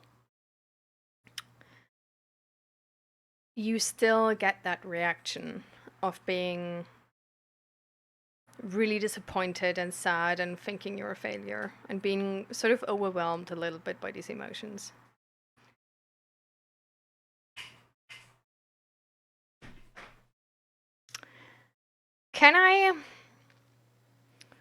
Can you describe what you feel when I do this?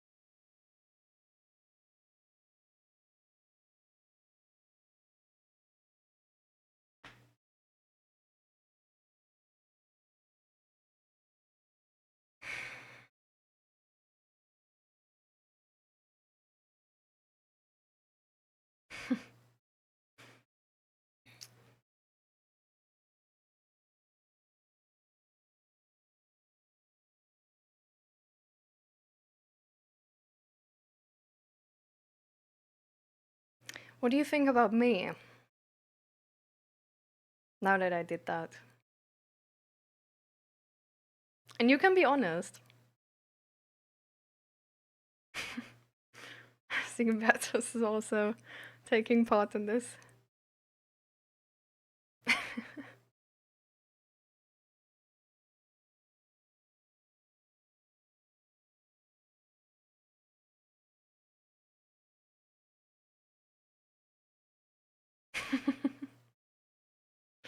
Only strange?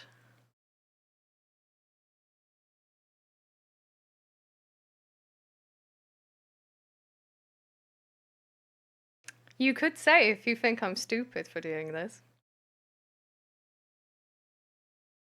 I don't mind. Or if I'm wasteful.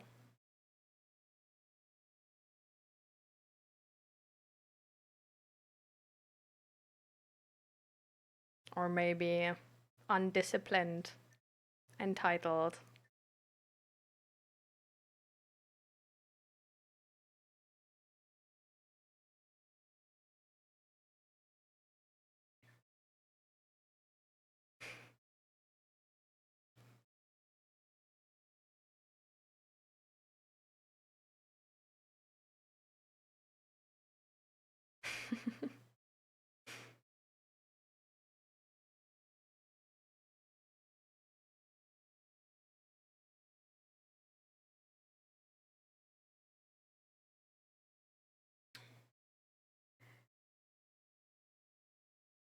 So this was fine.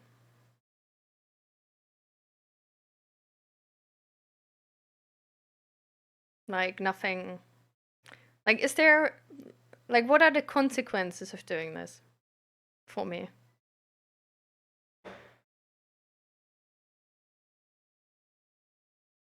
I don't think it's fine. It's okay. So, what is not fine about this? Okay. So, there might be something worse happening.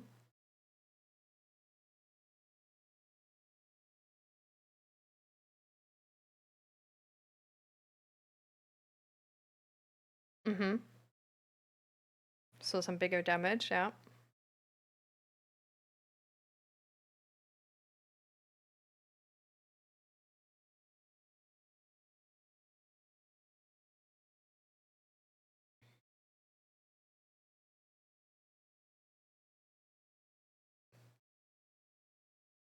Or that somebody else is slipping. Mm-hmm.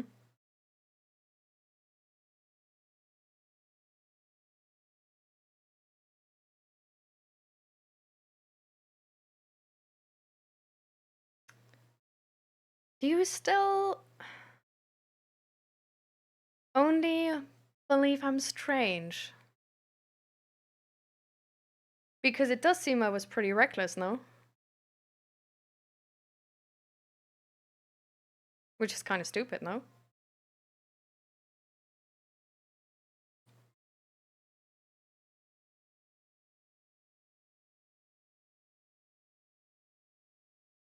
Mm-hmm.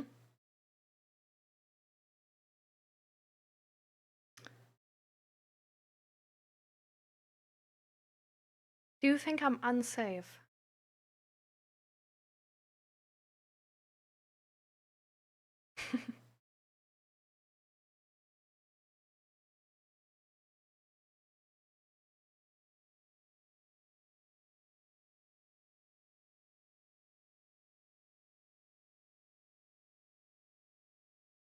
Just a one-time thing? We can make that a two-time thing.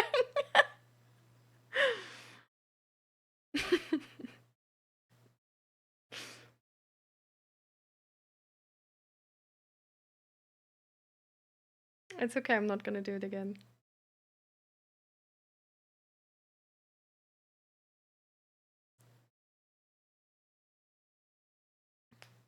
It's empty.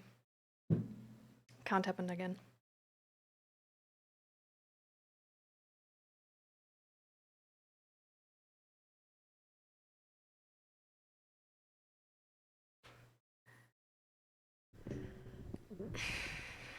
How would you feel inviting me to your parents? Just imaginary.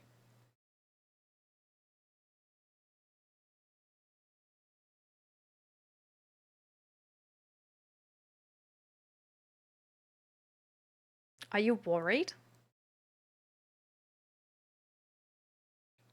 Or like, would you be worried that I do something like this again?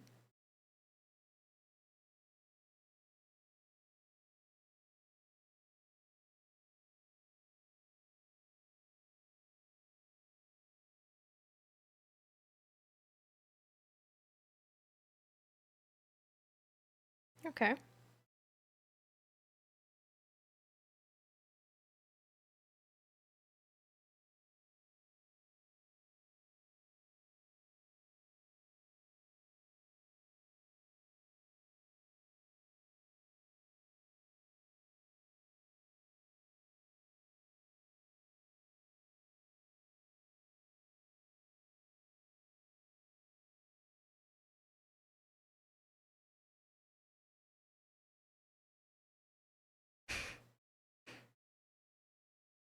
Bob Ross coming into the chat.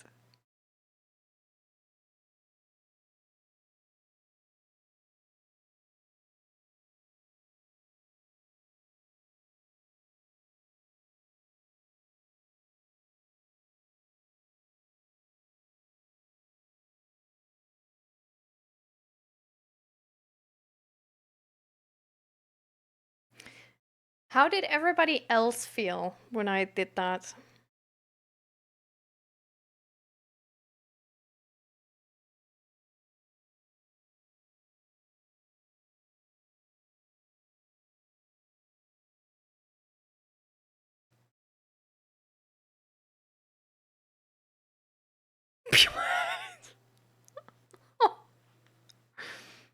Do we need to have a talk, Sigibertus? I missed it. Why doing it again? Well, I do have a whole jug of water here still. But no. I'm gonna leave Sigibertus and white milk in peace.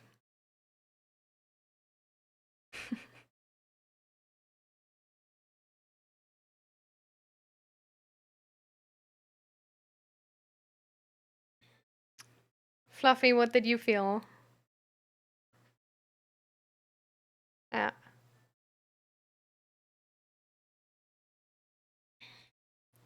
But so, what were your feelings with this?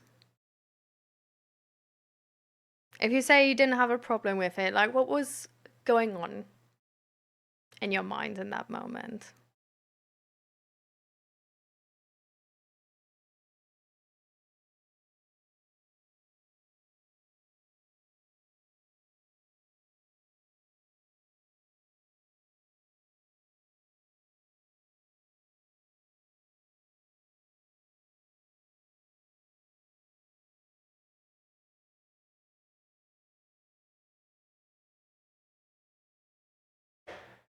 Jeez. Outside are always people right now firing, not like fireworks, but like only these like loud ones, you know.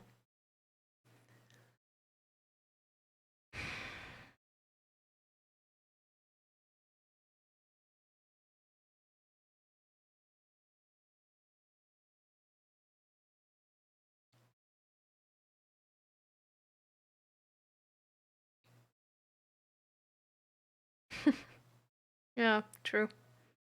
My floor is kind of dirty actually.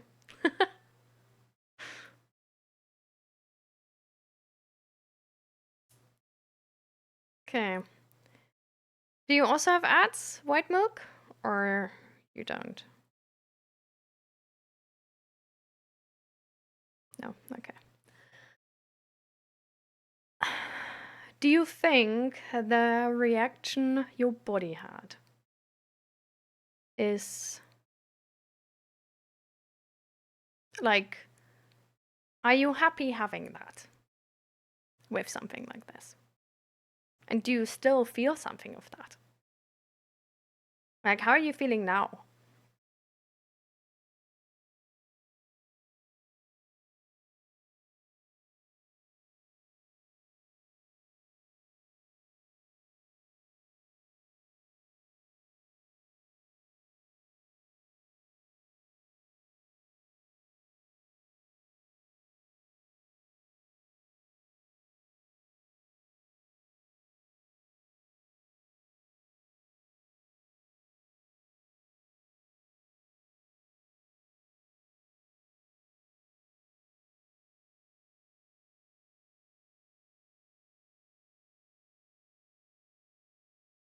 Your heart is pounding still.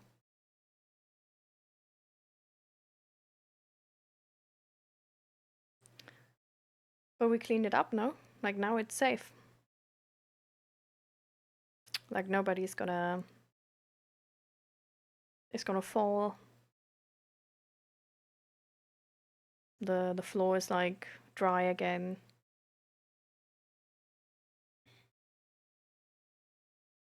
Hmm.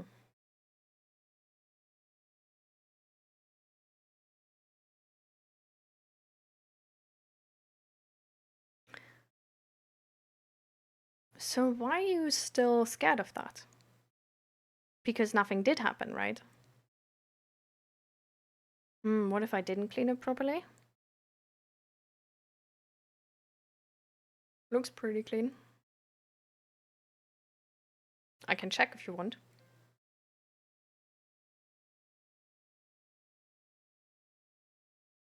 I'm not worried about it.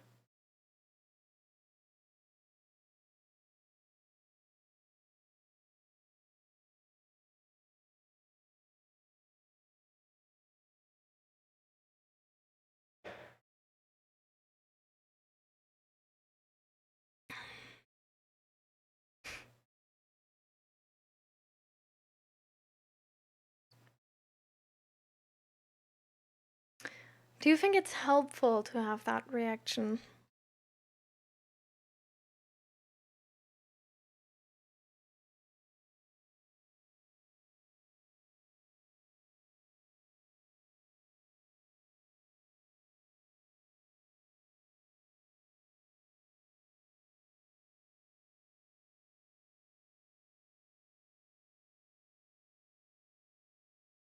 Hmm.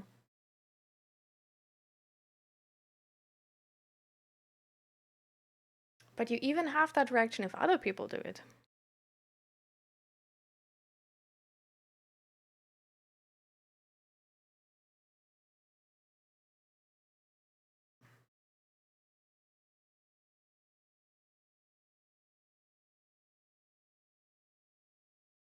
Hmm.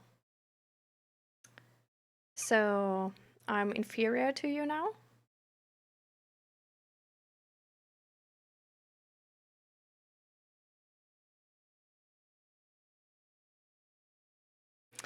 Um, Below you is also a thing you can say. Worse, yeah.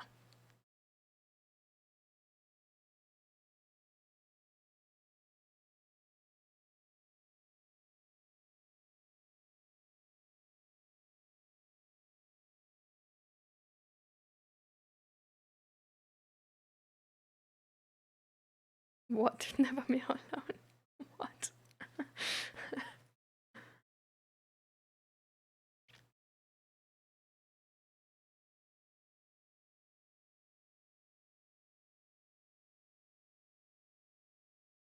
I mean, if you try to be better, and I mean, you didn't do that yet. So if you're better than me, I'm worse than you, right?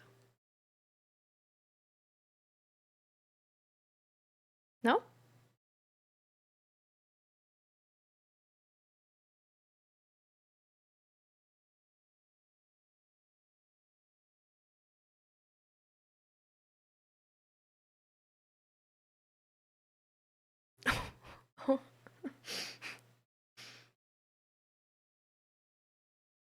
I'm showing a pattern of being worse than me. Is a pattern of being worse than you worse than being worse once?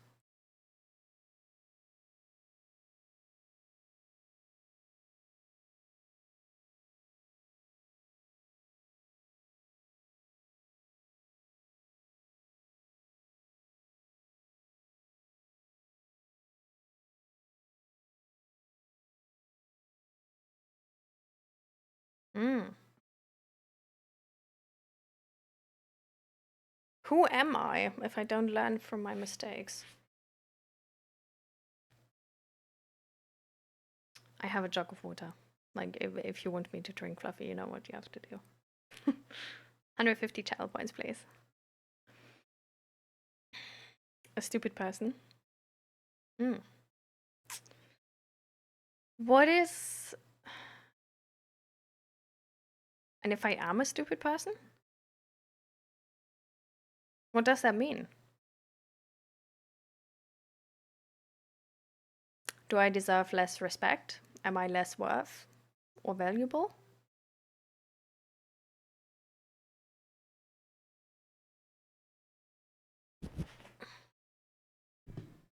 Will I have a bad life?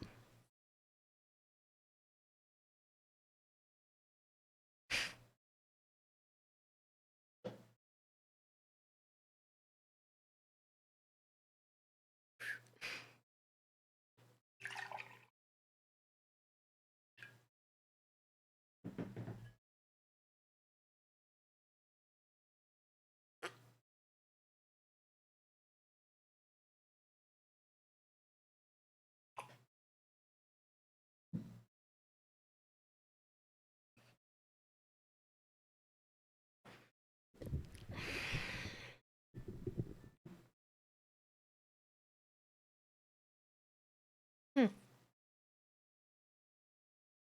Less valuable for others, okay. I mean, I'm already worse, right? Is there a way for me to become equal again? What can I do to not be worse anymore? Because I cleaned it up already, right? Like there's like do I need to check again or by being better than me?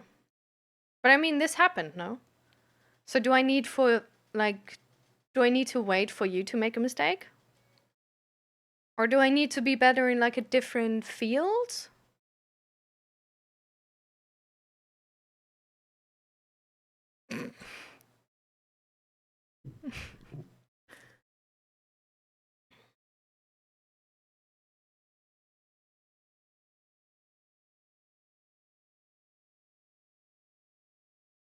I mean, competing against me, you're supposed to make me do it. So, wait, what? What do you mean by you're supposed to make me do it? You don't seem threatening to me. Why are you my threat? In what way are you threatening?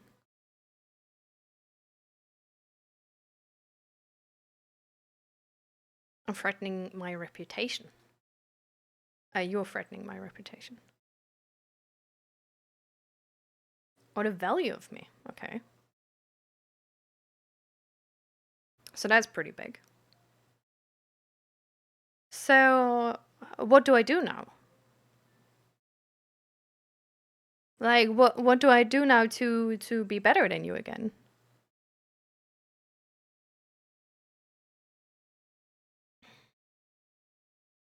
So how can I surpass you? Like, do I need to surpass you in this like topic specifically? Or do I need to find a different topic where I can surpass you because this one is already lost?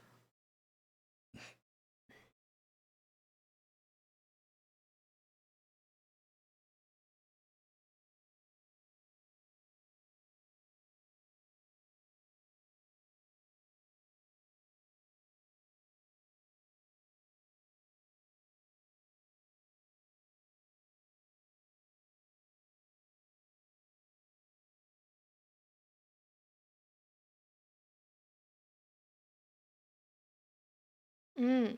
Mm-hmm.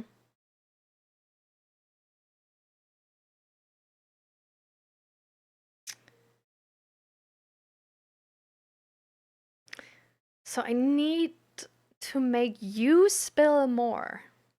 That's a option I have. Do you need to be worried about me? Because like, do you need to be worried that I'm trying to sabotage you?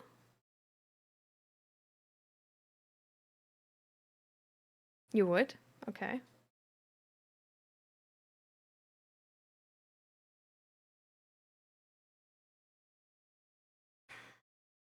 Oh, so you need to be as a whole person be better than me. That like whatever I do, I I'm not gonna be like in total better than you. Okay.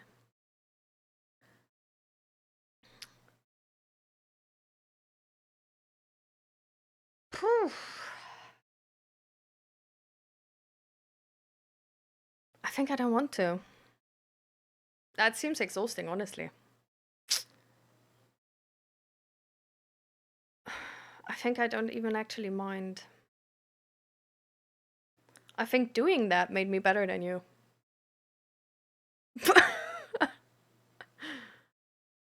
Actually.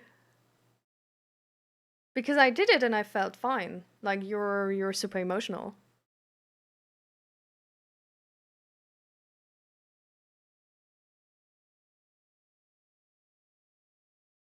What now?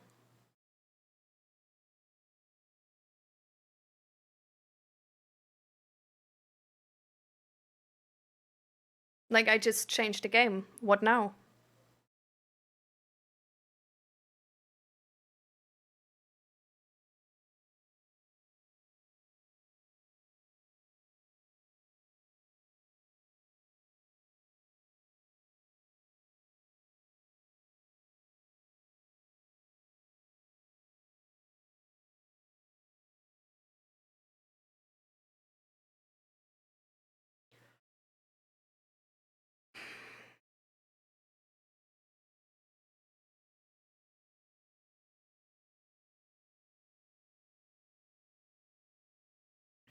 I actually thought that was funny. Spilling the thing.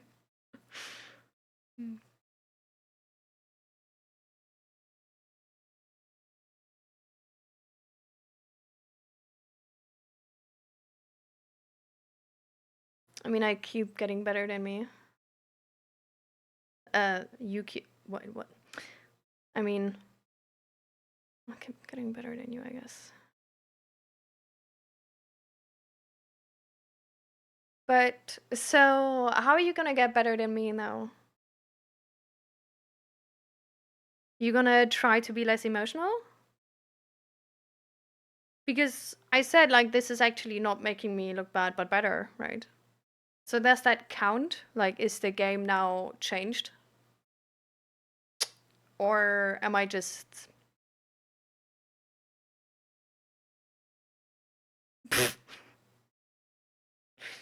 Guys, we're serious here.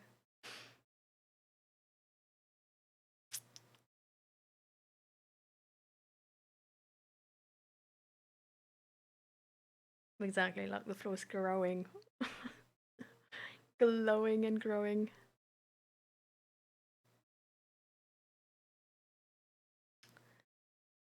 I can't change the game. How can I not?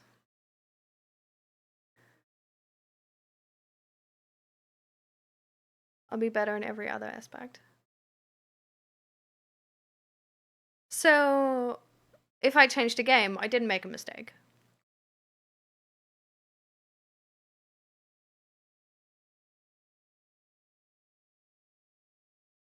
So, because now I told you, like, I actually think this was no mistake. This was, like, good to do. And I think I was better at you in this. Now, like, you try to get better in that. So.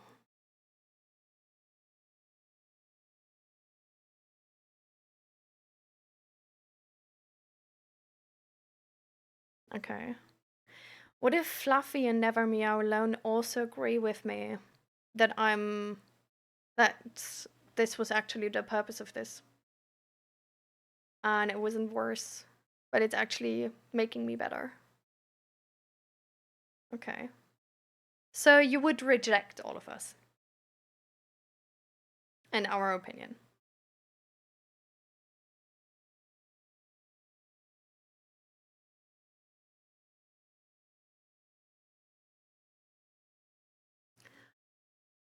Would that make all of us to less of a person?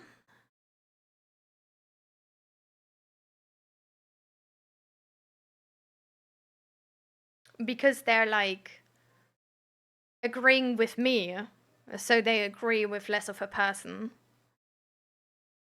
which makes them stupid, right? So then they're also less of a person. Yeah. Okay. Yeah, yeah. Okay.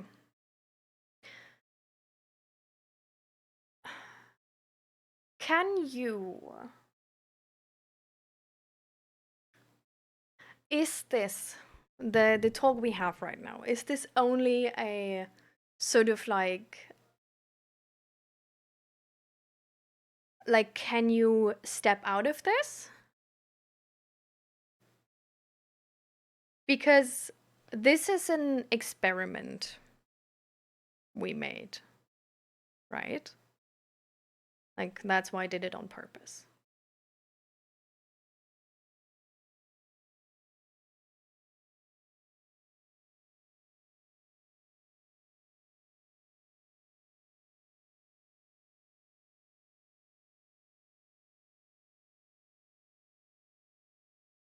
I don't understand. Okay.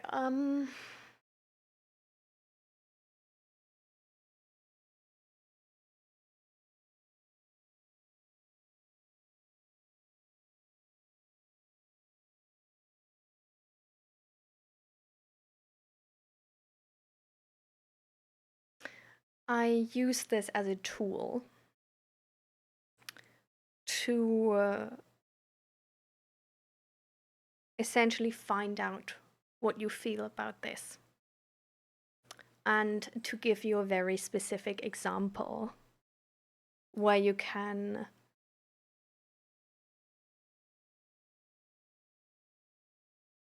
experience your emotions and articulate them better because you feel them in that moment instead of having to think about something back then.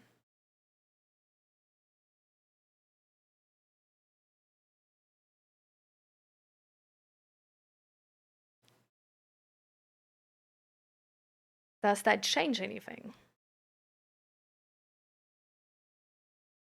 in the calculation of worth?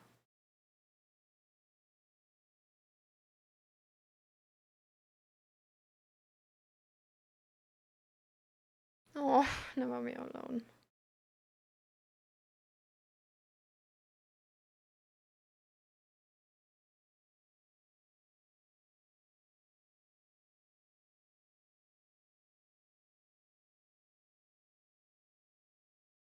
Like, does it make it okay? Or no?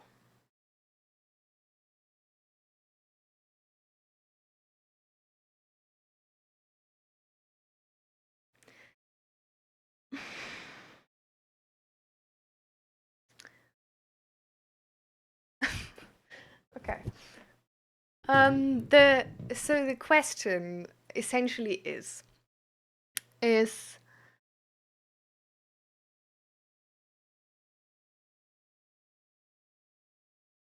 all of the things you have voiced. Do you stand behind them right now, or are you, or do you see this was a experiment? So this is something which we explored as a thought experiment.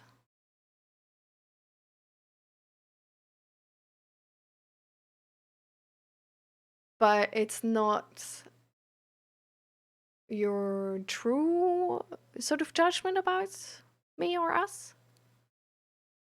Or does that not matter?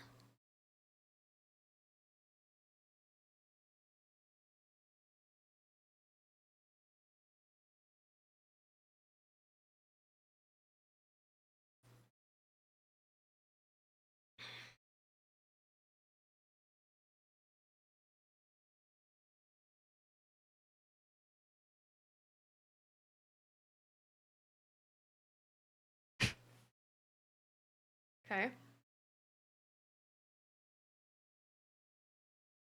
Nice, Hubertus.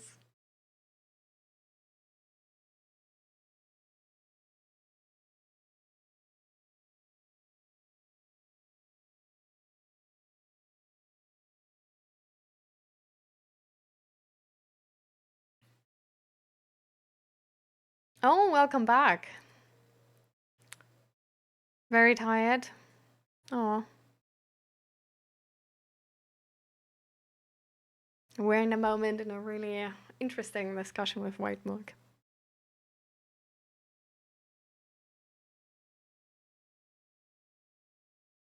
So, what is your judgment, White Milk? Is your no, you don't doing anything wrong. But is your judgment now different that you know it was an experiment and not a real situation, if you want to call it like that? That's entirely okay.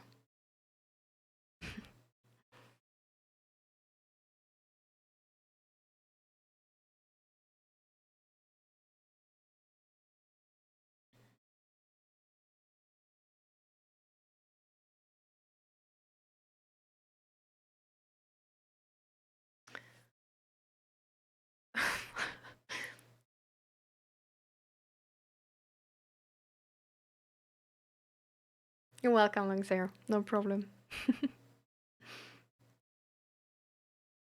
So it actually doesn't matter if I spilled this as an experiment to evoke any sort of like emotion from your end.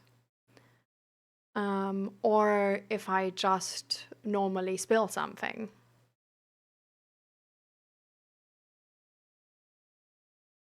Is that what you mean?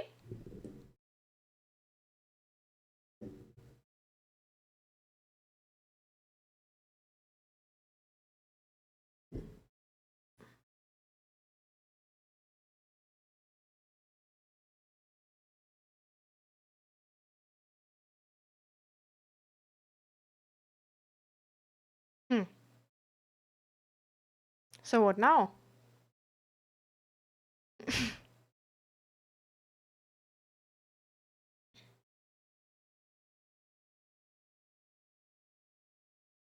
Hmm.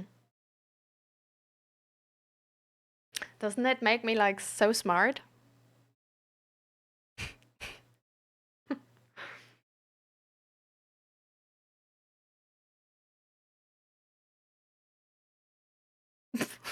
I'm sorry, I can't stay serious on this.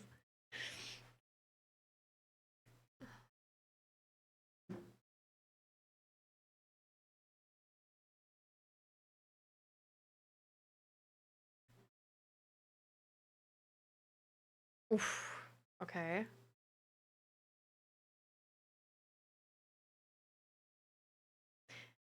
How was that my own gain?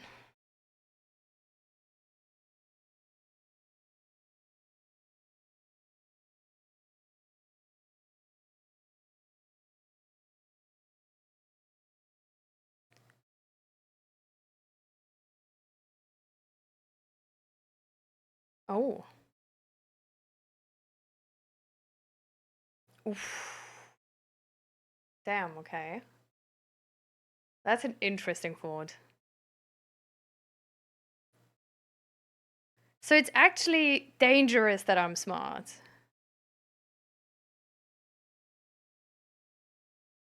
Hmm. I see.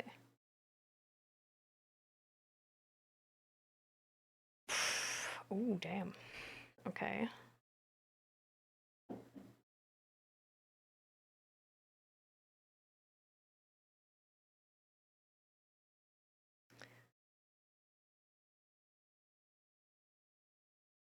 Okay.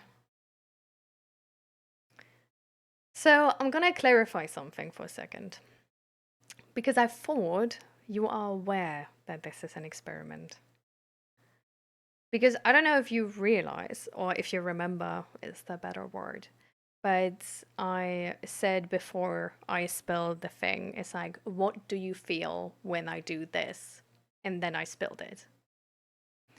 So I thought that I sort of like showed that this is done with purpose. This is not like I did this and ask you how you feel to find out how this is influencing you.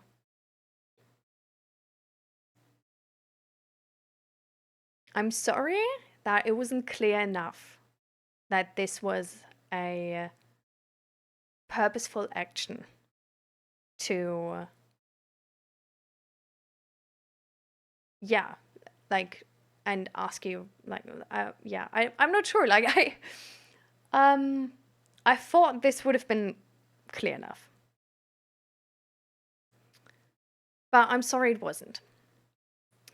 I also thought like the way we afterwards talked about it was clear enough that this is still sort of an experiment where we now explore these thoughts. Because what I was trying to get with this, my body automatically changed it to a real situation. That makes a lot of sense. So that's like fine. It's entirely fine. Don't worry. And I will clarify this the next time, especially so you are aware. Okay? Because I understand that if somebody like does an experiment without you knowing, and then you afterwards finding out that this is a breach of trust. So just know this was not my intention at all. And I was sure that I made it clear enough. But I will make it inherently clear next time. I will tell you, like, if there is a next time, I will tell you this is an experiment we're gonna do. And I will wait for you to confirm that you understand this is an experiment. Okay? So just so you know, like, you're safe here. And I'm sorry you sort of like, this wasn't clear.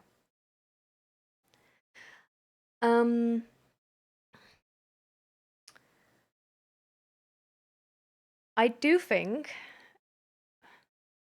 yeah. So well, it's not only like what I was supposed to gain from this, right? But I hoped that we sort of like, or you, would gain from this to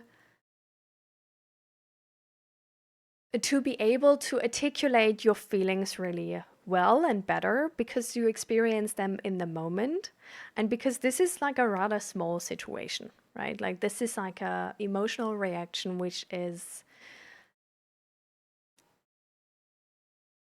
it's like not like I crashed a car, right?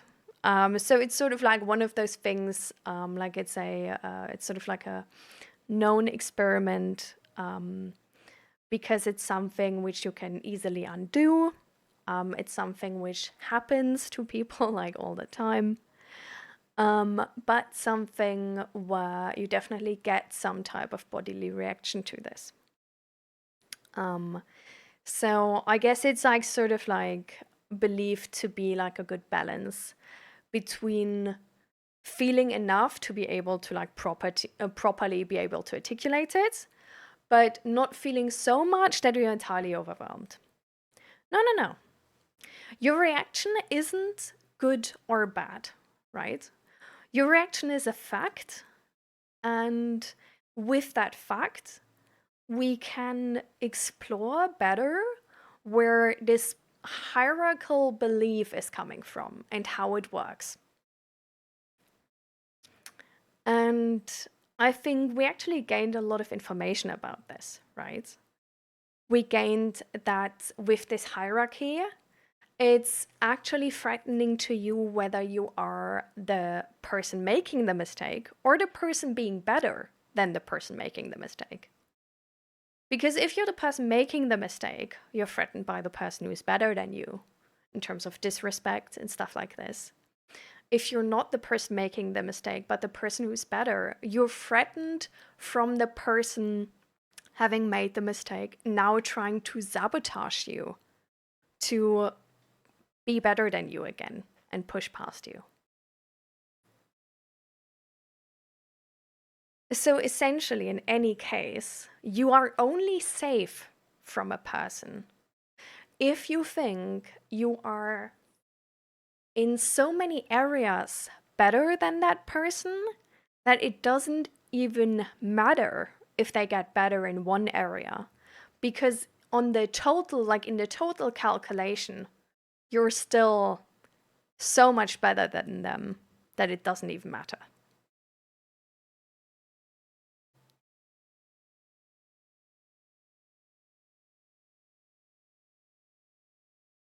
I need to pee real quick, and I think this is an interesting question.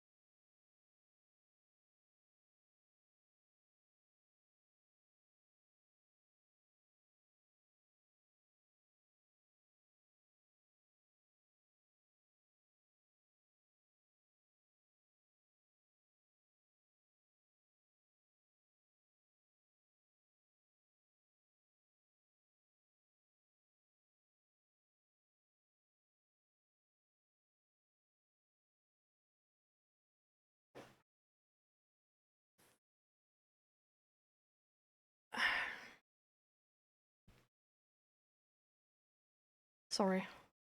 I have like a thing under my chair table, which is like a foot warmer, but I didn't find it. I mean, Dad looked and didn't care. Still clarifying, my mother is a good person and she did nothing wrong. But if I broke or spilled or made too much noise or startled, she wasn't happy and kind of mad.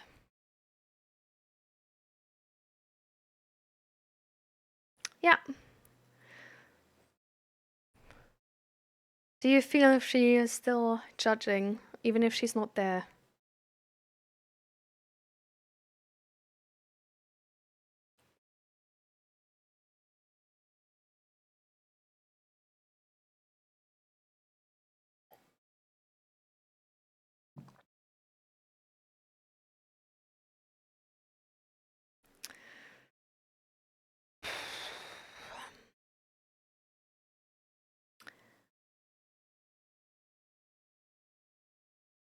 How do you feel right now, White Milk?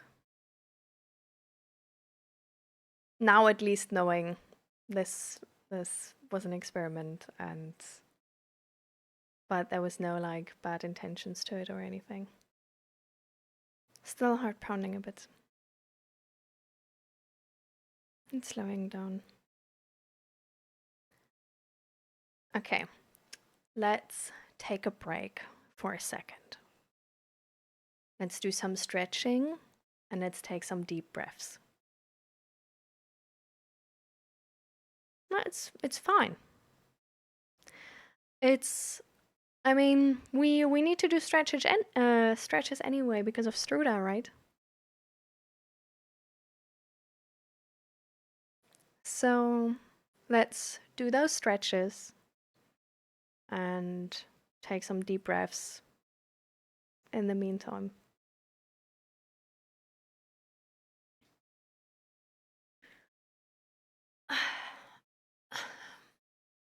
But I'm in bed Um, you can also stretch in bed.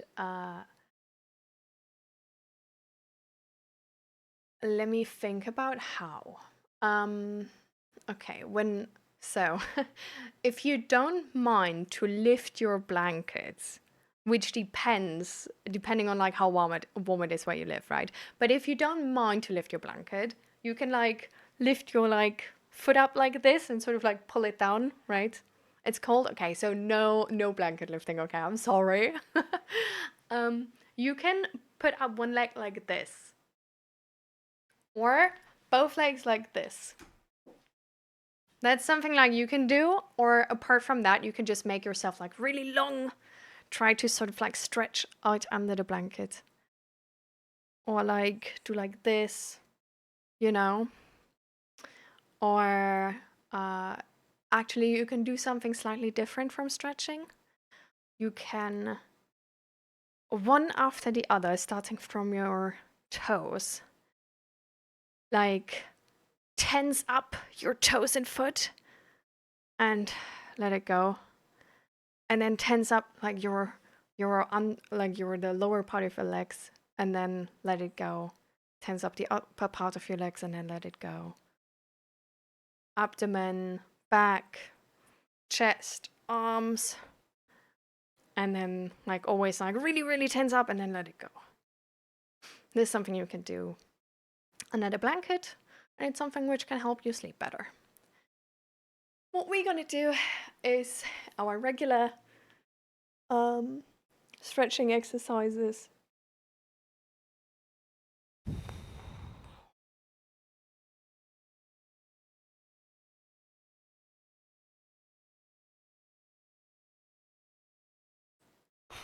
Do you use Fahrenheit or Celsius where you were at? So I can tell you the weather. Celsius.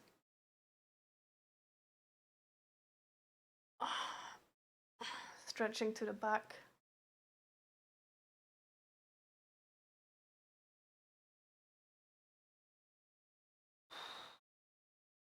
Always trying to take deep breaths while stretching.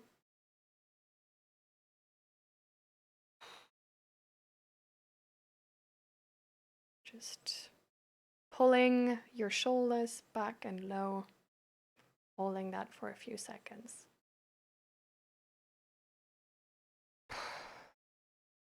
Pulling your shoulders up a bit, like really breathing in.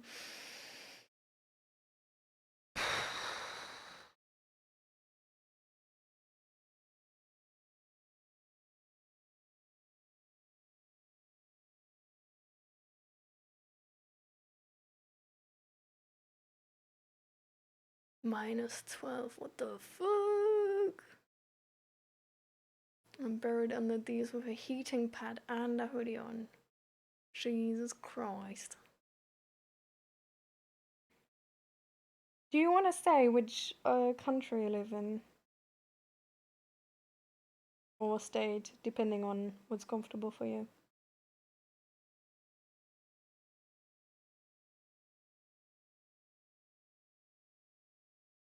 Traditional sweets. Stroopwafel is very Dutch traditional.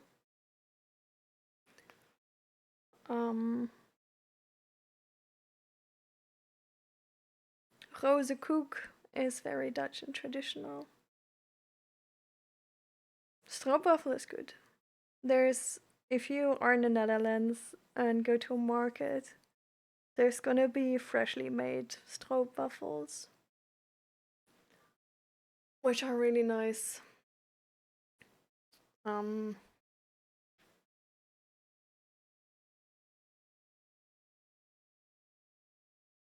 uh,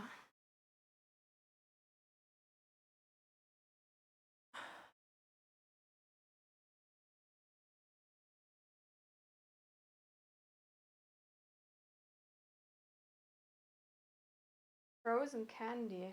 What is that?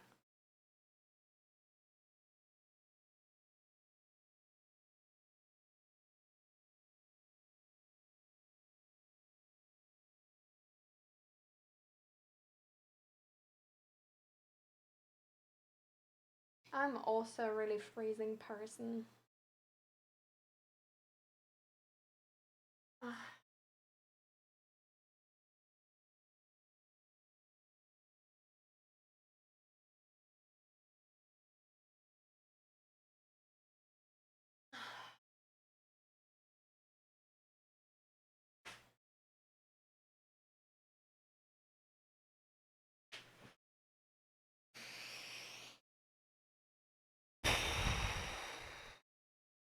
Oh, baklava is so tasty. Oh my god. You need to get good baklava though, otherwise it's shite.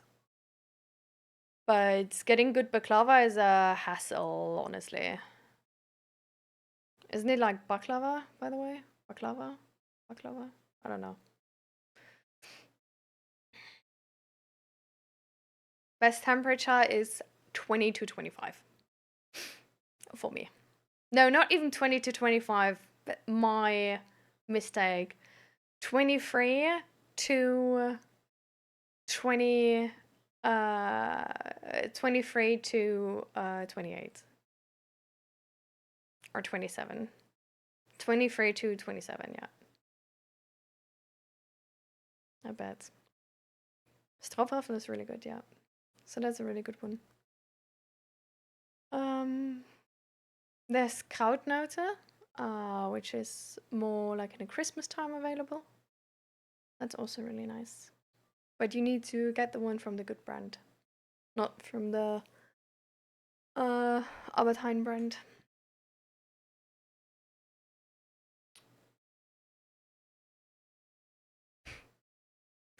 But yeah, I'm also a really freezing person. I have a warming bottle essentially every night, except in high summer. Yeah.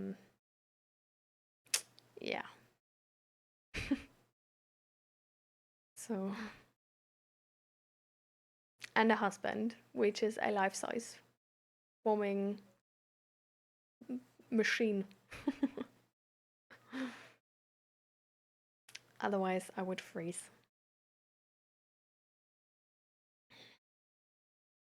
It's rarely too warm for me. Yeah. Except in like Egypt in summer. That was too warm. My dog is a little space heater. I'm glad you also have a space heater.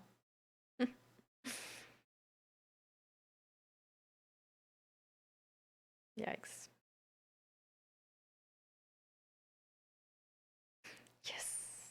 Okay, let me look at that. Oh my god. That's actually so cute. Okay, the eyes are slightly like that one eye looking to the side like this is slightly concerning. But it's so cute. Oh my god. That you were able to pull this off in such a quick time is impressive. Like, it looks so fluffy.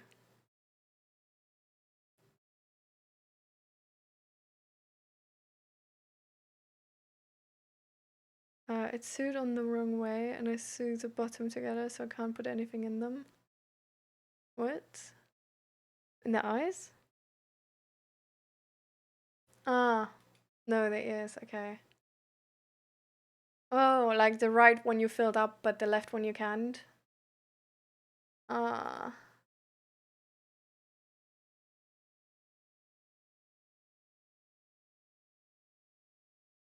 A dachshund. Cute. Hmm. Oh, both are not filled. The right one looks really good. Ooh. How much time do you still have, Siggy Beatrice, until you meet her?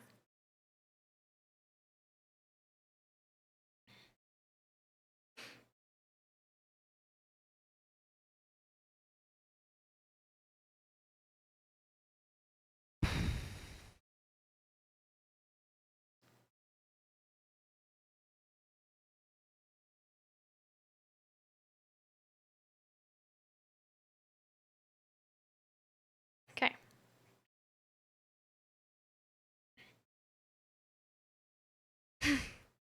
nothing matters. The barrel itself is empty? Huh? I can't see that at all. What the fuck? Why can I not see any of that if it's filled or not? Honestly, like tiny pillow, cheap, and you can easily like get a new one.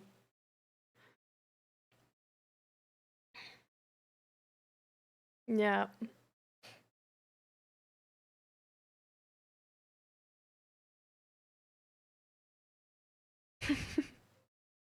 I think that's all right.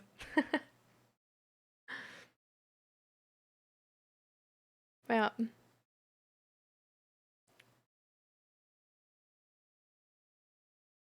So, have you thought about something what you wanna say and stuff?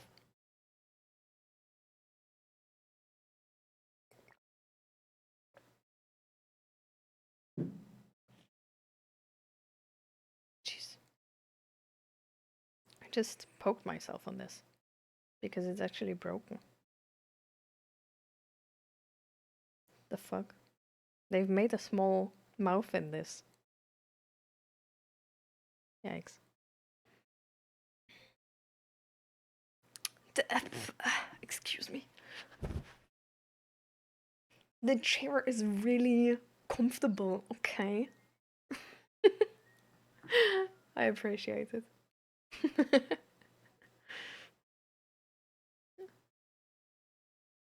Yeah. Oh, you didn't know? Okay, what did you think I would do now? With actual shrimp? Oh yeah, let me just let me just look into my aquarium if all of them are still good.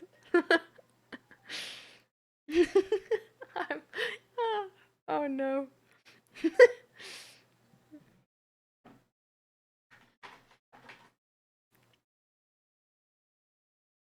Looks the sewing line. Oh, I see. So, how are you feeling, White Milk? Are you feeling better now? Everything good again? Hi.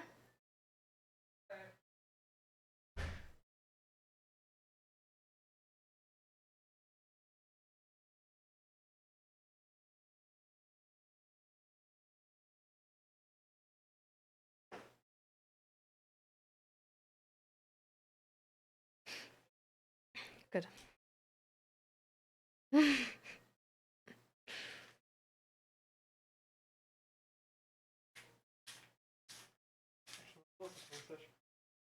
Yeah.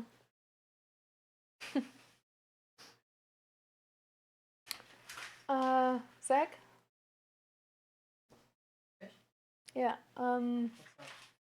I spilled something before here, but yeah, cleaned up. So. Oh, okay. I'm sorry that happened. No, it's fine.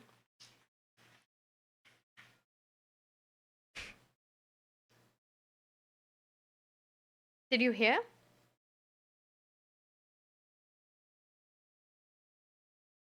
Sorry, you're being used as an experiment. Yeah, I had that feeling actually after I walked out of this room. I clearly heard. Okay, so what happened now? Do you think I'm stupid? No, I don't. So it's like really? Just spill something. It just happens. But what if the floor is gonna get like broken? Yeah. No, it's not gonna. You clean it up. I mean, what did you spill? Was it water or like Yeah. acetone? No, water. Okay, so I feel like I can no longer answer genuinely because you're trying to prove a point. It's fine. But like, yeah, like, do you think it's gonna do anything to the floor? It's like horror and check food ours. What? Sorry? Do you think it's gonna do anything to the floor? No, I don't. How often have you spilled something already? On the floor. Yeah. Roughly. It's just. 10 times probably. Did it ever break? Only if you leave it on. Yeah. Then it will sink in. Did you ever slip?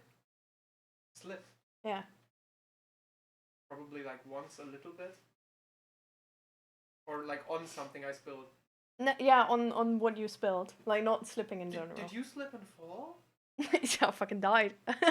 No. But you didn't hurt yourself? Or... No, I'm Okay. fine. What the fuck is going on here? Sorry. It's gonna be fine. I'm gonna explain you. Okay. I will just continue answering questions. Yeah. Okay. So, yeah, it's like fine. Is that the last question? Yeah. Am I free to go? You're free to go. I've got a really bad look. What? What did you just say?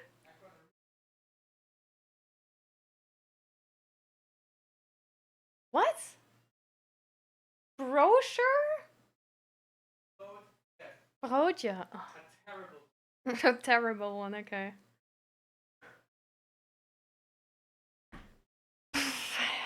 He's under arrest, don't let him leave.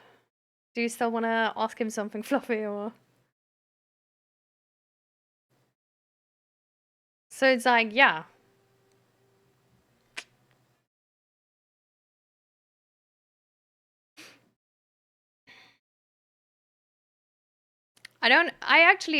Once our kitchen fell. Like, we have like a split kitchen and one part is a kitchen island. One time, the entire fucking kitchen, no, not after I spilled, but like there was a vase on top, so that one spilled. The entire fucking kitchen island, it was like 4 cabinets, fell towards me.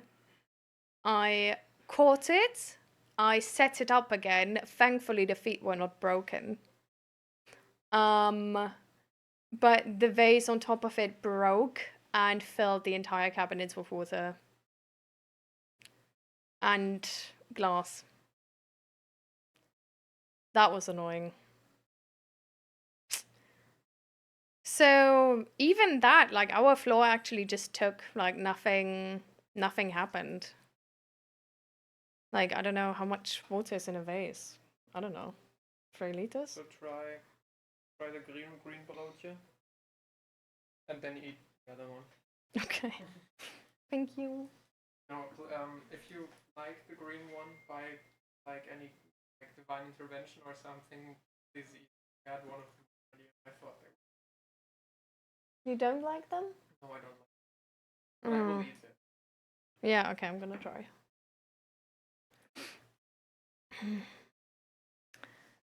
So yeah, but that was also fine. Like the entire kitchen was fine. Like no cabinet broke. All of the cabinets, like even though there was water in all of them, it's like everything is fine. Like we had no water damage from this at all. And I wasn't hurt. Nothing was broken. Like there was zero, like except the vase being broken. I correct myself. That one was broken. Nothing happened. I mean, it wasn't on purpose, right? But like, I didn't fucking like yank the kitchen on purpose. Like that wasn't an experiment. But all I'm saying is that the reaction, the panic reaction, is not helping you in that moment to fix it. You know? Like, I had a panic reaction in that moment. But it wasn't like... Well, okay. So, I clarify. Panic reaction in terms of, like, this, like, survival instinct, like, getting the adrenaline and stuff like this, like, that's, of course, gonna help you. If you have so much of a panic reaction that you sort of, like, freeze or something like this, it's not helping you. Or that you're like really angry or something like this, that's also not helping you. Being like really scared to like around like anything with this also not really helping you then, right? Oh, Jenny, thank you so much for your raid. Welcome everybody. How are you guys doing? Oh, breakfast and feelings check-in. That sounds amazing, actually. I also like literally like usually every time do that because I never manage to finish breakfast before I start the stream.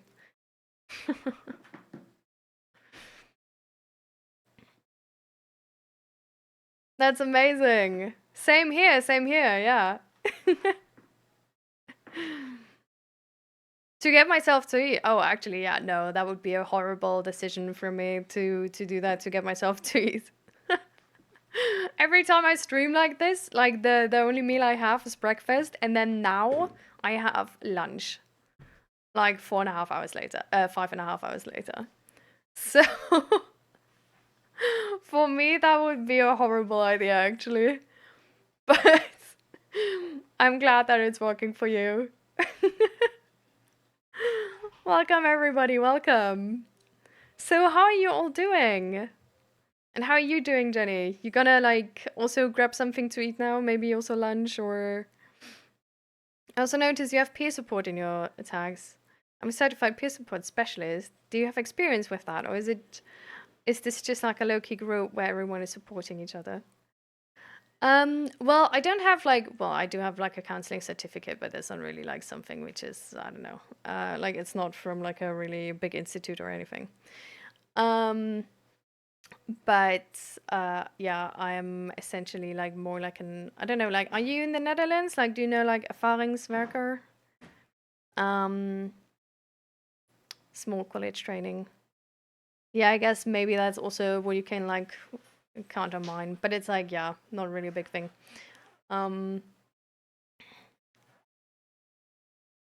Yeah. But yeah, no, I essentially like, I don't know, I'm still low-key considering if I might study psychology or not. But so far I'm like only sort of helping through, I guess, my own experience, and sort of like becoming mentally stable after battling fucking everything actually. And yeah, then also just reading a lot of psychology books.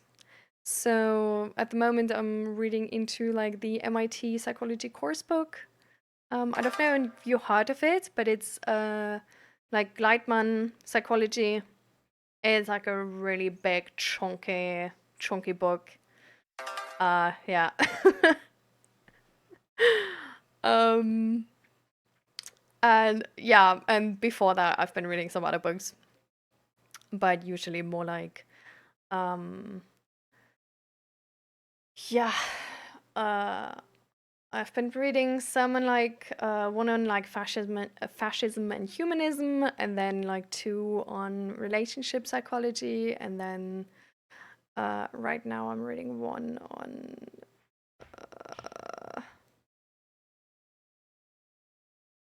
what's oh frick, I haven't gotten to it because I sort of like I started with the other psychology book because I was so excited when I got the course book. Yeah, I don't know, like some other ones, and I still have like 4 to go or something. Like I'm stacked with books. I don't know. I don't have the time to read all of them.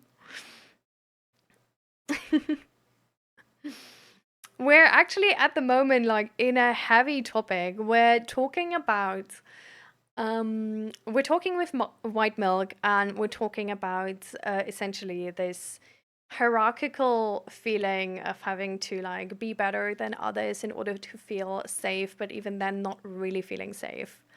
Getting like a bigger like emotional response from any type of like failure or mistake. And yeah, like everything which has to do with that pattern, right? So, exactly. Oh, thank you for the follow, Jamie and CPAL.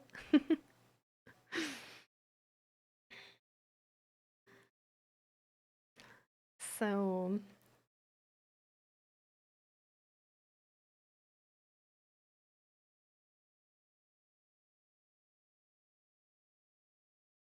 I'm happy to give book recommendations, but they're not psychology specific necessarily, more like life skill. Hmm. Well, I mean, if it's still like a really good book, like I would definitely be up for the recommendations for sure. Like recommendations are always good, right? Like I can't guarantee I get to them or something, or that I'm gonna prioritize them over psychology books, but um, like the more recommendations I have, the more options I have. So would love that actually. So yeah, and like maybe somebody else is actually interested. Who knows? Um.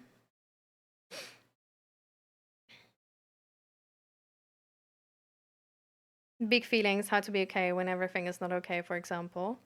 Oh, that seems about like sort of like energy and stress management. How to stay like emotionally regulate and regulate emotions. Oh, that's actually also like I technically also have like a tiny certificate on like stress management, but yeah, I don't know.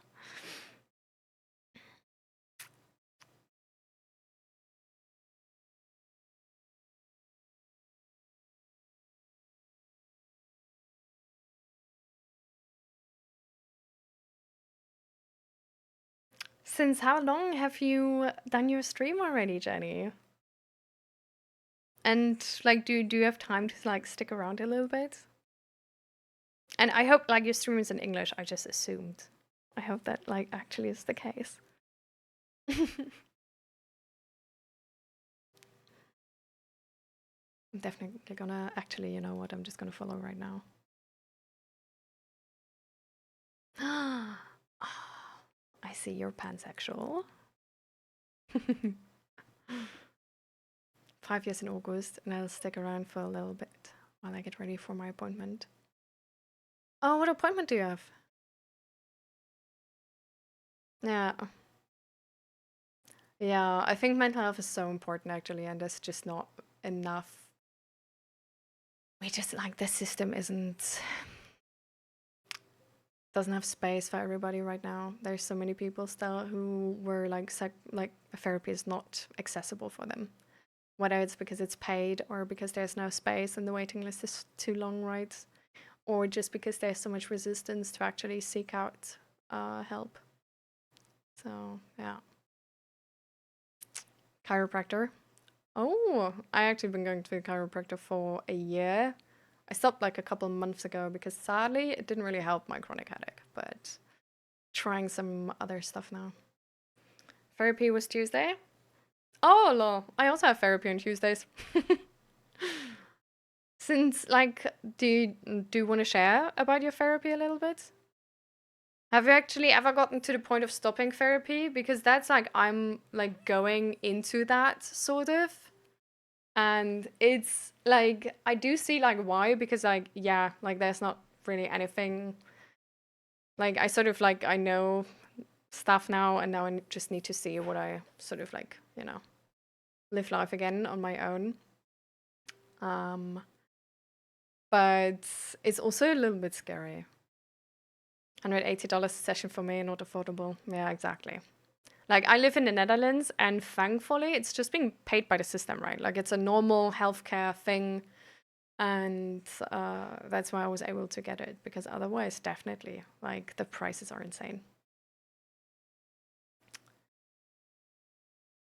Yes, but I still see her once or twice a month to keep her up to date in case anything crashes.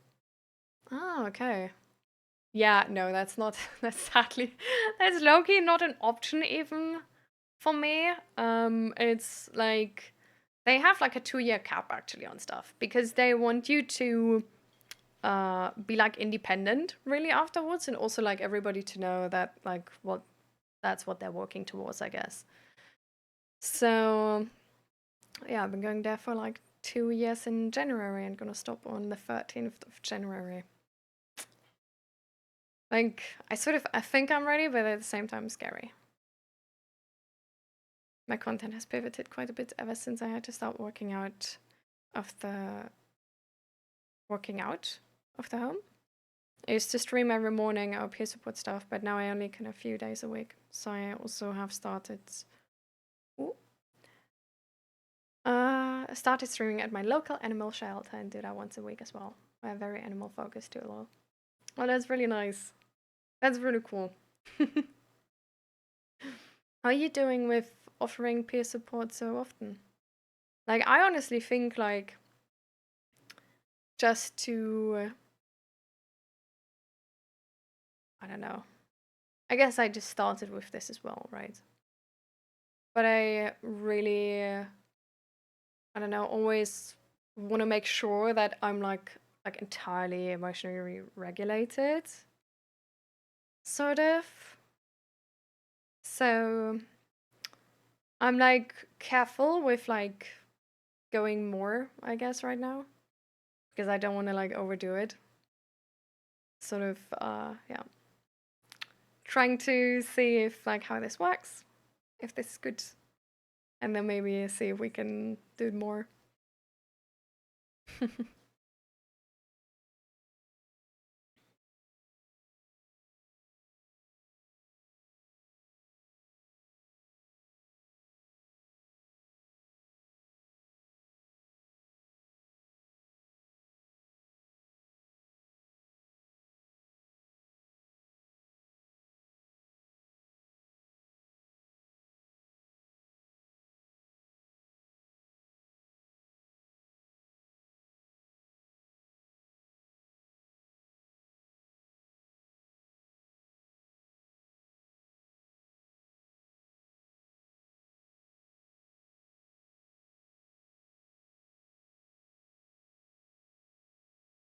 Hmm. Okay, actually, I feel like we might actually be doing a little bit different approaches to this. I think, yeah. Anybody else has a better idea how to describe this?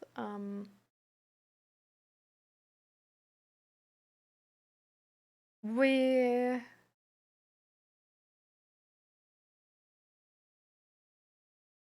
So we definitely also have these like mental health check-ins where we just sort of like check in with each other. And then we have some points where we just sort of like talk about studies and stuff like this and what they essentially tell us or about certain models which are being used in psychology. For example, I don't know if you know the window of tolerance. I think it's a really, really great model.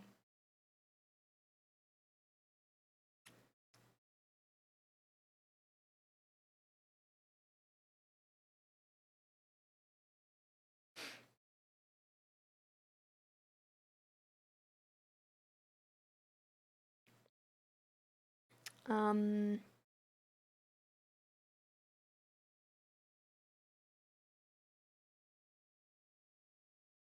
hmm. Yeah, it takes a lot, right? To like really like also like stay up to date. Like I noticed in the last couple of weeks, because like Christmas coming up, stuff's getting really stressful. Like I really didn't get around to read much. It's like I really try to sort of like read more, but I've been reading like I don't know, like 4 pages or something. I don't know. Like it's a big book, but like still, it's like maybe like 8 pages of like a normal book. I don't know. But looking from Jenny's Raid, my therapist and I talk about the window of tolerance all the time. It's amazing, right?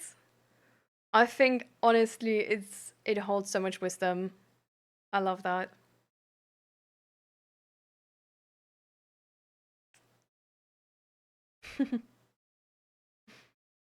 Yeah. Makes me feel like my tolerance window is quite small. Well, they don't talk to you about this for no reason, right? Like that's the annoying part. Like you always get brought up the things where you're bad at. But at the same time, I think the window of tolerance is really amazing in terms of like I don't know if that might offer you like some perspective. Like I also had like a rather small window of tolerance. And I've only been in therapy for like 2 years there, right? And like I'm not saying like this is gonna be like that quick for you, right? Because it really depends on your personal situation and everything. Um, but I never believed I would be able to be emotionally stable and like just healthy, you know, mentally healthy. And especially not in such a short time. Like I honestly thought like I was subscribing in for therapy for my entire fucking life. And now I'm mentally stable since I don't know, like 2 months. And like actually mentally stable. Not like a phase of grandiosity, but actually mentally stable. And I don't know, that's crazy to me. So it gets better with the window of tolerance. Like you can make like amazing progress with that. So it's not a statement which is gonna like, you know, which is staying and it's gonna influence your entire life. It's very changeable.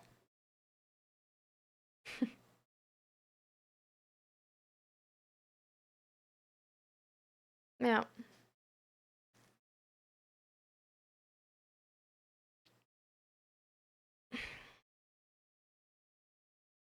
I can only agree with the statement as well.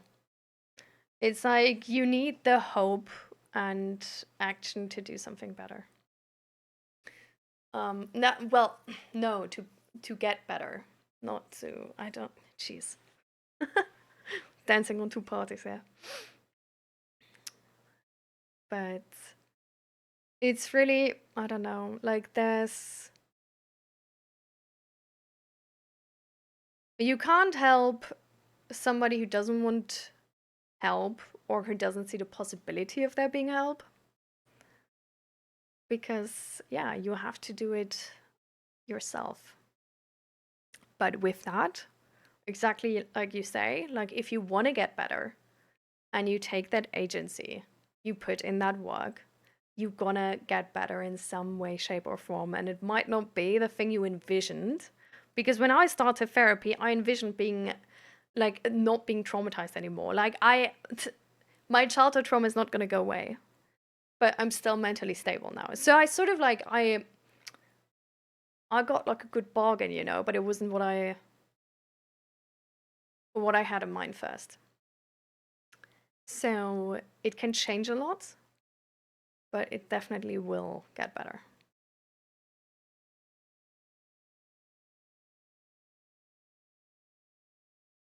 Yeah.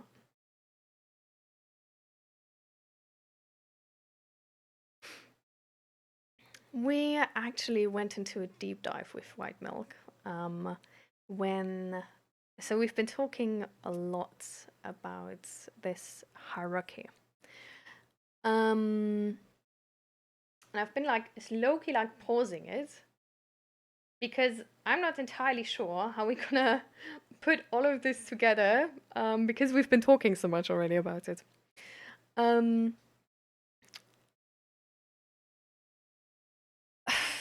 so how are we gonna do this?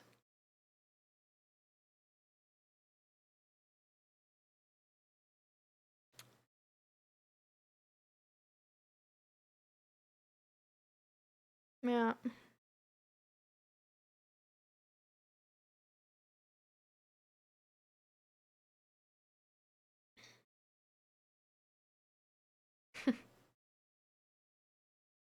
Make a deal with someone under the bed and life will be better. I think honestly that's maybe a great metaphor because I think we sometimes like if you especially if you have like childhood trauma or something like this, right? Or any type of trauma, you have like this sort of monster and you hate it and you sort of make it to be a monster. Um but that monster is just a disheveled child fucking scared and trying to survive. And if you take care of that little monster and if you protect it, it's like it can start to feel safer. And it might always struggle, you know, but it can become a very different situation from being just spontaneously overwhelmed to really, I don't know, being aware of what's going on right now and knowing what to do and how to handle that situation and feeling like you are still in control and not being overwhelmed by this. Oh, you still have 2 more to go, Guna? Is it going good so far, though?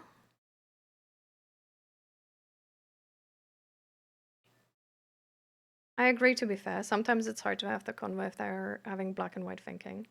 That's why I have to step back and say, okay, I hear what you're saying. And if that is what it feels best for you right now, then it is.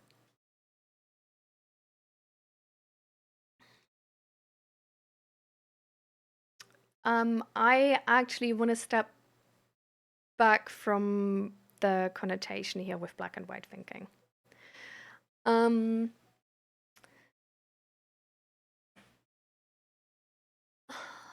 Because I think it's something which has like a negative connotation, right? Where I feel like what my white milk is saying, it's like there is a logic to it. And I'm not saying that black and white thinking is not having a logic. But I'm just saying that in our society, I guess, black and white thinking is more connotated with this, like you're unreasonable and you don't make sense. While I understand where you're coming from, white milk. And I understand how this is very real to you.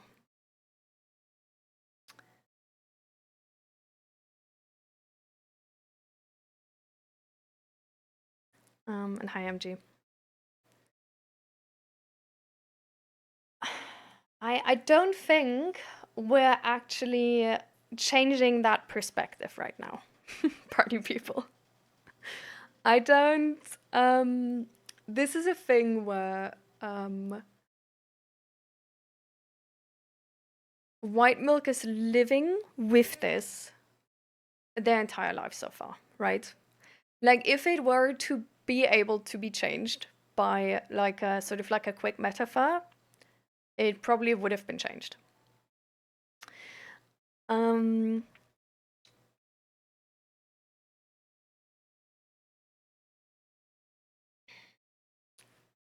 But the point I do want to make is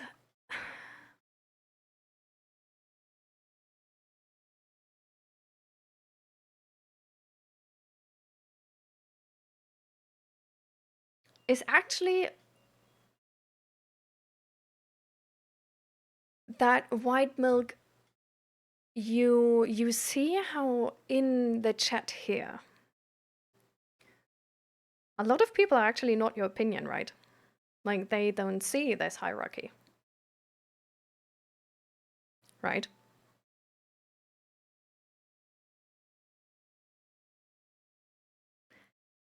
So why do you think that is? Like, is the hierarchy not there? Are we unaware of it, or are we lying? Or is there like a different option?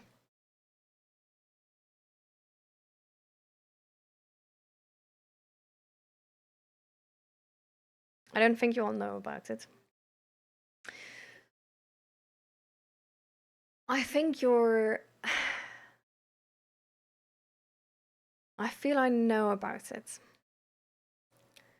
Because I think you're not wrong that in our society there is a hierarchy. And a lot of people take part in it. A lot of people don't.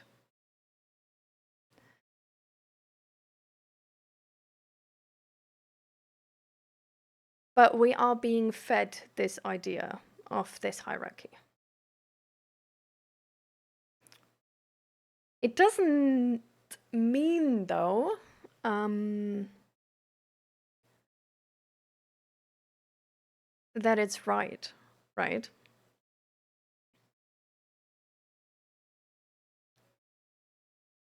Like, there's gonna be people who are gonna be threatened by you being smarter or being better at something, and who are gonna try to sabotage you. That's true.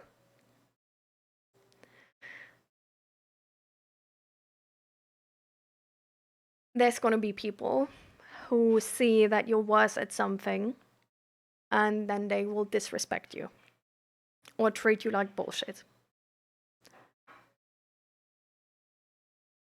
That is true.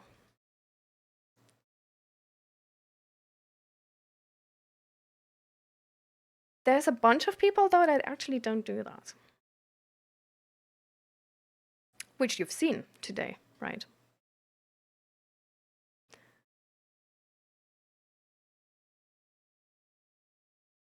Do you think the other people in chat and Zeg were lying to me about the hierarchy?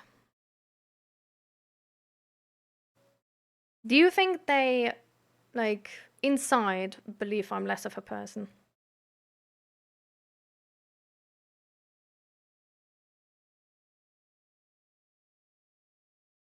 And they were just saying these things to be, like, polite or whatever.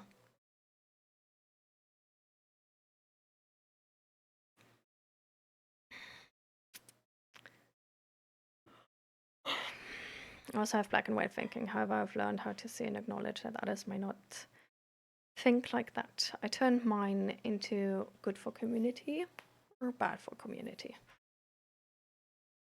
What did I walk into? Oh, big discussion, big topic. You will find out along the way. I back then also had a pretty like black and white thinking. The concept of mentalizing really helps. I don't know if you've heard about this.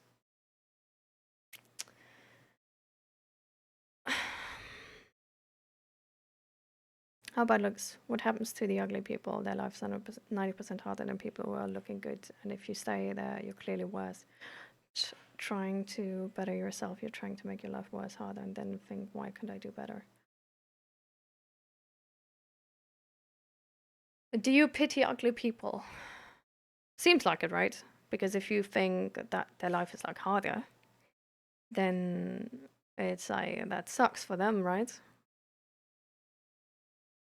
Or is it more like, well, they could do something about it, so they chose this? How are we judging?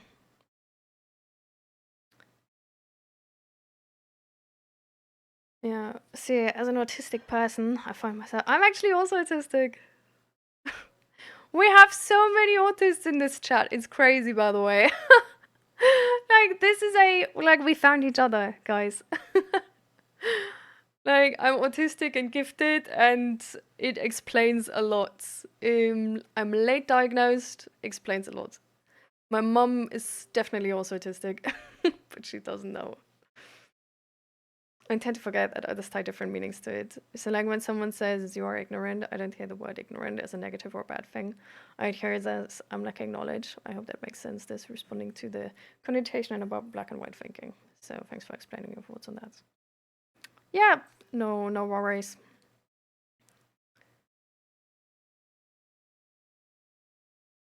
I hate being called ignorant. When someone says that, it comes across pretentious. Okay.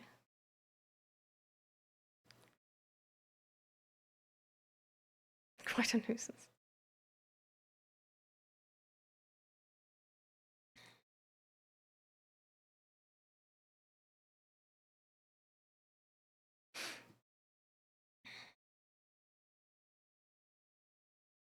Hopefully, anyway, you're right.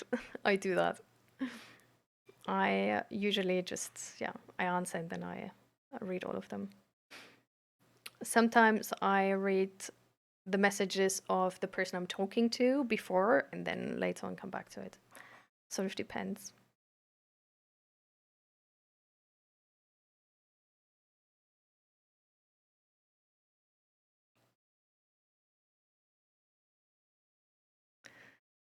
They can do something, but there's things they were born with. They can't change. But does that mean you're supposed to stay in the pit of sadness? No, it doesn't mean that you're supposed to get better as you can.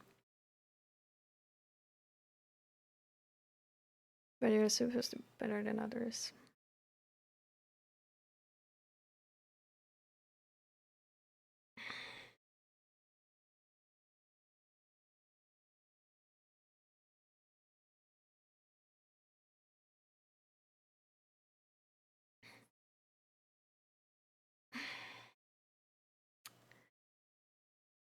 So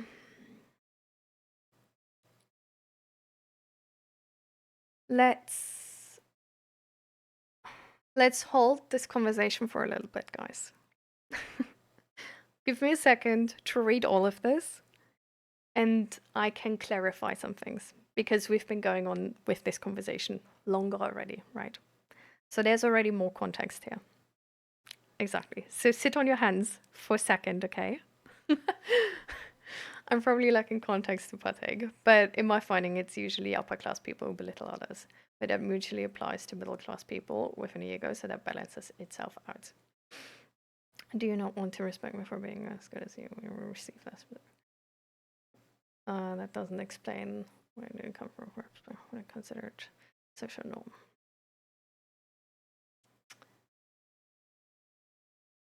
Okay, so we no, I was just here. I will get in my car and go pick up wrapping paper. I will not have until I arrive at my next destination. Once I tell you all I'm in my car, I will just listen. Okay. So see you then. So,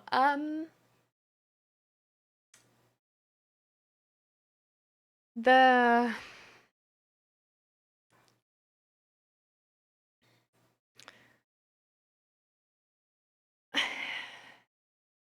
so the thing is, wait, what? Wait, no. Sure, go ahead. Why not?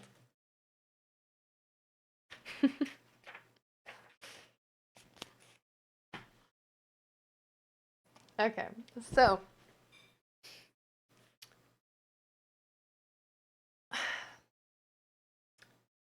back then, when I was a teenager, I was thinking the exact same like you, White Milk.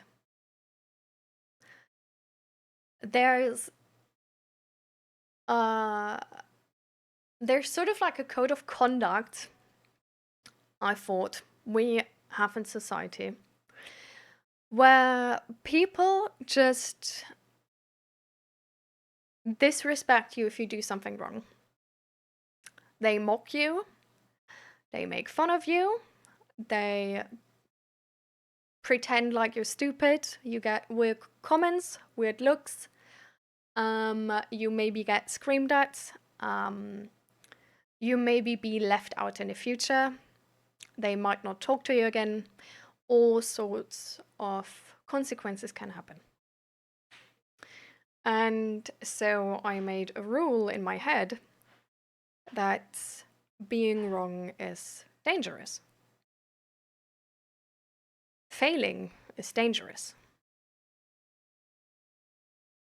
Because as human beings, we really want to be accepted. We want to be a part of society.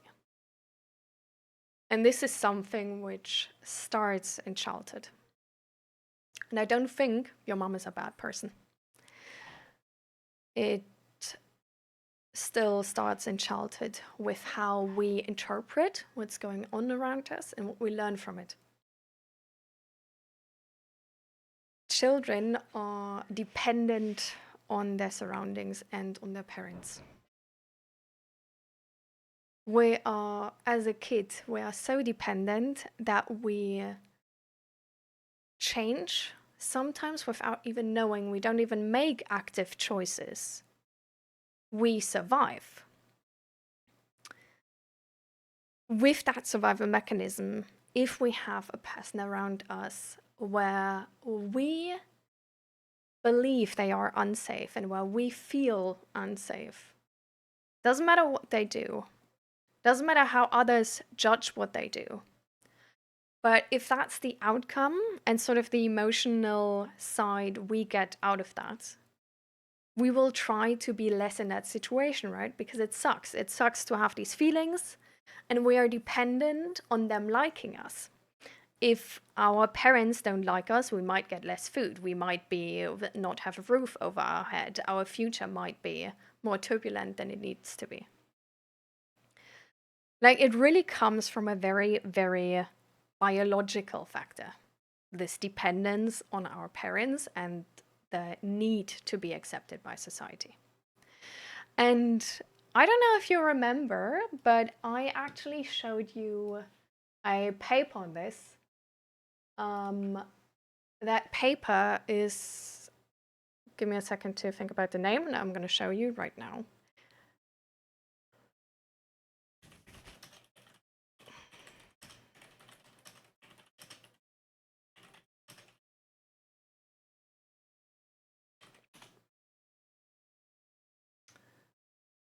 The paper is called The Pain of Social Rejection. Let me make that smaller for you so everybody can possibly read it. Okay, that's a little bit too far to the left, so let's do... That seems kind of good. Maybe 600. That's a bit better.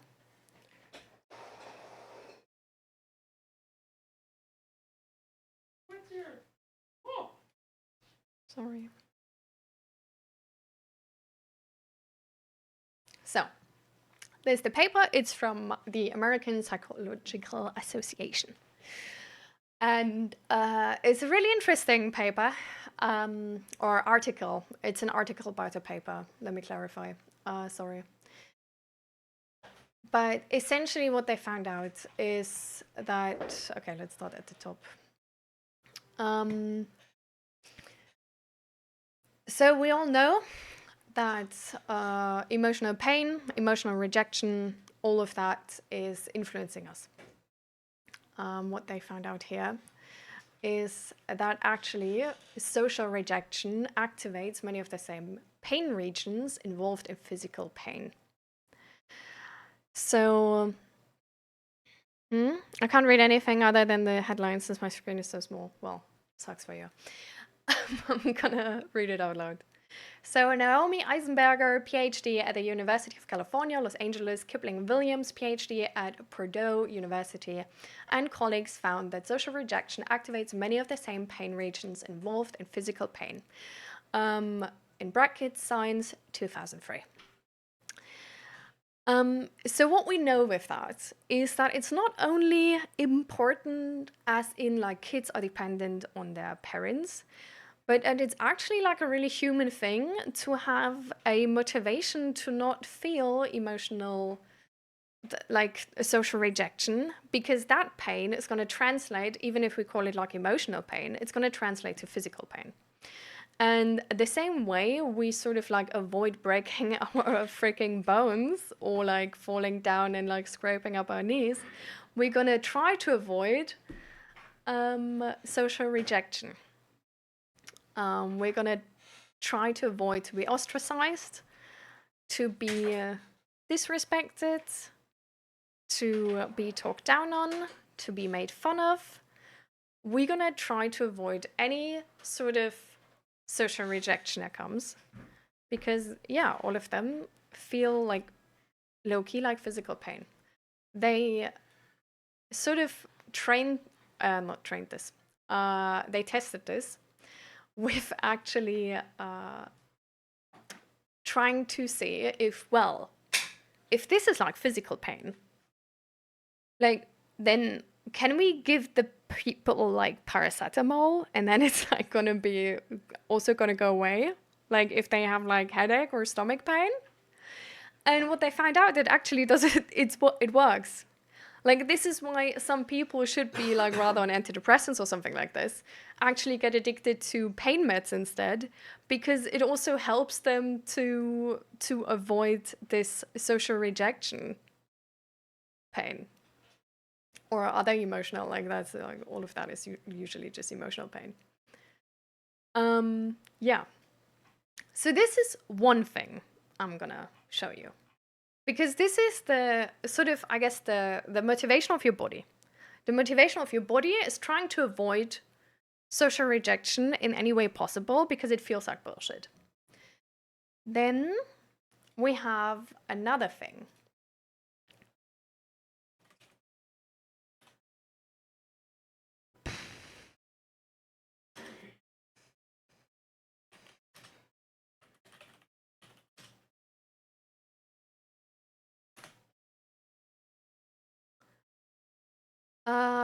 Which is called Tronic Still Face Experiment, apparently. And I'm just gonna put like a link from this here. Essentially, they like checked with babies. They had the mother like interact with the baby, and so this is even as a baby, right? They had the mother interact with the baby in a normal way. Like the mother is laughing, the kid is laughing, the kid is laughing, the mother is laughing, the mother is pointing somewhere, the kid is looking in that direction. And the kid and the mother are connected in that moment. And then they had the mother put on sort of like a still face and not have any reaction to what the child is doing again. So the kid was laughing. The mother didn't laugh. Content, emotionless expression. The kid was pointing somewhere, no reaction from mom. The kid, the babies, got so scared in that moment, so freaking scared from that disconnection. And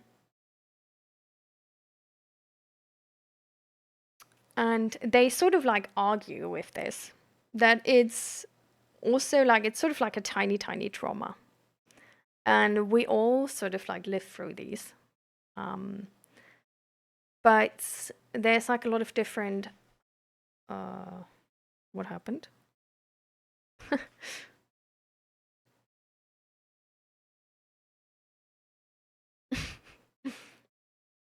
So Jenny said she learned about this in one of her classes. So even as a baby already, nobody of us remembers being a baby, right? Nobody of us was sort of actively there in that moment, right? We were alive, but like there is no recollection we have to that experience. But even there, we're so dependent on our parents that even like they don't even need to be mad. They just need to show no emotion, no compassion. Just don't mirror our emotions, and we're gonna feel like we're dying because we're dependent on them. And if they don't feel with us, if they are disconnected from us, we actually might die. Like, if they don't feel like giving us, like, food or anything, we might fucking starve. Like, we're dependent on them. So this is how that works. So what I'm trying to get down to with this is that we are made to, like, biologically to seek acceptance from society. First of all, our parents, and to be accepted by them because we are dependent on them. Like, we need them to like us. And then later on, by society in general. And if we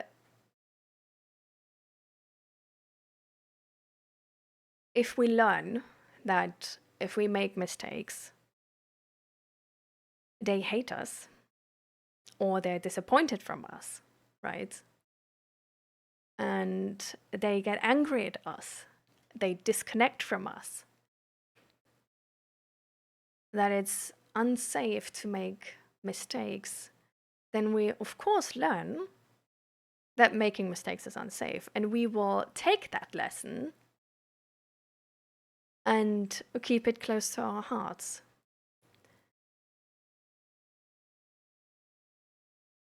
So it's not something, white milk, you learned from nowhere, you know? It's not something you were born with directly, but you were born with needing accepting and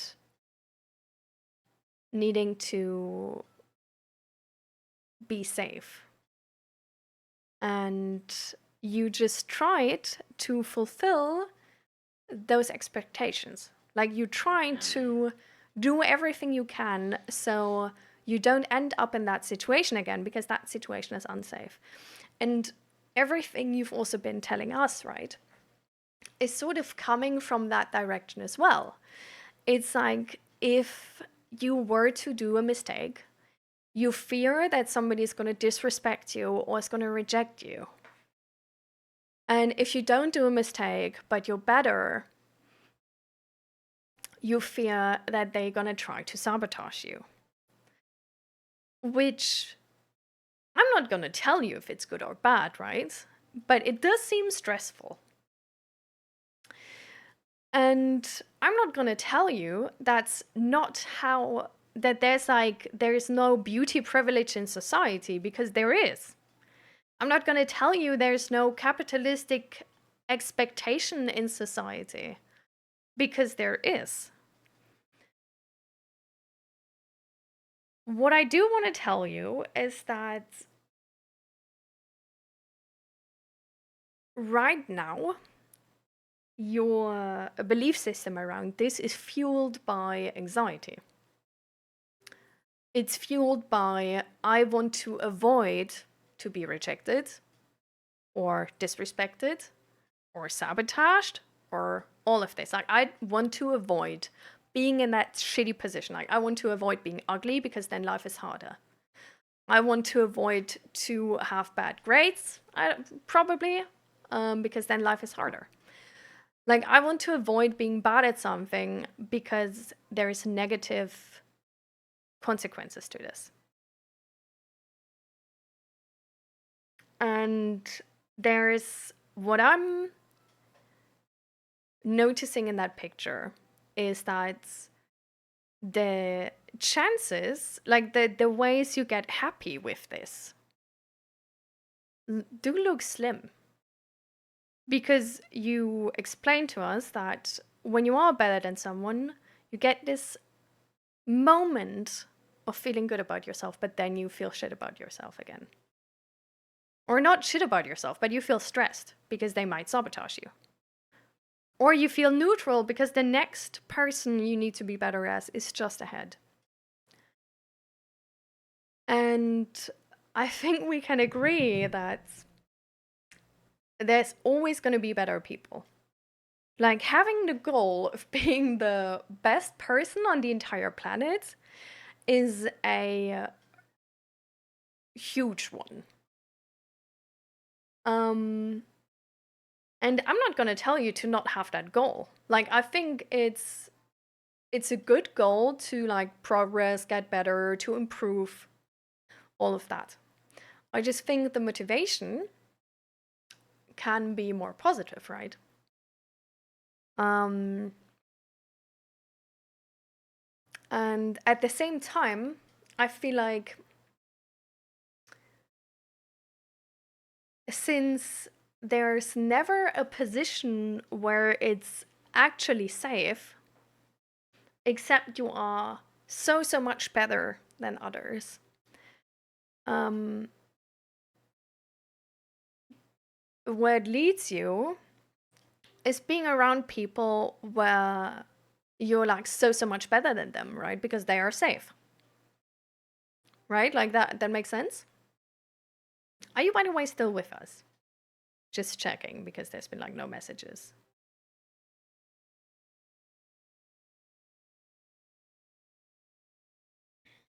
Okay, fine. Only way you're safe to be number one, the biggest Molly scene. Yeah. So, but is this leading to you looking for challenge? Or is this leading to you looking to be the best in a small pond. You know? Because you still have a need for safety, like everybody else has.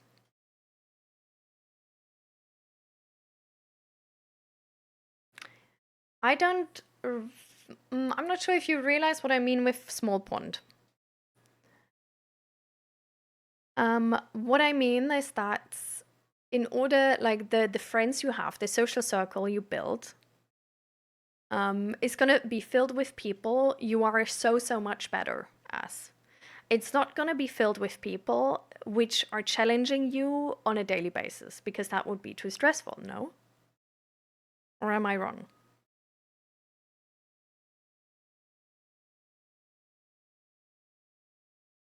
Yeah. So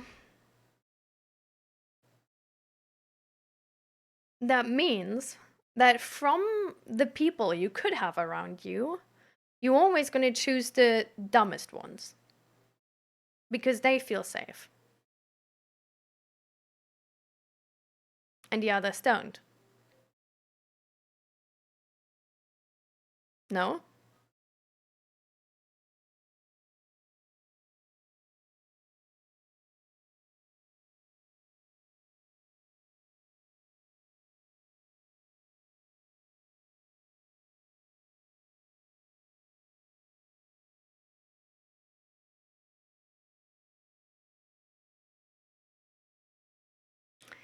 What if those people in the pond don't believe in your hierarchy?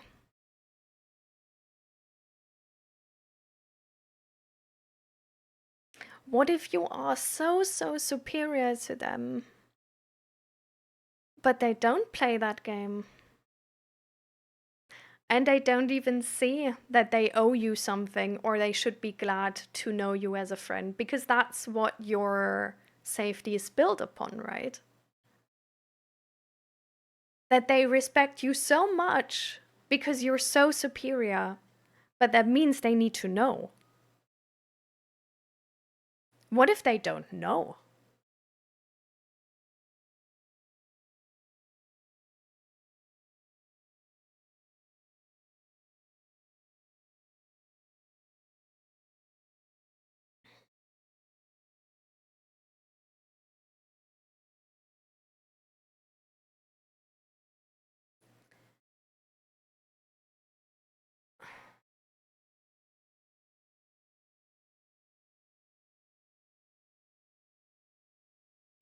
There's people who won't socially reject you for doing mistakes.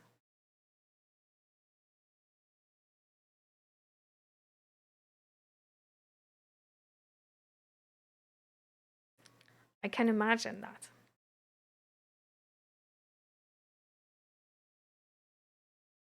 I mean, the emotional roller coaster you're going through is a lot.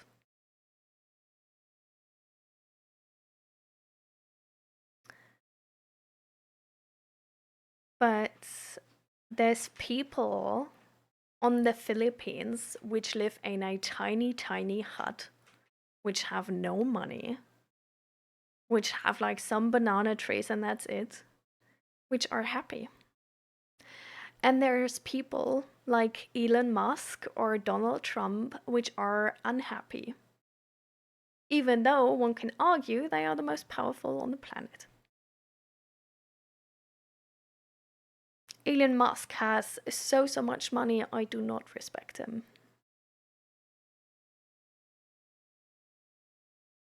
One could argue he's really successful.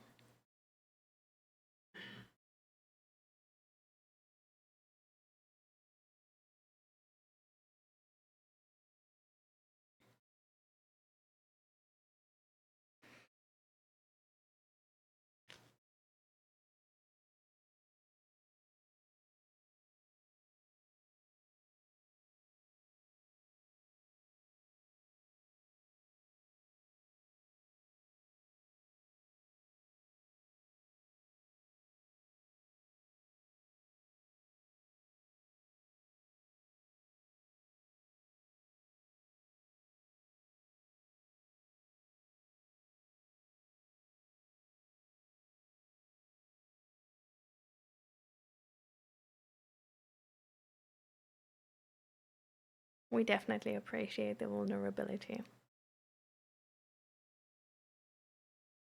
I think it's an amazing thing to like bring this up like this. Just sort of like, because it's a difficult talk. So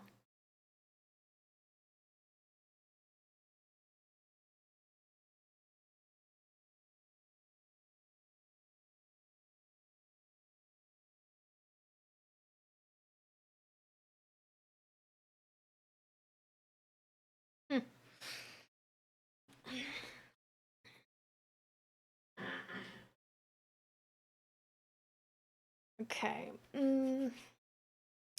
I don't want to get into these details because I feel like these details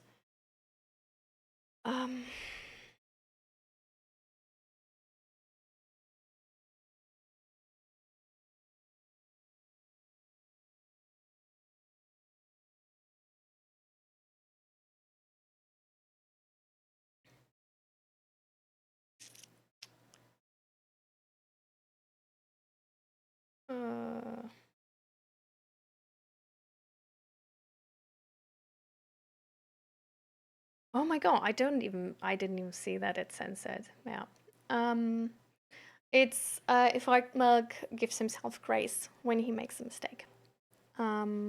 Or if he rejects himself when mistakes are being made. All my streams are, by the way, like uploaded to YouTube, just in case.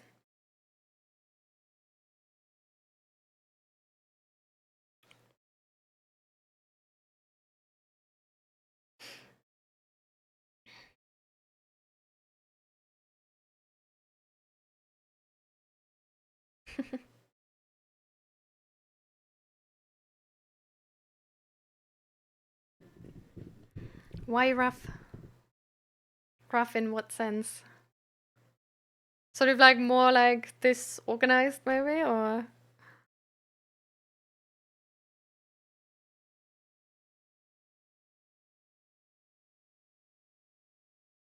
Well, I can't I can't have like all the VODs on Twitch because Twitch is has like only like a limited amount of hours. Being able to like hold a limited amount of hours.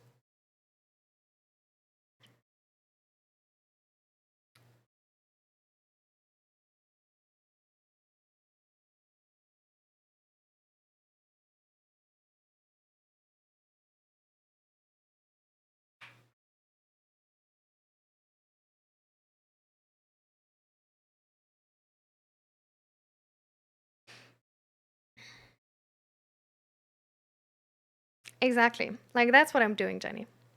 So, like I still have to get back to the last ones, but the first like 15 or something are already up there. Yeah.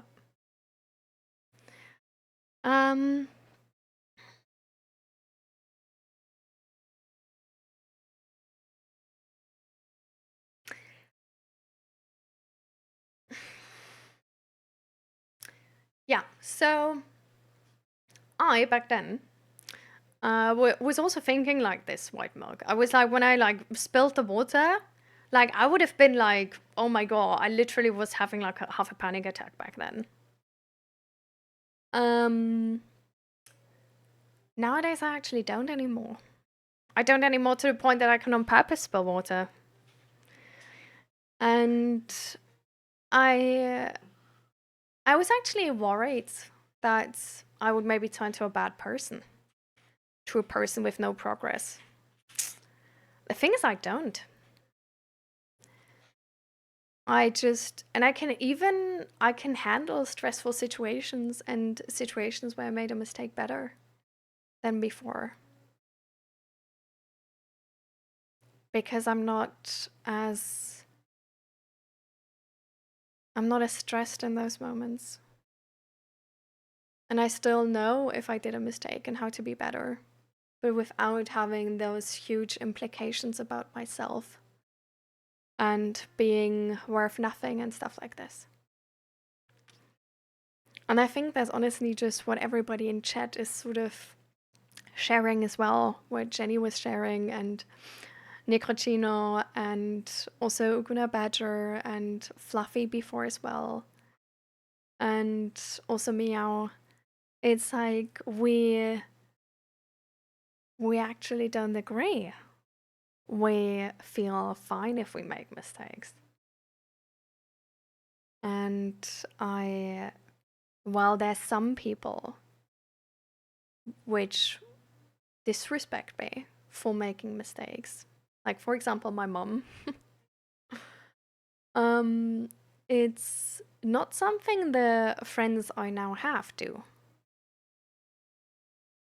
So, but the friends I now have, I wouldn't have them if I would disrespect them if they made mistakes, right? Because this is going like both ways.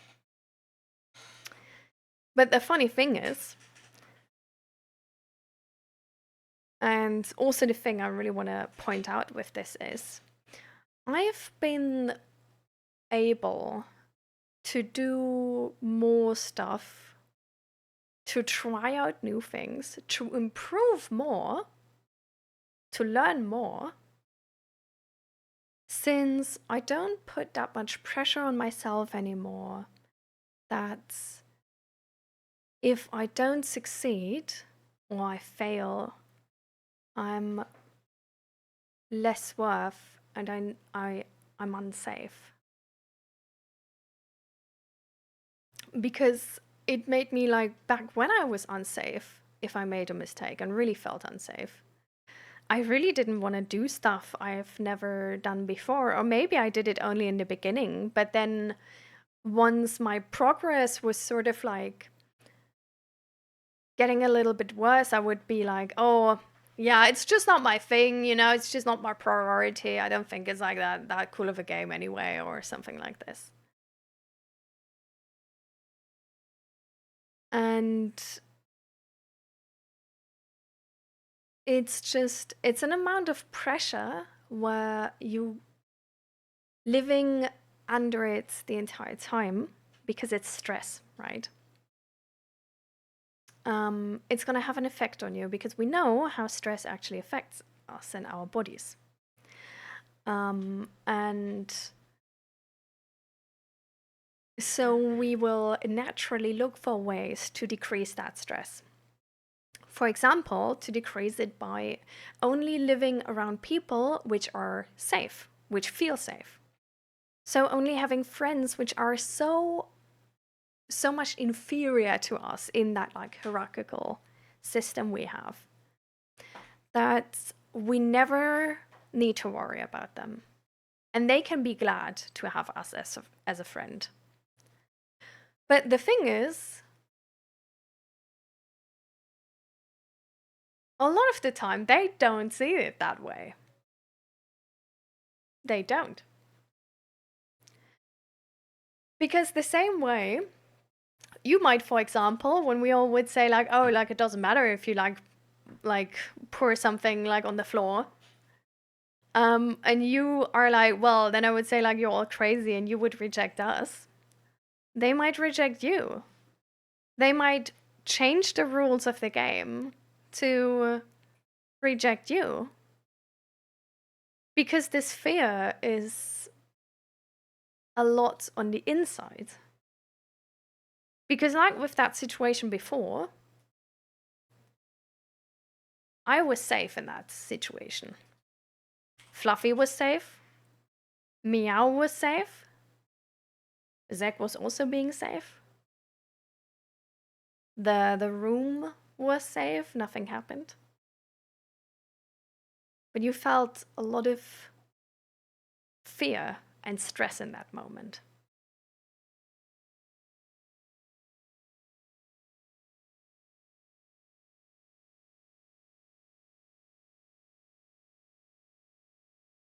Where at the minimum, it's draining your energy. But what it could have something to do with is, for example, your insomnia. Because if you feel so stressed, insomnia is a side effect of stress. Also, the skin problem you have. Stress it could be a side effect of stress.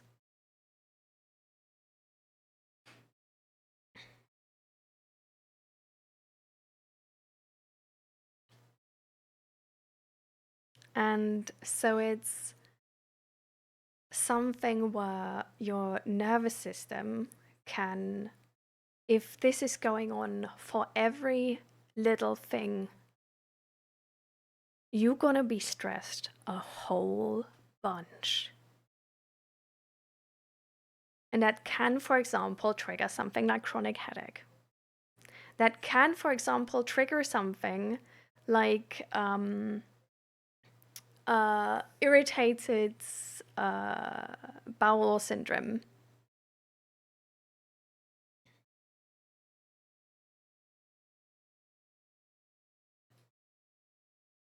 It can literally give you heart disease and making your chances to die of any disease really way, way higher.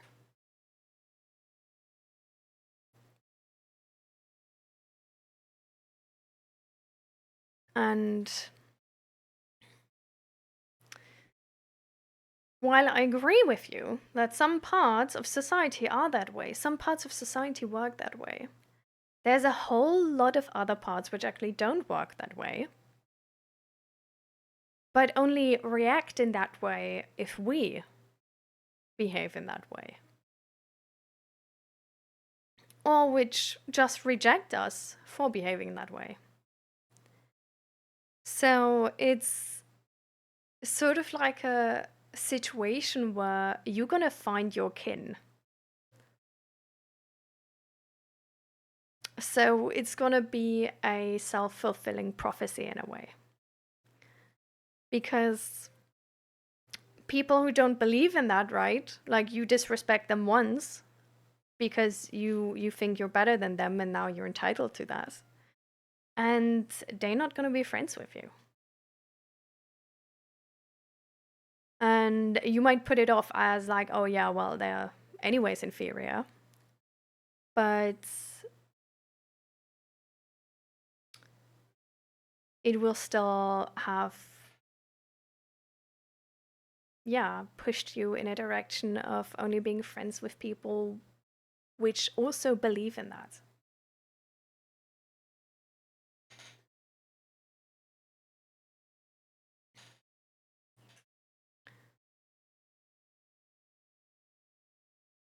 And yeah, the thing is, you don't need to feel that way. And it's not the best safety system, actually. It's like you can sort of regulate that to an extent where, like, I was aware, like, I shouldn't, like, step in this. Like, I was more aware that I don't want to step in this because I don't want my socks to get wet. But I was aware that, like, somebody could slip. I did it in a way where it was safe. I knew there was nobody around. I knew I just not gonna step into it.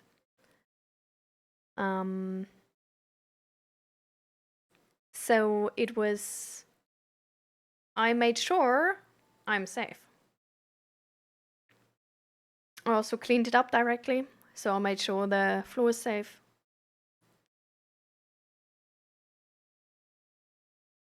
If you have a whole-blown panic attack when something happens, you're probably not gonna be able to react as quickly as you would want to, or as good as you would want to.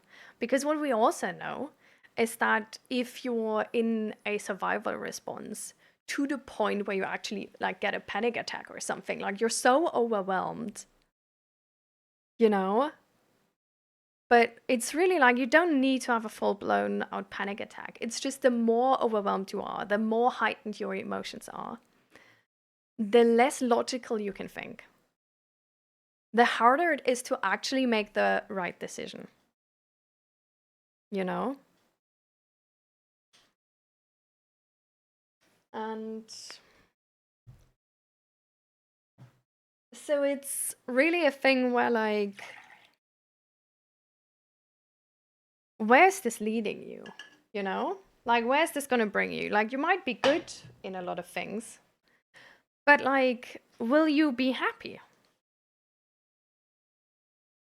Will you be able to have good friends where you can be there for them if they make mistakes?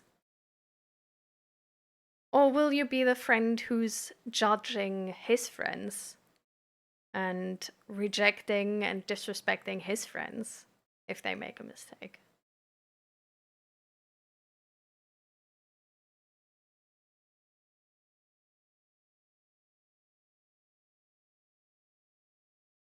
What if your wife is smarter than you?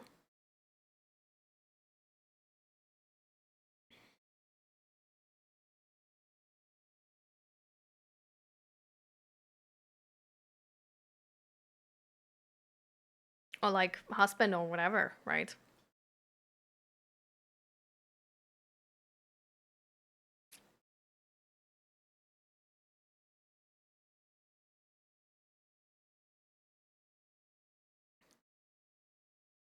And who is profiting from that? You being scared to make mistakes and pushing yourself over any type of boundaries or limitations in order to be the best. This is profiting capitalism the most. Because you don't even like really enjoy being good at something. It's more like this is necessary to not feel scared the entire time.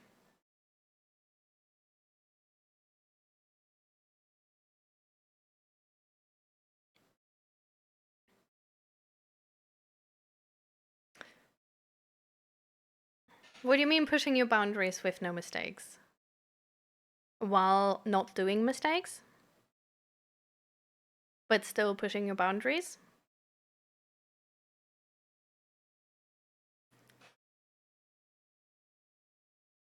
That's what I'm saying. Like, this is coming at a price, statistically.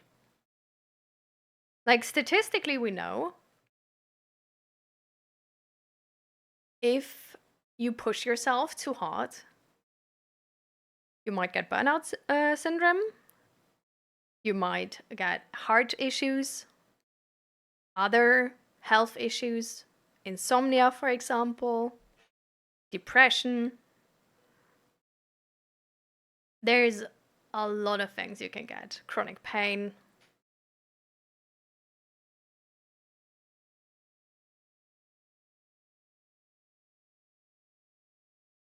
Is it worth it?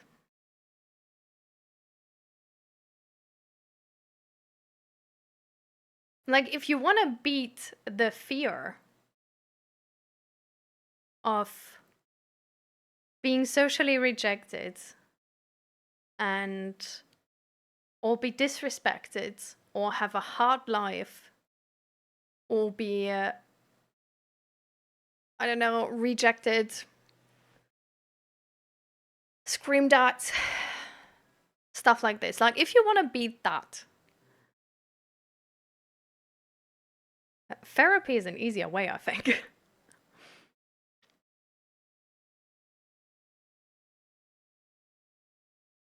Because being the best never ends.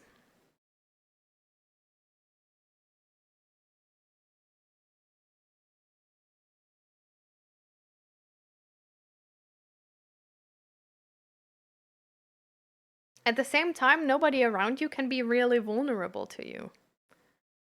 Because your friends are going to find out that whatever they tell you, if you in any way, shape, or form see it as not good or something, you're going to judge them. So they won't tell you. So people will be dishonest to you to try to keep their face. You might be dishonest to people to try to keep your face, which is in a way of true connection.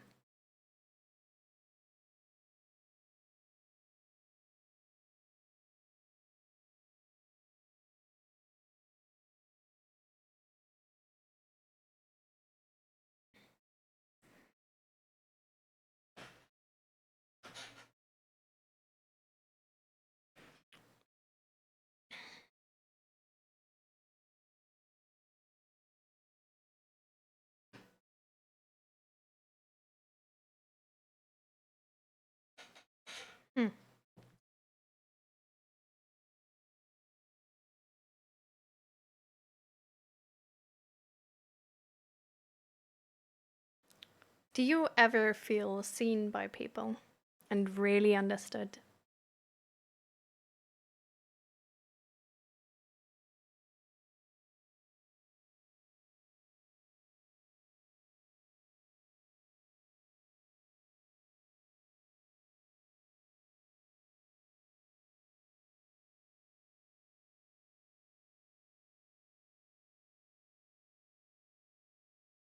Seen, yes. Understood. I mean, what normal person usually gets. Do you feel isolated and lonely?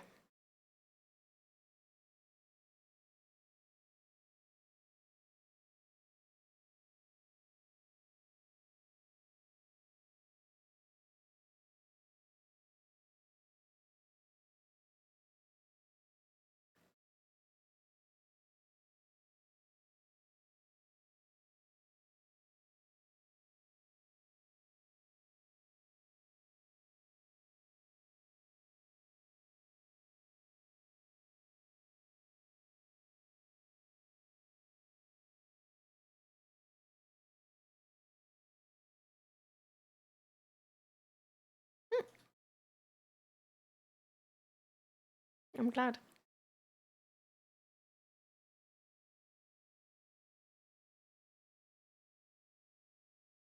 Yeah.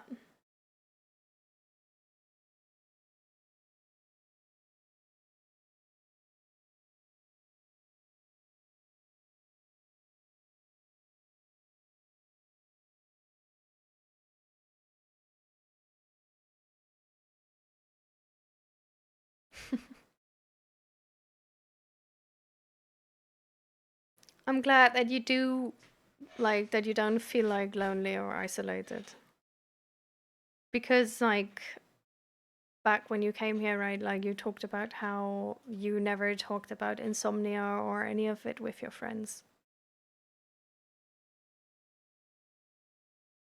So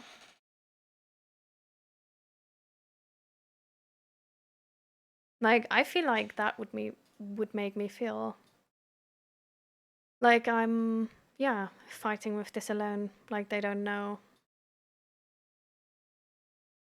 Like they can't help me. And I'm battling this alone, I think.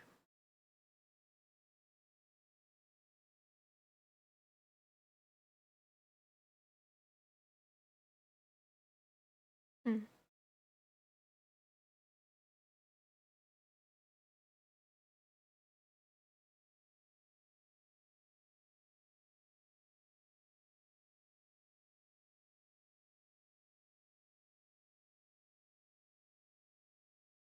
I mean, that's like fine, right? I don't say that it is or something. Um I'm just saying like if you ever like want to do anything against the stress you feel in moments of like spilling water or something like this, like you can train that. You can get better at that, you know? And then it's just helps you to yeah, just maintain your physical health better and have like more energy. Because of the like yeah, the signs we have, right? That we know that like stress is like causing like a lot of physical health or mental health issues or can cause a lot of them. So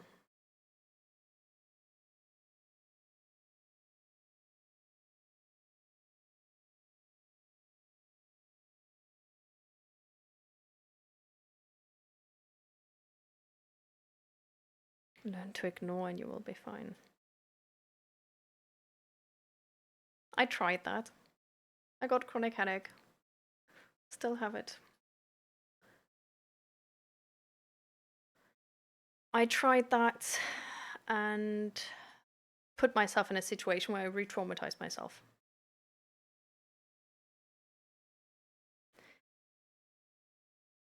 But I feel like we're the point where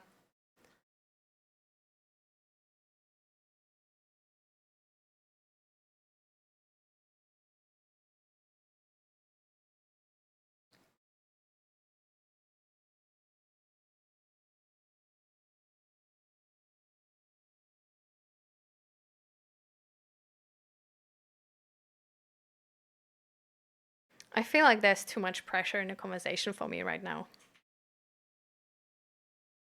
And like not for me necessarily, but I think for this to do anything.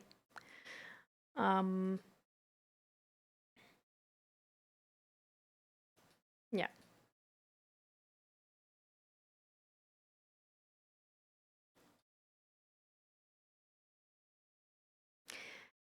That's what I mean. Like, I think we have a certain expectation here. And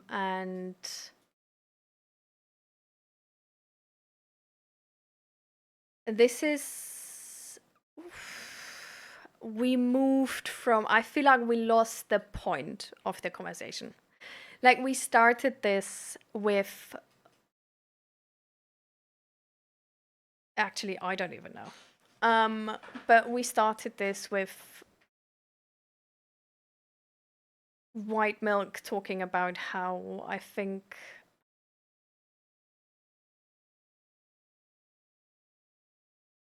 yeah, bro, I don't even know anymore.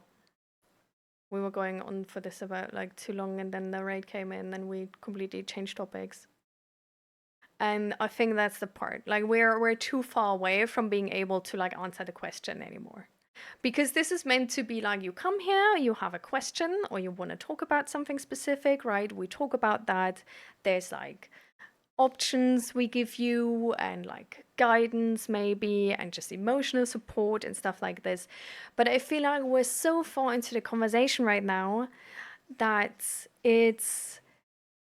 we like, I don't know, it's coming across to me that like White Milk is sort of in that like feeling pressured to be convinced that like his way is wrong, where I'm like, this is not what we're supposed to do here, or what I'm sort of trying.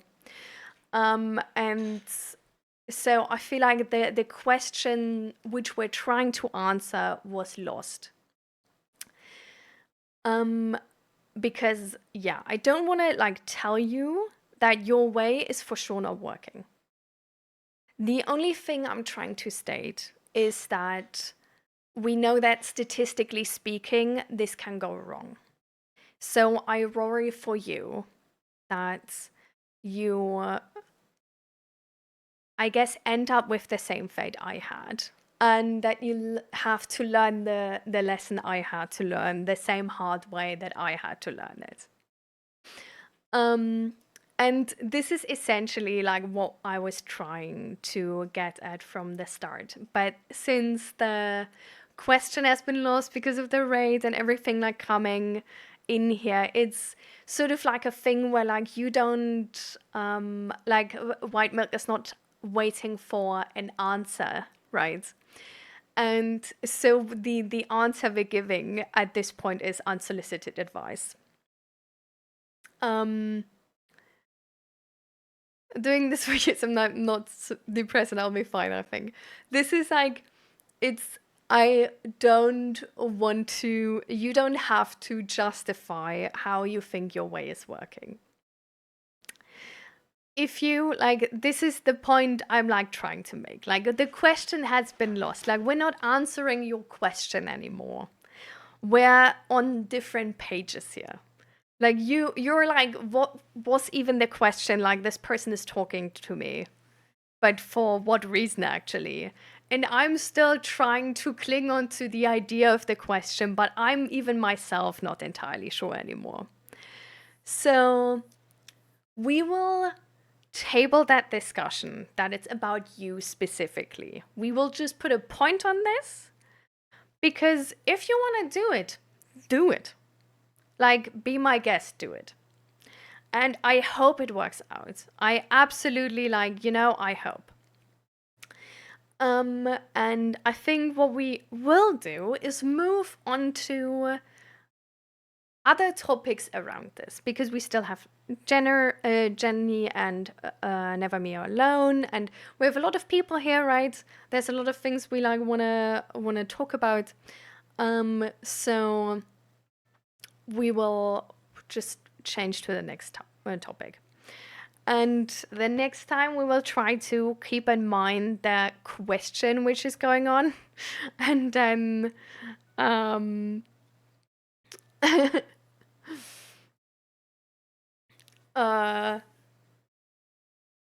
yeah. Anyways, yeah. But let's put a point on this, because we don't talk about the same thing anymore. And this is like something which is important, right? Because if you don't discuss around the same question anymore, there's not an option for a resolution, right? Because if the question is being lost, there's multiple answers which are now applicable while being the wrong answer for the other person, because you might disagree on the question. So you inherently, you don't know if you're talking about the same thing. There's no way to prove if you're talking about the same thing, because nobody knows the question anymore. So now the sort of answers to the question are also absolutely it's it doesn't make sense. So this is why we all if it helps you, because I know this can be hard to table, because there's a lot of thoughts we have.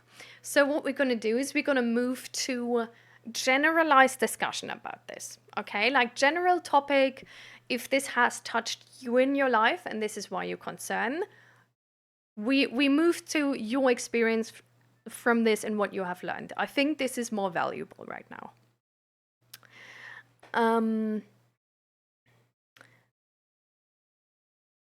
Because, yeah. There's, right now, we're trying to be that person who's, just, trying to get a blind person across the, red lights. Green lights situation, while the blind person wants to go the other street. You know what I'm saying? This is. Have you seen those skits? It's really funny, actually. It's been sort of, I think, a awareness skit about ableism, and how ableism can also, show up in that regard, right? That you just assume so many things for the other person, and you totally neglect their personal choice in that moment. And then you're just you see them standing somewhere, and you're oh, they want to go across the street. Come here. And this person's what is going on? I don't want to. Now I'm at the wrong place. So.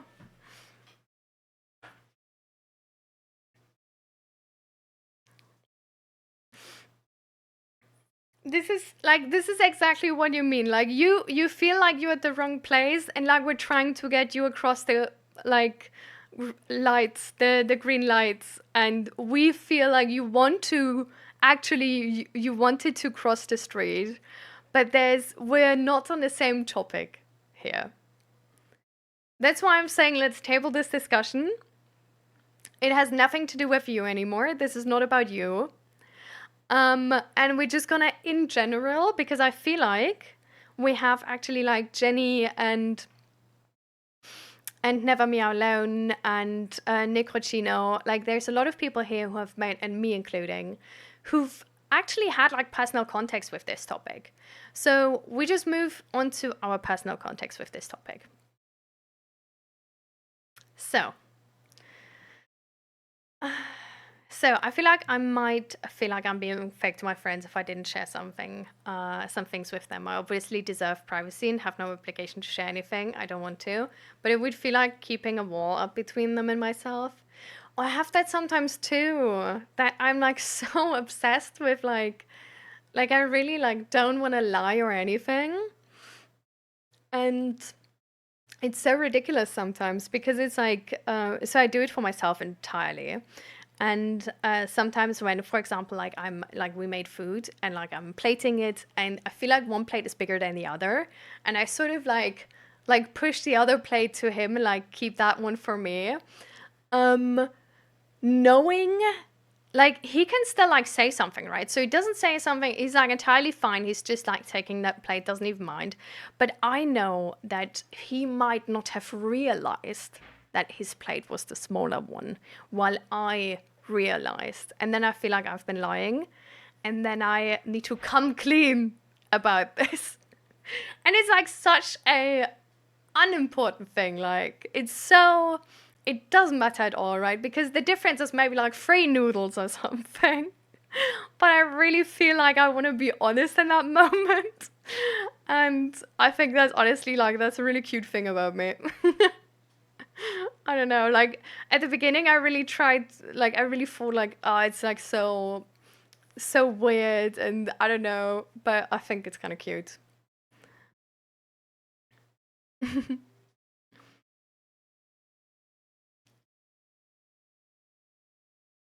Honestly, sometimes sharing things with friends that are struggles or a nuisance oftentimes helps create a support system. Yeah, absolutely. It's like, I really did notice though that it can sometimes be like for me, it can be so annoying actually to make new friends because I'm so uninterested in small talk. So, yeah.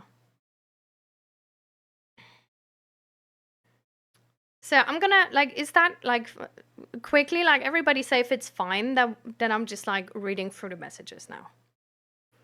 Because I just noticed I have a lot of messages to go. So like, should we do that or should we like start now?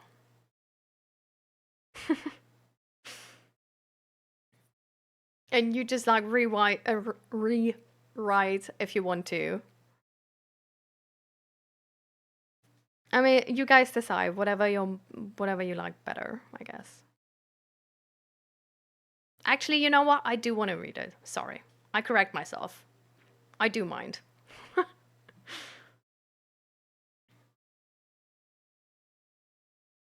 You're sorry if you offended anyone. I didn't see any of your messages yet, so let's put this on hold. Okay. I could check Discords.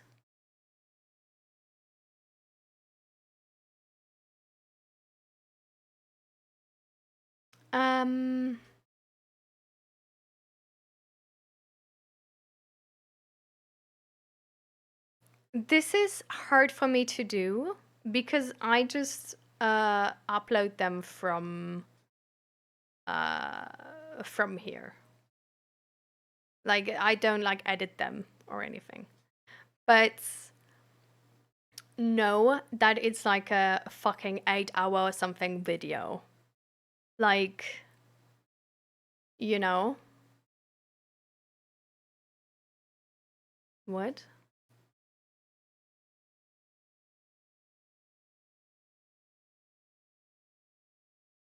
No, the thing I'm meaning is that the comments are here, right? So I would have to edit out some of the video. That's the thing I'm saying. This is not something like I do because I just upload them like from Twitch. But it's fine, love. It's like it's an 8-hour video. It's like because I don't edit it, right? So it's like also you clarified a lot. It's fine. Like nobody in the stream ever thought anything bad about your mom and dad. I still don't.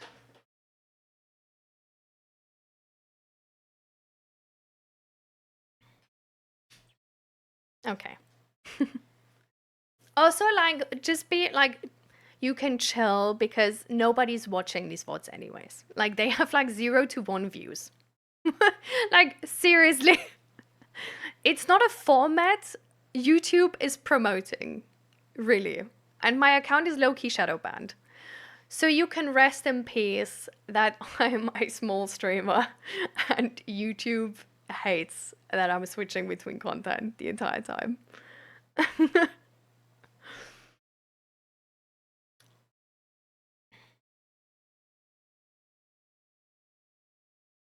To edit it for me? In which way you mean?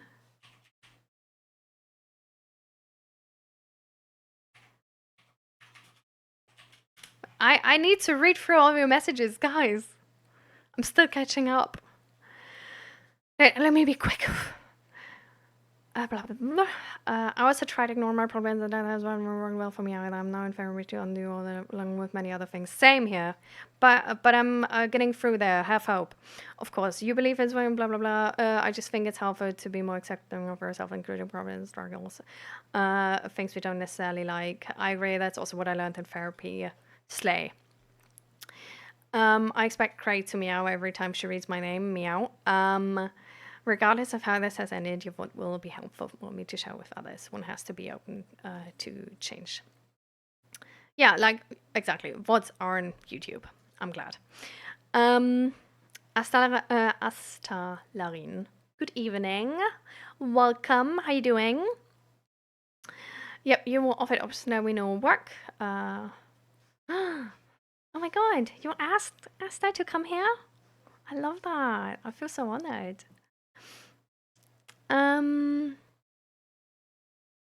I appreciate your time with this. Love you. Okay, baby. Going to walk the doggo. We need doggo pictures. Please pay pet tax on the Discord. Thank you very much. You're obviously not. You don't need to if you don't want to, but like, you know, it's like social courtesy. I've established that white is the main character. Anyways. Goodness, you're awesome. Oh my god. Okay. I will take this and treasure it. For me, this discussion really brought up thoughts on what my own goals are for myself in therapy and things I've been trying to focus on. It definitely brought me to be more like self-aware in my thought processes. I'm glad. What could I eat today? Sushi, Fluffy. Always sushi. I'm also interested in small talk. Well, have you ever considered to be autistic, maybe? I mean, it doesn't need to be, of course, but I'm just saying, we do seem to be a lot alike, Necrocino. Yeah, I still don't really have seen a comment from you guys, Guna Badger, so you're fine, I think.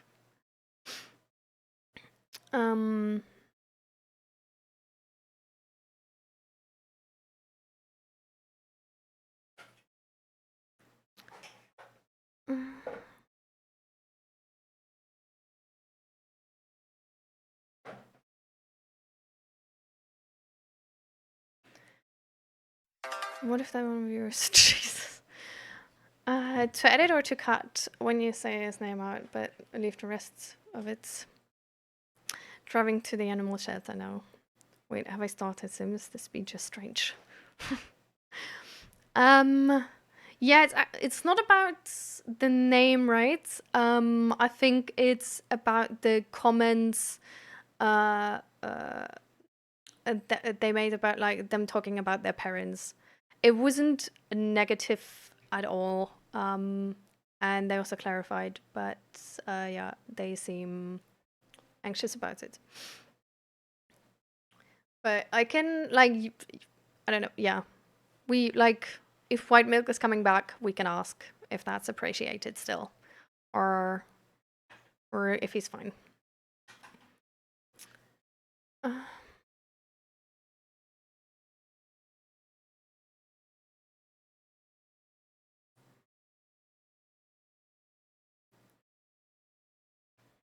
I better follow.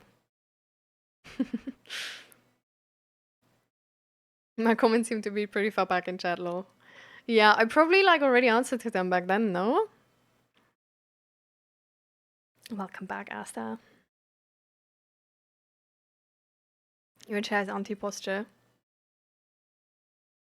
What do you mean?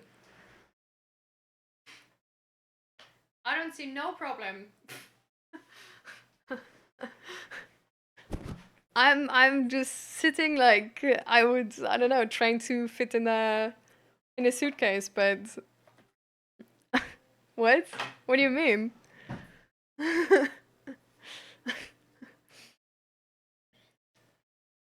Let me draw you like my French girls, please do.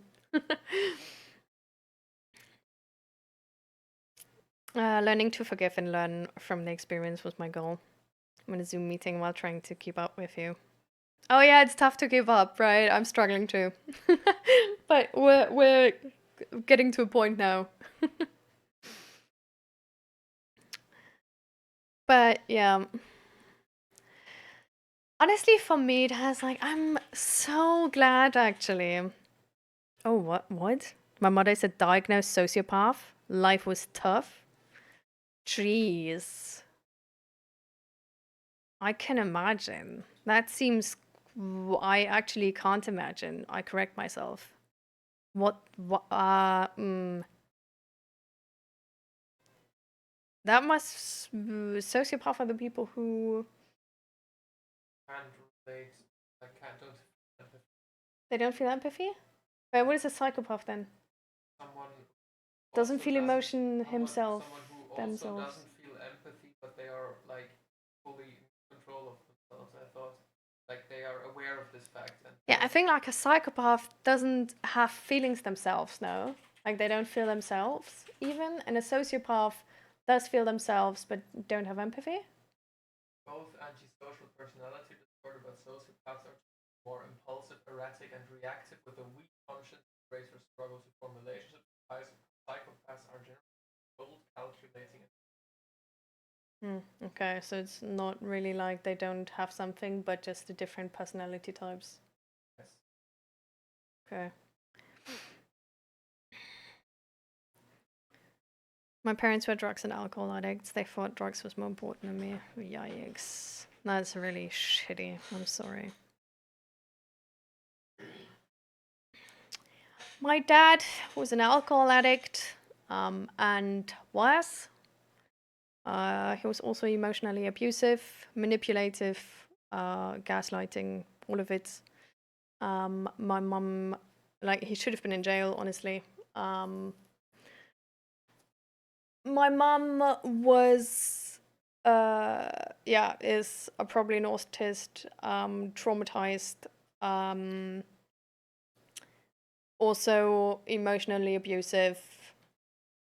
Uh, yeah, tough life.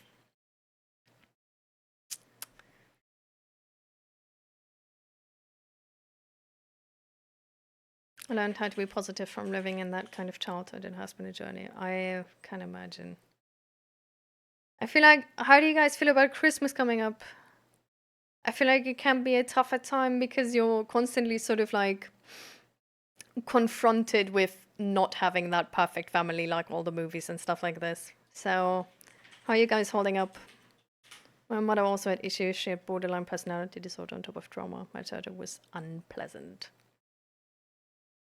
A sociopath is no formal diagnosis, anti-personality disorder. Ah, okay. Yeah.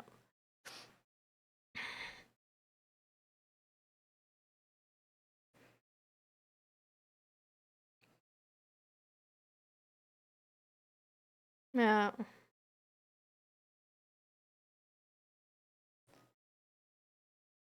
Yikes. I've arrived at my final destination. That sounds like you're going to a battle or something. But I wanted to say, yes, I invited Asta. He's in the Netherlands. What? He's been one of my long-time community members. He's a great human being. I also live in the Netherlands, Asta. Hey, yo. Let's go. So, Jenny, where do you live then? My mother also used drugs and alcohol to self-medicate. Ooh, I love to hear that. Oh my god. I'm still alive. Yes, I'm scared and traumatized, but I'm alive. I guess that's something, am I right? But it can get better. Like, I really thought with the bullshit I lived through, I would be in therapy for like my life. But I literally, like, it took me 2 years and I'm so much better now. Seriously. I mean, to be fair, I had like 1 year of like low-key useless therapy beforehand, which still taught me the lesson though that it's how do I say that? That not every therapist needs to be good. Does that make sense? I think that's a lesson. Like, also, that's not going to be like a self-fix. Like, they're not going to like therapize me, but I need to like work myself. So I guess that was a good start to then actually start to get to work in with my now psychologist. My mom is religious.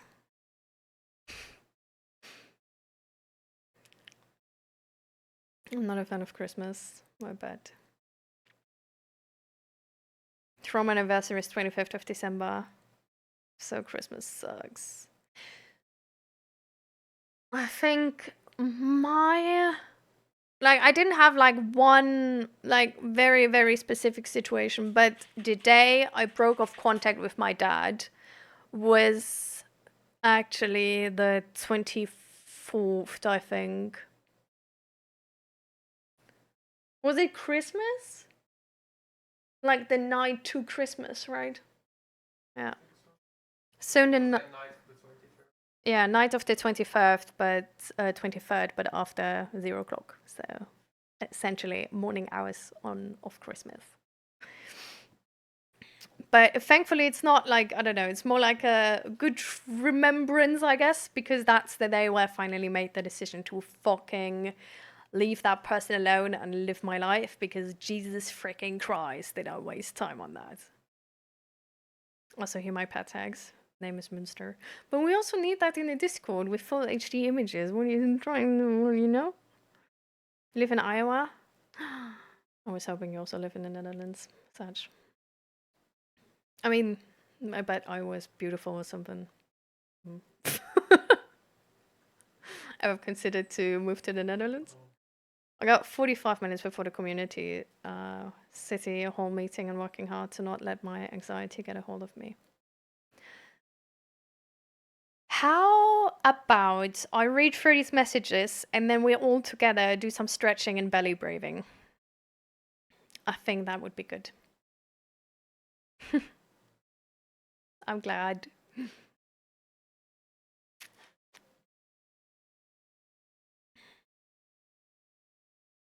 Came to say I'm probably not gonna come back. I'm gonna do shit now. Do so. Oh, we had a long talk. You were here for a long time. I get it. Go for it. Do stuff. I'm in a 16-year phase. Why is it December? Like, why is it Christmas or the day after Christmas for everybody of us?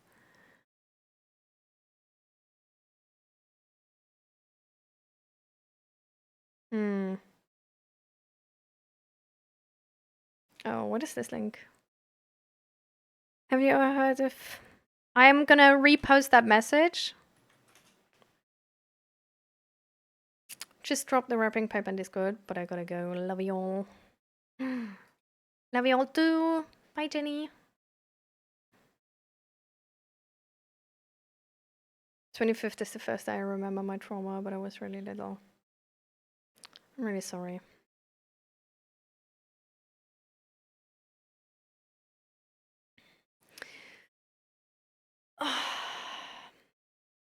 Yeah, trauma sucks ass, bro. Not against any people sucking ass, though. But...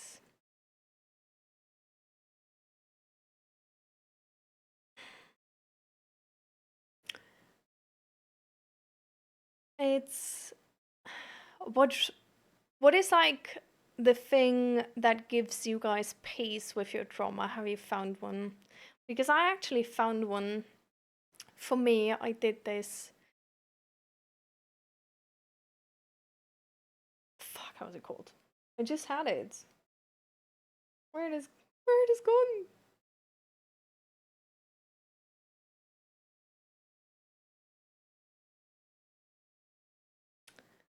Rescripting. I got it. It's called... So I did rescripting trauma therapy, which is essentially you go back into that memory, you give your therapist like a quick heads up about the entire situation.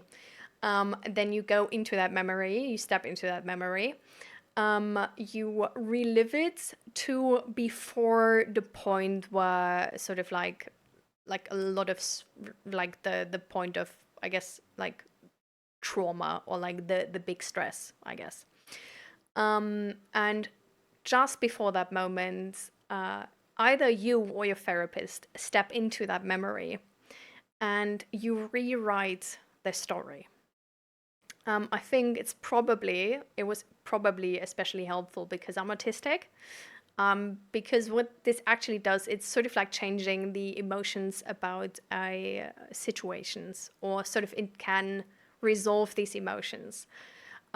Because for me, fairness is sort of like a bigger thing, right? And like something being ethically right or ethically wrong, because it has to do with like how I believe in the world. This situation being like unfair and nobody there being to help, was sort of like breaking my worldview, in the sense that if that situation has happened, this world is unfair and shit.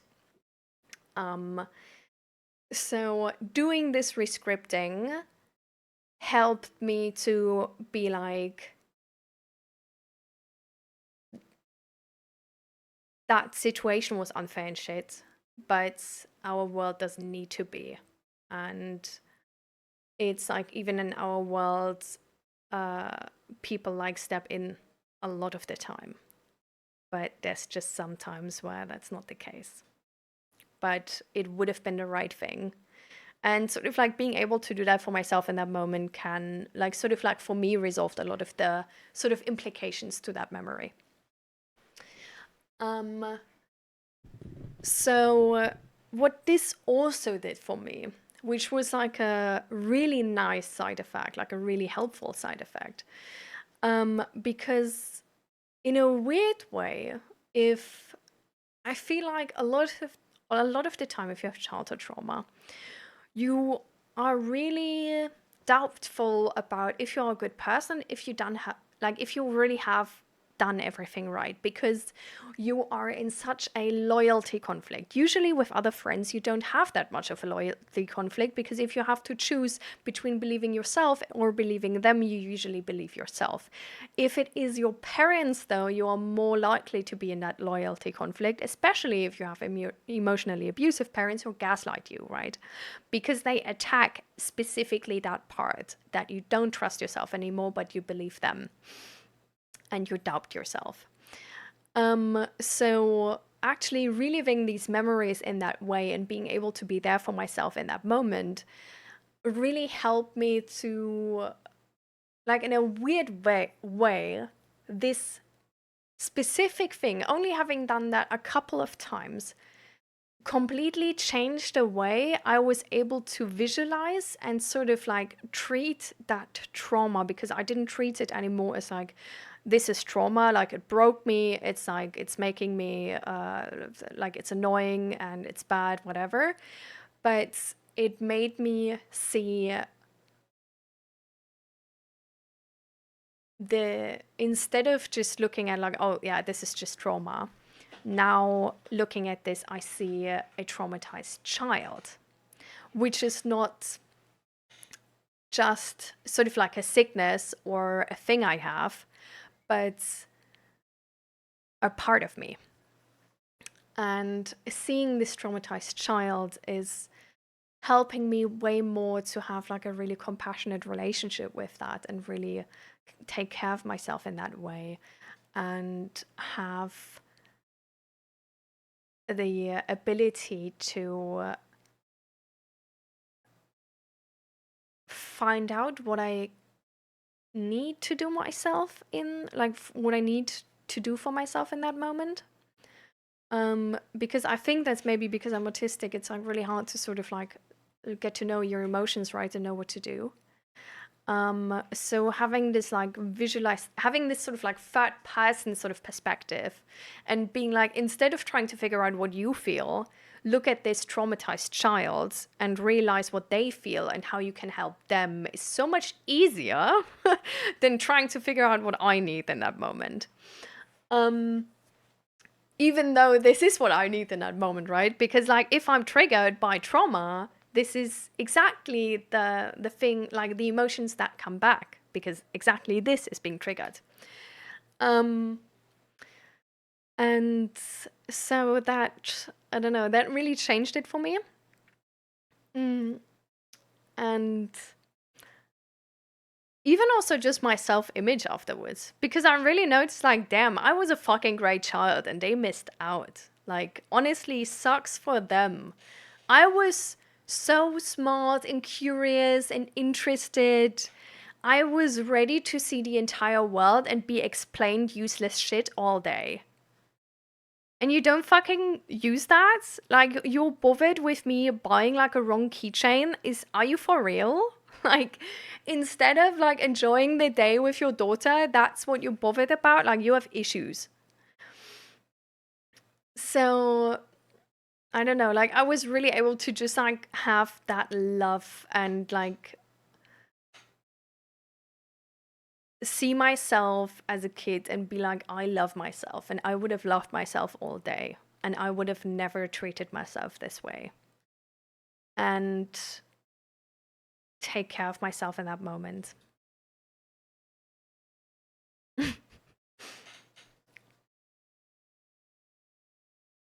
Narrative exposure therapy and imaginary rescripting. Whereas I do 2 therapies. Yeah. Yeah, I did exposure therapy. I did imaginary exposure therapy. I did rescripting. Imaginary exposure therapy I didn't like. But rescripting, really love that. Normal exposure therapy, obviously I don't like it, fucking annoying, but helped. So sort of do like it. And yeah, then regular therapy. I found mine from my Native American roots and spiritually, but I learned others to help others. That's really nice. I feel like being able to help others is also sort of like emotionally healing, right? Because you're like, nobody was there for me, but now I can be there for others. It's like sort of giving it a purpose, I think. Can be a really nice way to deal with it, in a way.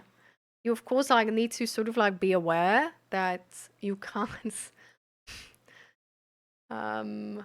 you can't like project on others. Like if it goes that far, then you're like, let's not do that. But yeah.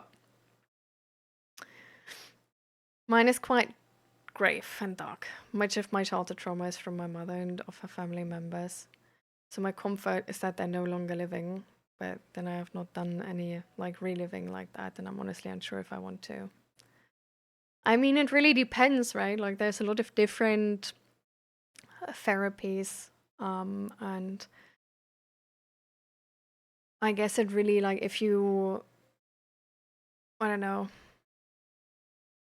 I feel like if you have like a therapist right now, then they are the professionals who will sort of, I guess, tell you which therapy is maybe a good idea and which is not. I do think it really depends to find the thing which is fitting you.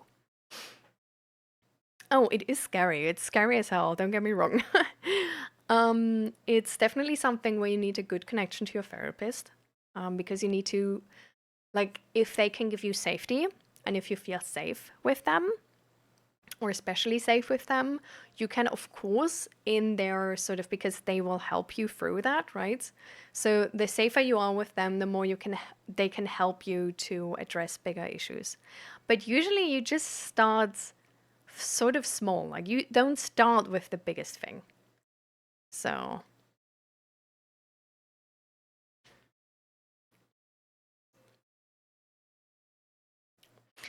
PTSD and CPTSD. It's like PTSD from one big situation and chronic PTSD from like many small situations, right? No? Correct me if I'm wrong, please. I was a shy, scared child. PTSD is one traumatic experience, and complex PTSD is multiple. Okay, CPTSD probably is multiple trauma, like long-term trauma, like abuse, violence, and other things. Yeah. Okay. So at least we're like, okay, it's right. Yeah. So S and I are properly educated. It honestly, yeah. Therapy is scary and hurts really bad. Finding the right trauma-informed care is important. Yeah. I have, I guess, like both. Well, with PTSD, it's sort of like a way, like like PTSD is, how you say that? I lack the word in English right now.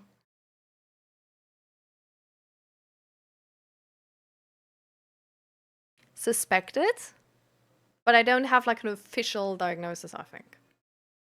Maybe I do have an official diagnosis. I don't know why, but I'm always unsure about the diagnoses I have. Because it's really like so unimportant to me because I'm just, because I don't speak Dutch good enough yet that I'm actually able to be in like Dutch, like with Dutch therapists and like group classes and stuff like this. I just have that one therapist. So it doesn't really matter what yeah, what the diagnosis is because we just do what we do.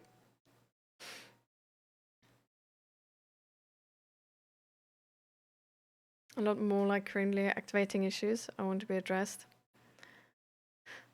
So maybe in the future I'll be able to consider it. I don't want to ignore my childhood trauma. It's just isn't the most pressing of my issues right now. That makes entire sense and that's absolutely fine.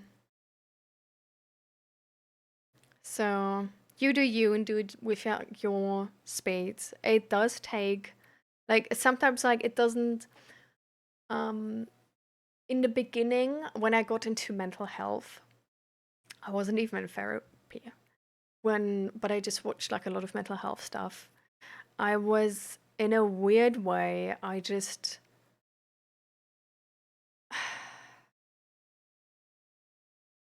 it was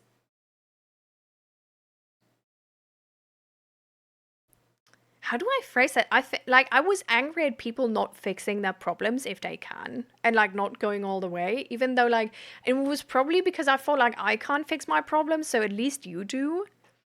And I think it was also because like I couldn't sit, like I wasn't like emotionally available, because if they brought these emotions up, I would feel fucking stressed that the dam is gonna break and all of my emotions are gonna spill the fuck out. So that's really like a thing where like now that I'm like stopping therapy, I'm like mentally stable, I realize like, that's why they always say like you gotta get like good yourself and then you can help others. Because bro, I was pushing people for no reason, really, because everybody has their own time. And it's so important actually to not neglect that, because we don't have a perfect world. We can't offer right now, our society is not offering all the support needed. If we push somebody to the brink of suicide because they don't have a support system strong enough to actually like deal with the consequences of bringing up trauma and stuff like this, good chances it's gonna go wrong, because the therapist is like, you see them like once a week if you have like a intense therapy once a week. If you have multiple therapies intense in the Netherlands, you probably have multiple times a week even. It's still not your entire fucking day, and you will have lows in between. So yeah, we like, it's like, do it on your time and do it when you have space for this. Like the motivation to combat trauma, if you realize how, like, if you're self-aware that how it's impacting you, and if you have hope that this could be better, the motivation is basically implied. Like you're gonna think about doing this and want to be doing this once you have the time, you know? I have a whole list of diagnoses. Same, bro, same. A diagnosis is a label. That's a tool to learn and inform, not to let put us in a box. Exactly. That's why like diagnoses like themselves, like they don't really like do anything, right? So it's like you do whatever you do based on that diagnosis, but it's like they're more important for the therapy and the like place I get therapy at than for me. Oh my god. See, I had the same anger. A lot of that feeling for me stemmed from my mother's issues. Her refusal to address them and repair them made me like enraged. Yeah. Yeah, exactly. Because you have suffered on the people who didn't get their mental health fixed. Yeah.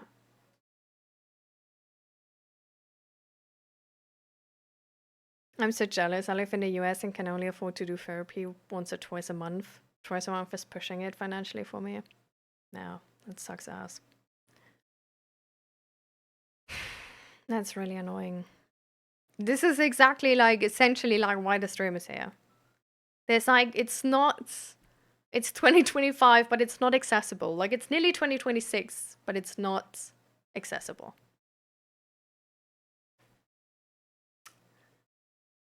I mean, maybe at some point you can move to the Netherlands, who knows?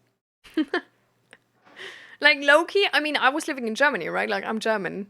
I moved to the Netherlands and then I started therapy. I don't know, like I don't know if the German system is so much worse or something. I was just honestly, it also wasn't a decision like, oh, I moved to the Netherlands to get therapy. It was a decision, I'm fleeing Germany to get away from my parents because that's for sure gonna fix my issues. And then I was in the Netherlands and I noticed like, fuck, my issues are not fixed. I need to stop denying what's going on. I need to get therapy. So that's when I started therapy. I have complex PTSD, jeez, ADHD, bipolar 1 with auditory hallucination, social anxiety and intermittent explosive disorder, anger disorder. Oof. I have 2 days a week therapy. How's it going? I'm open to speak about my struggles, hoping to help others. I think that's, yeah, that's exactly what, like, sometimes it helps us. Sometimes just being open helps another person be open too and be bold like that and be brave. And I think that's low-key like what a community like this is based upon, right? It's literally about sharing, being vulnerable, and making this space a safe space for everybody to speak up.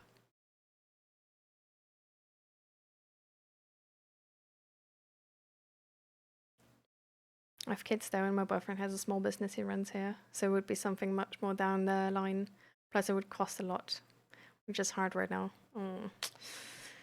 I mean, if you don't go to the Netherlands, but you go to Germany, you do need to know Germans are a bit more like on average, just a bit unhappier than Dutch people. But studying is free. So with kids, it could be actually financially beneficial. You literally pay like 100 to like $400 a semester. So yeah, entire studies, like entire bachelor, 2K.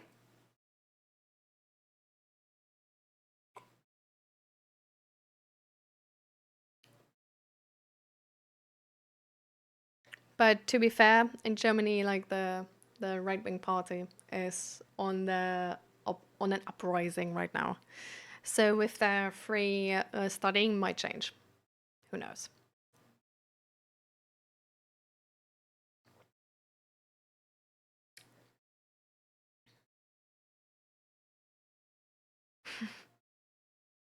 Bro, I've seen a TikTok about a American girl who was crashing out because she found out that her college, no, her like university like loan she took is doubled already because her fucking interest rate is like 17, 19% or something.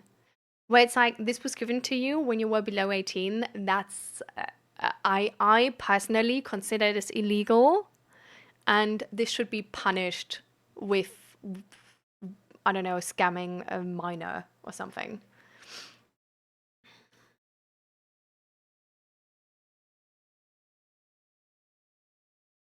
Yeah. It's like at this point doesn't even make sense to pay them off, does it?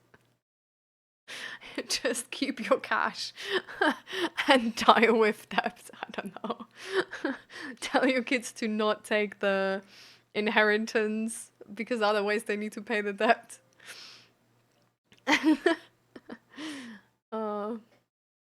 Just like we're laughing, but this is not funny.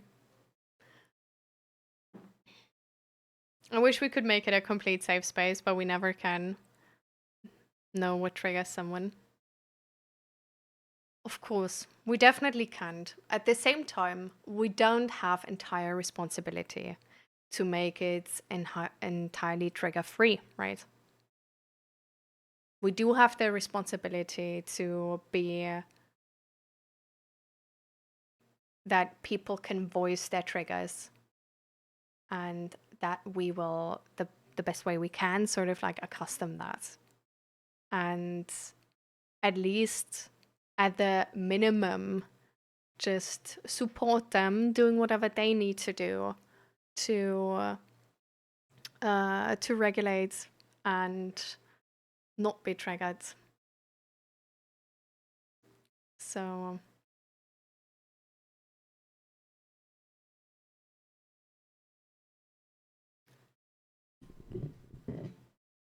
because I think it's not the like the goal, I think, in life to never be unhappy and to never be triggered,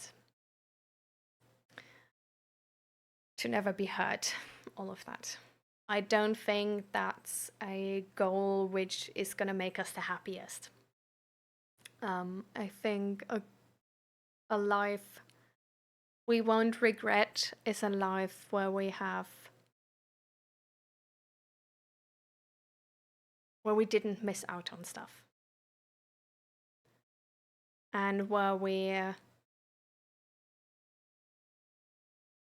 connected intimately to the world around us and their pain.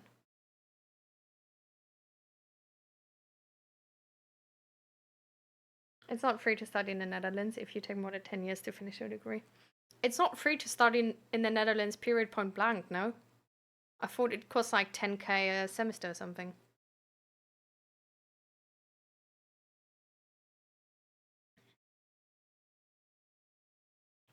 I've heard of multiple people having like student debt in the ranges of like 60 to 80k in the Netherlands.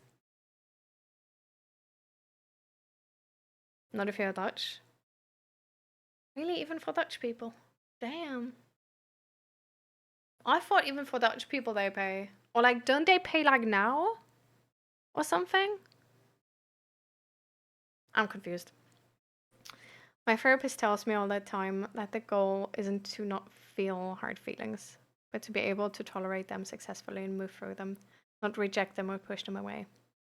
I mean, they also don't need to be that bad, right? We had a discussion about this the other day, where... What you want? Wanna come with action? How's that? Dream. I sort of do wanna. Some fresh air. Yeah, I thought. Tiny bit of walking at least. I thought you would. When do you want to leave? 8. That's in like 70 minutes.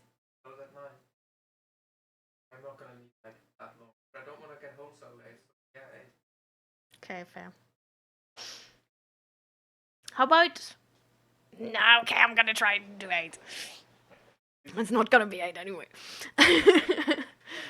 So I'm at least trying to do 8. Wish me luck, I'm heading out to the mental health initiative meeting. Good luck, Oguna. I hope it works. I really, really hope it works. And you got this. You got this. You got this. Okay. Breathe and be true to yourself. You're gonna crush this.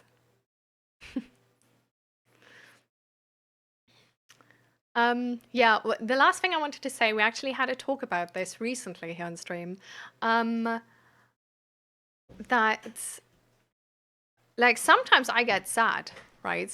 When like we talk about something, it gets like really deep. It sounds really, really sad. I get sad. And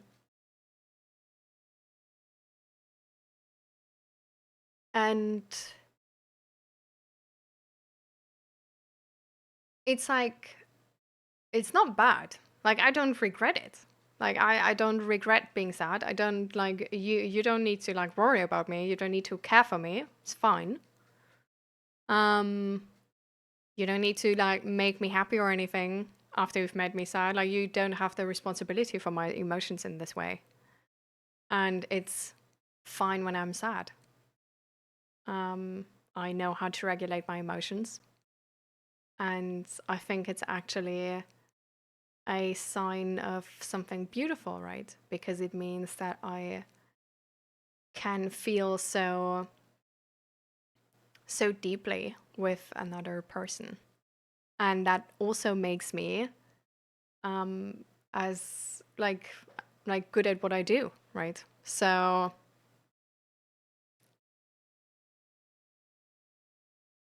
I don't know, like whenever you see me be sad, don't worry.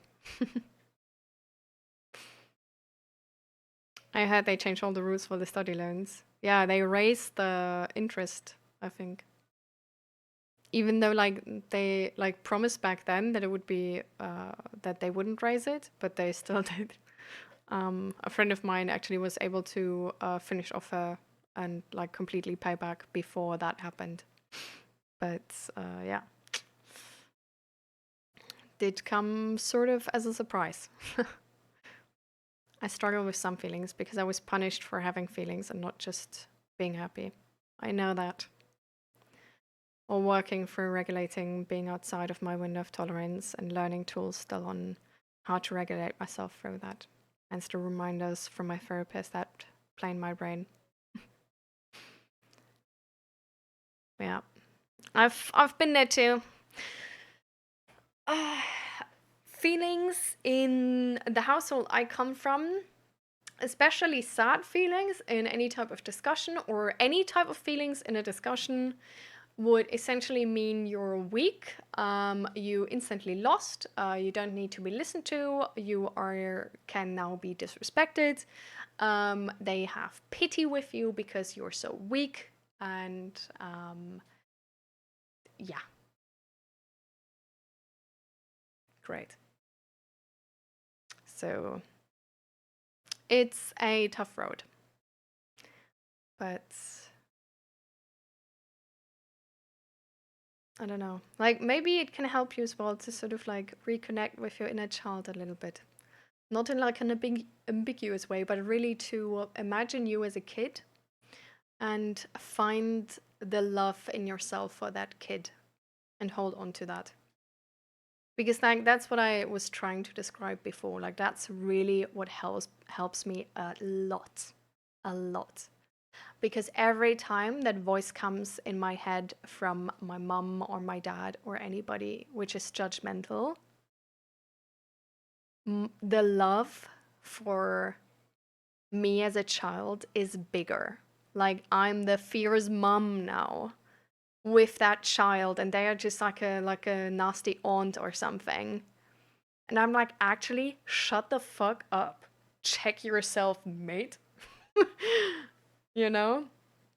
And that's really, really helping to just also just be like, you know what, kiddo? Don't listen to them. I'll love you. It helps to be there for myself.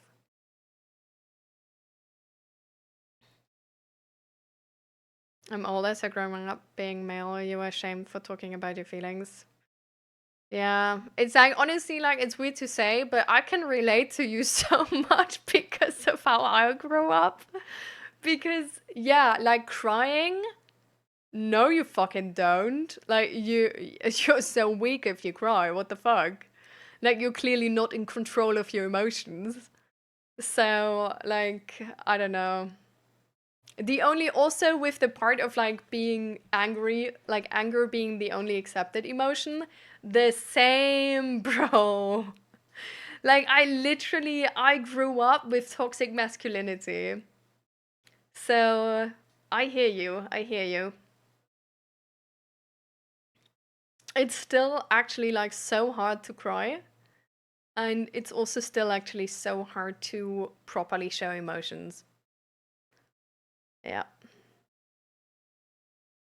Like I'm learning and training every day. But I know what I gotta do. Now I just gotta get better at it.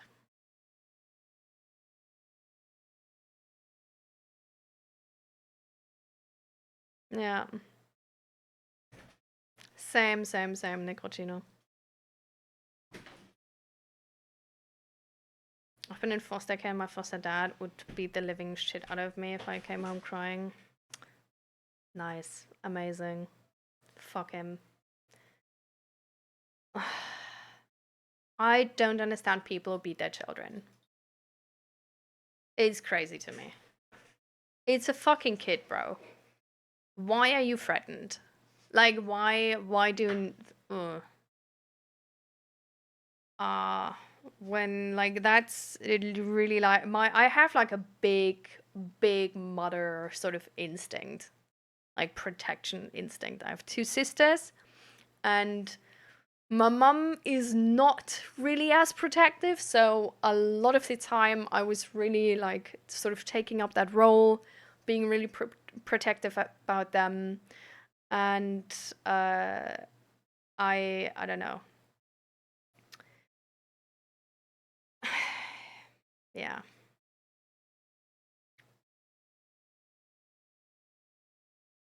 That's why I could never be like a child psychologist, I think, because I could, if I would hear shit like that, I would go around and like start killing people. Seriously. It's like as a psychologist, you sort of need to like stay regulated, right?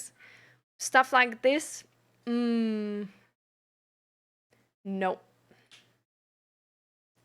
really tough.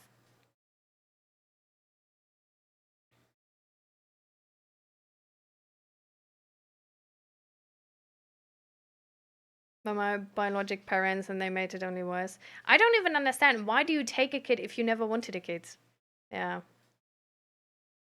Like the point that they are foster parents, huh?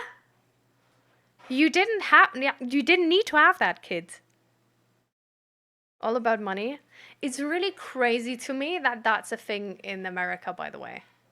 It's really crazy to me because from what I know, the like social like the social benefits of having children is like smaller than in all other European countries. Not like other than in European countries. Yeah.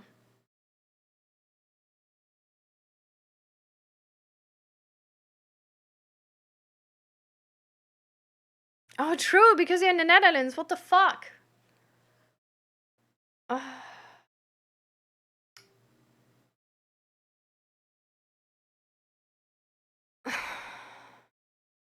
Yeah. I just thought like the system would be like harder to fool, I guess, or something in the Netherlands. It's really like honestly, I'm such a fan of educating children of their rights. I think it should be in every school.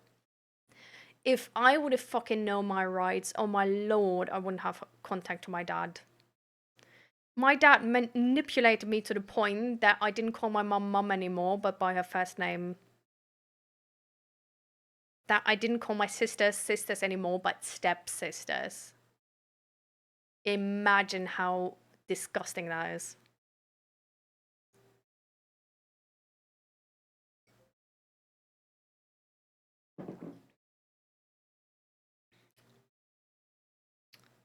Oh, yeah, I'm really sorry for your experience. That really sucks.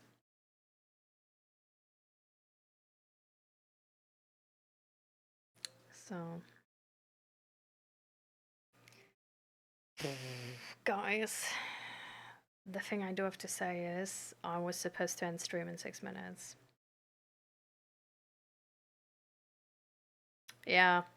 Yeah, I know, right? Yeah, with kids, it's like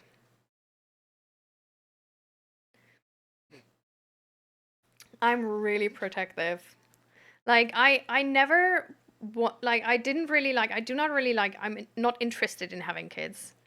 I do believe I'm going to end up with a kid at some point just because I'm going to save one at some point. It's yeah. It's like it's bound to happen. Until then, I can only work on myself to get better, to be able to be an actually good mom. So that's the goal, I guess. Until then, I'm just gonna help you kids. Yeah. Yeah, that's true. At least we do, as society does, sort of get better in an overarching theme, usually. I am so sorry, but let's get to the end of the stream. I really, really appreciate every one of you being vulnerable and sharing everything with me. And I hope we're gonna see each other in the next stream because I would love to talk more to you guys. And I'm really sorry I'm sort of like ending the stream like this now, even though there's still something to talk about. Because usually I honestly literally wait until there's nothing to talk about anymore and then I stop stream because I just really don't wanna not have the space for a person anymore. But I've been sitting here now nearly 8 hours and it's getting to a point where that's also unhealthy. So MG Gaming, you're really not helping to make this sort of like an easy choice for me here. I mean, it's definitely a part of me to make this a safe space for everybody of you, right? But it's also really important that you work with me on this because only me trying to make this a safe space is not going to cut it because this will only be a safe space if everybody of us is working together to make this a safe space. And so comments like these are not as funny, you know?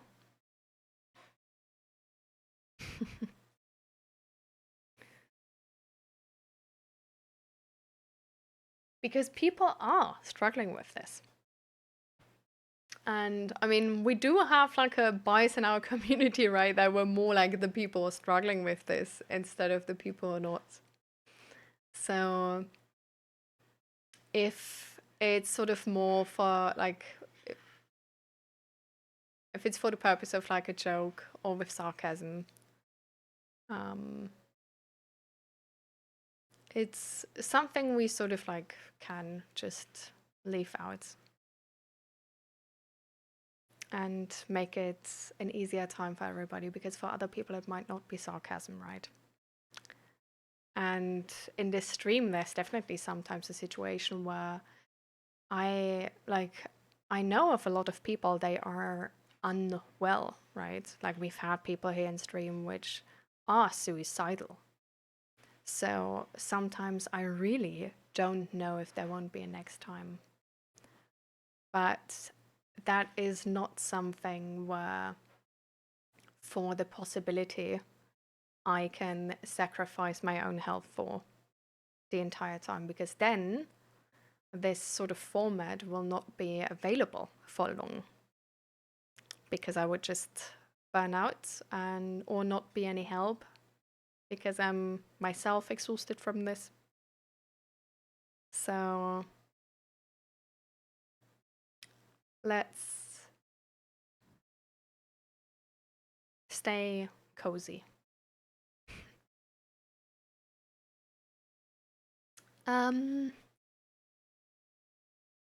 Exactly. But it's also not something which is like only for me maybe a worry, right? But it can also at some point become for the people in the community a worry. So it's just something where like we will be confronted with this. And it's definitely, it is sort of like a point where at some points we will worry about this.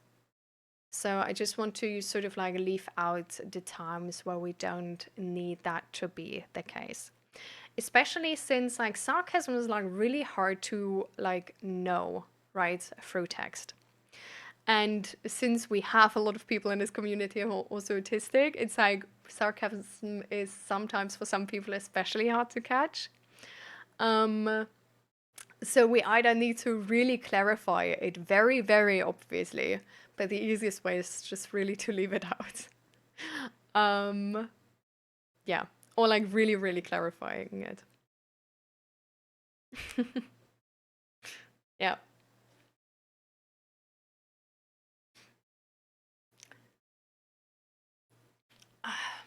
So now to the favorite moment, and we got to be a little bit quick about this, okay?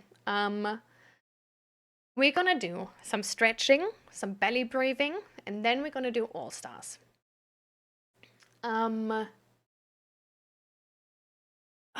Because we've been sitting at the PC for a while. Even if you've only been sitting at the PC for half an hour, that's actually already the time where, at least in the presentation Zach did about this sometime, we should move and can use some stretches to help us with the effects of, yeah, of sitting. So let's do that.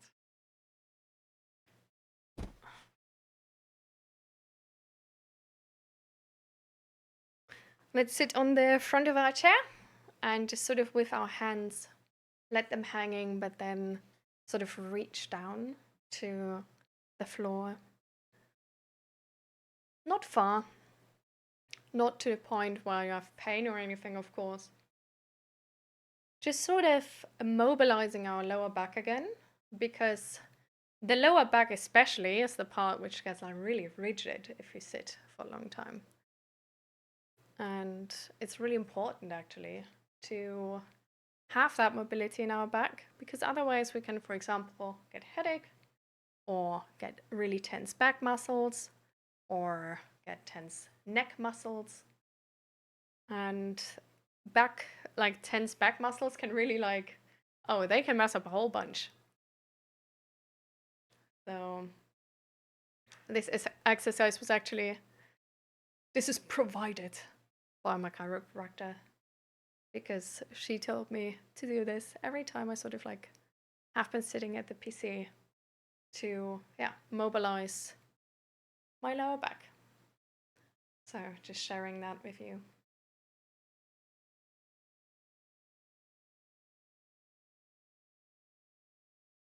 What does that do with the cold water?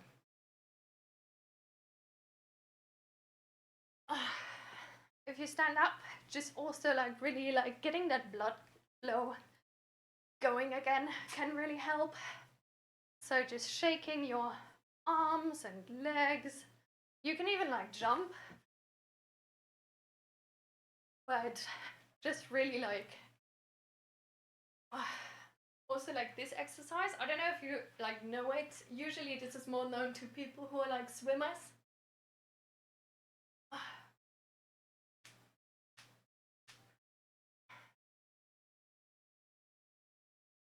But this is definitely also getting the blood going again.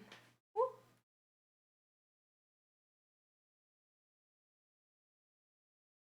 It makes you feel less sore after. I see. I think stretching too, no? Ooh.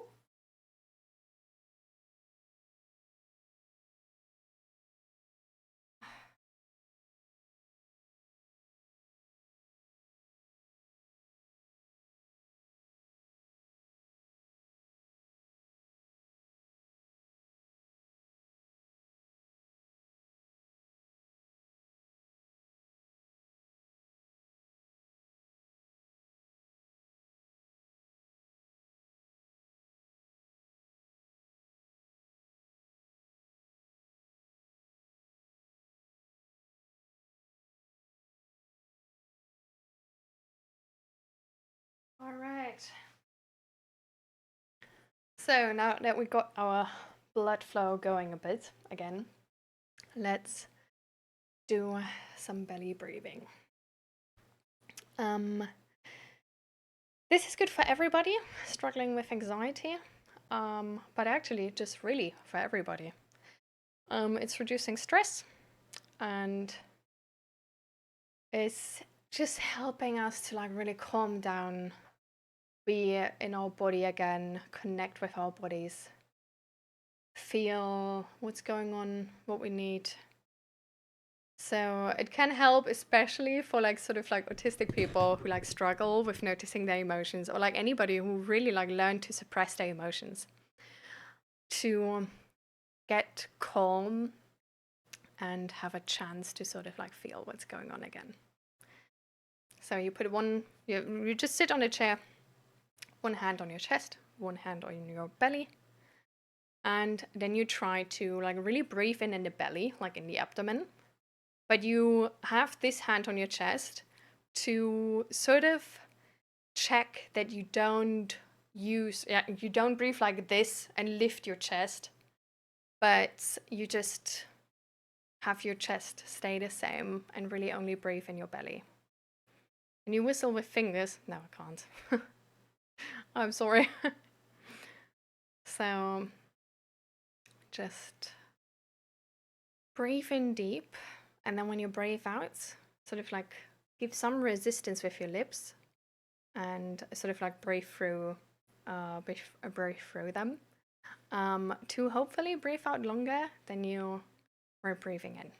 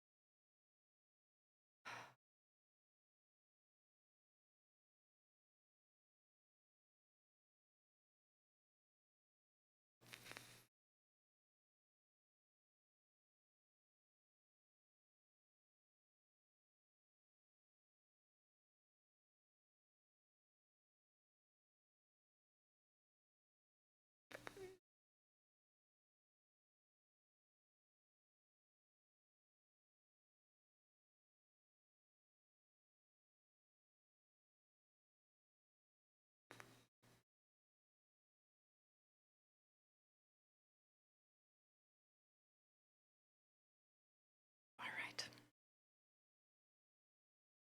So this has hopefully calmed you down a little bit and helped you to get a little bit more in tune with your body. Maybe notice that the air is actually a bit stale in your room and you should air out your room. Maybe notice that you actually need a tea because your throat is hurting a little bit, or that you need some water because you're actually kind of thirsty. Or maybe you notice that you're actually hungry and didn't eat for a while. Maybe you notice that you just need a little bit more stretching or need a walk outside.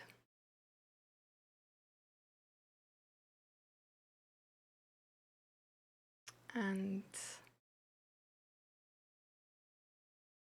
that's really good too. So now at the last thing, but we need to be a little bit quick with this because it's already 10 after, is All Stars. It's a thing we always do in my stream. At the end of every stream, we share what was the best moment of the stream, like which moment we liked the most. And it doesn't have to do with me, it can have to do with somebody else in the stream. And it can have to do with yourself. It can be anything.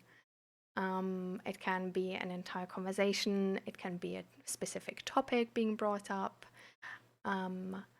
But yeah, it's just what was your favorite, most memorable moment in stream, everybody? mm.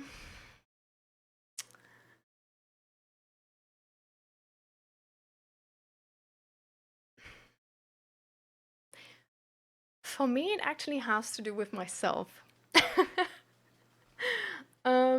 I know I could now just say like, oh, the raid was so amazing, and it was. But my favorite moment was actually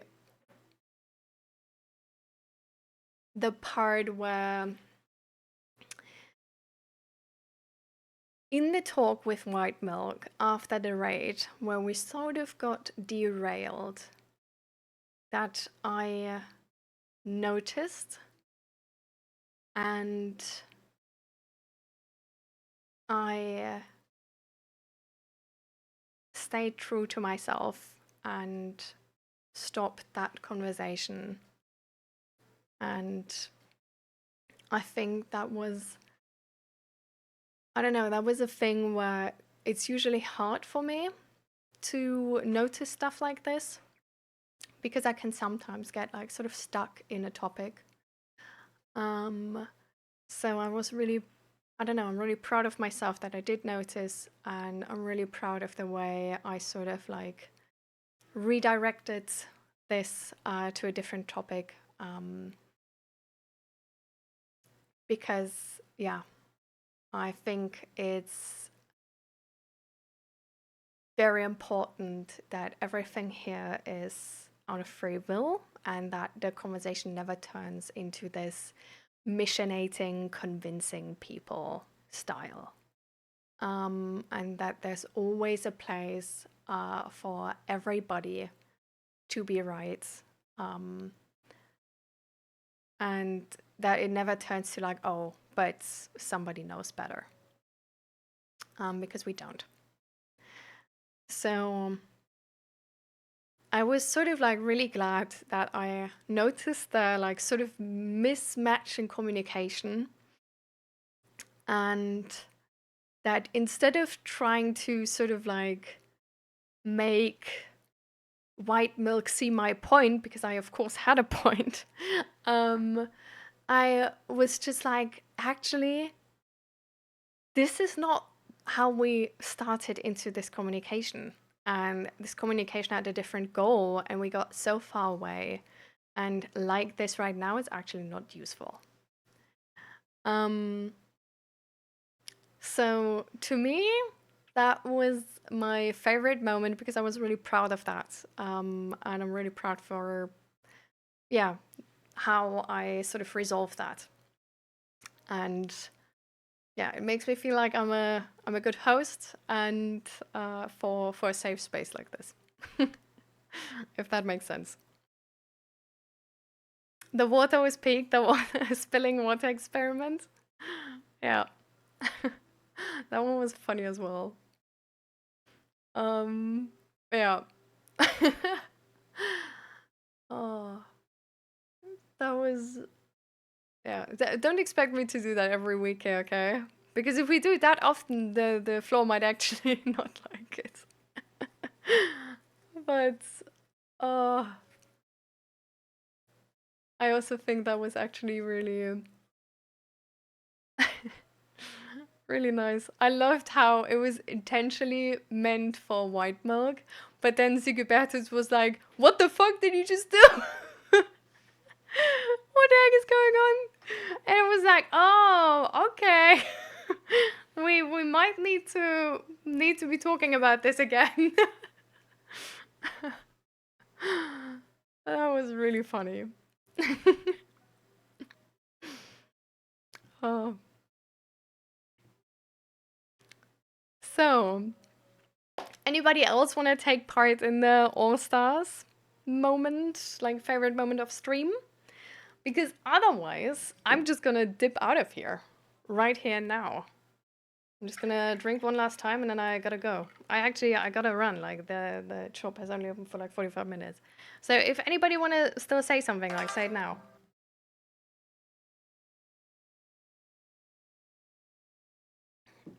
Oh, oh no, you may not. You may not.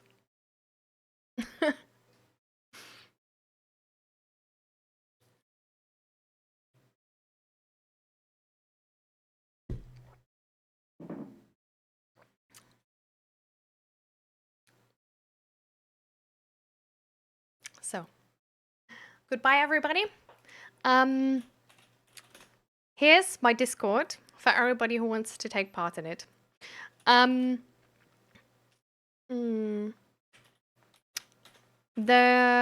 This is the YouTube channel, or like, well, it's this is the YouTube channel where all the VODs are, and also the VOD from today is going to be there. And if whoever like is here wants to support the stream, and that I'm able to offer this, then they can, for example, buy my merch or hit up my Etsy account, and everything is linked below the stream. So, oh, Joy Fluids, I'm going offline. I'm really sorry, but I have to run. We have to go somewhere still, and we only have like 44 minutes now. But I hope I see you next time. Bye.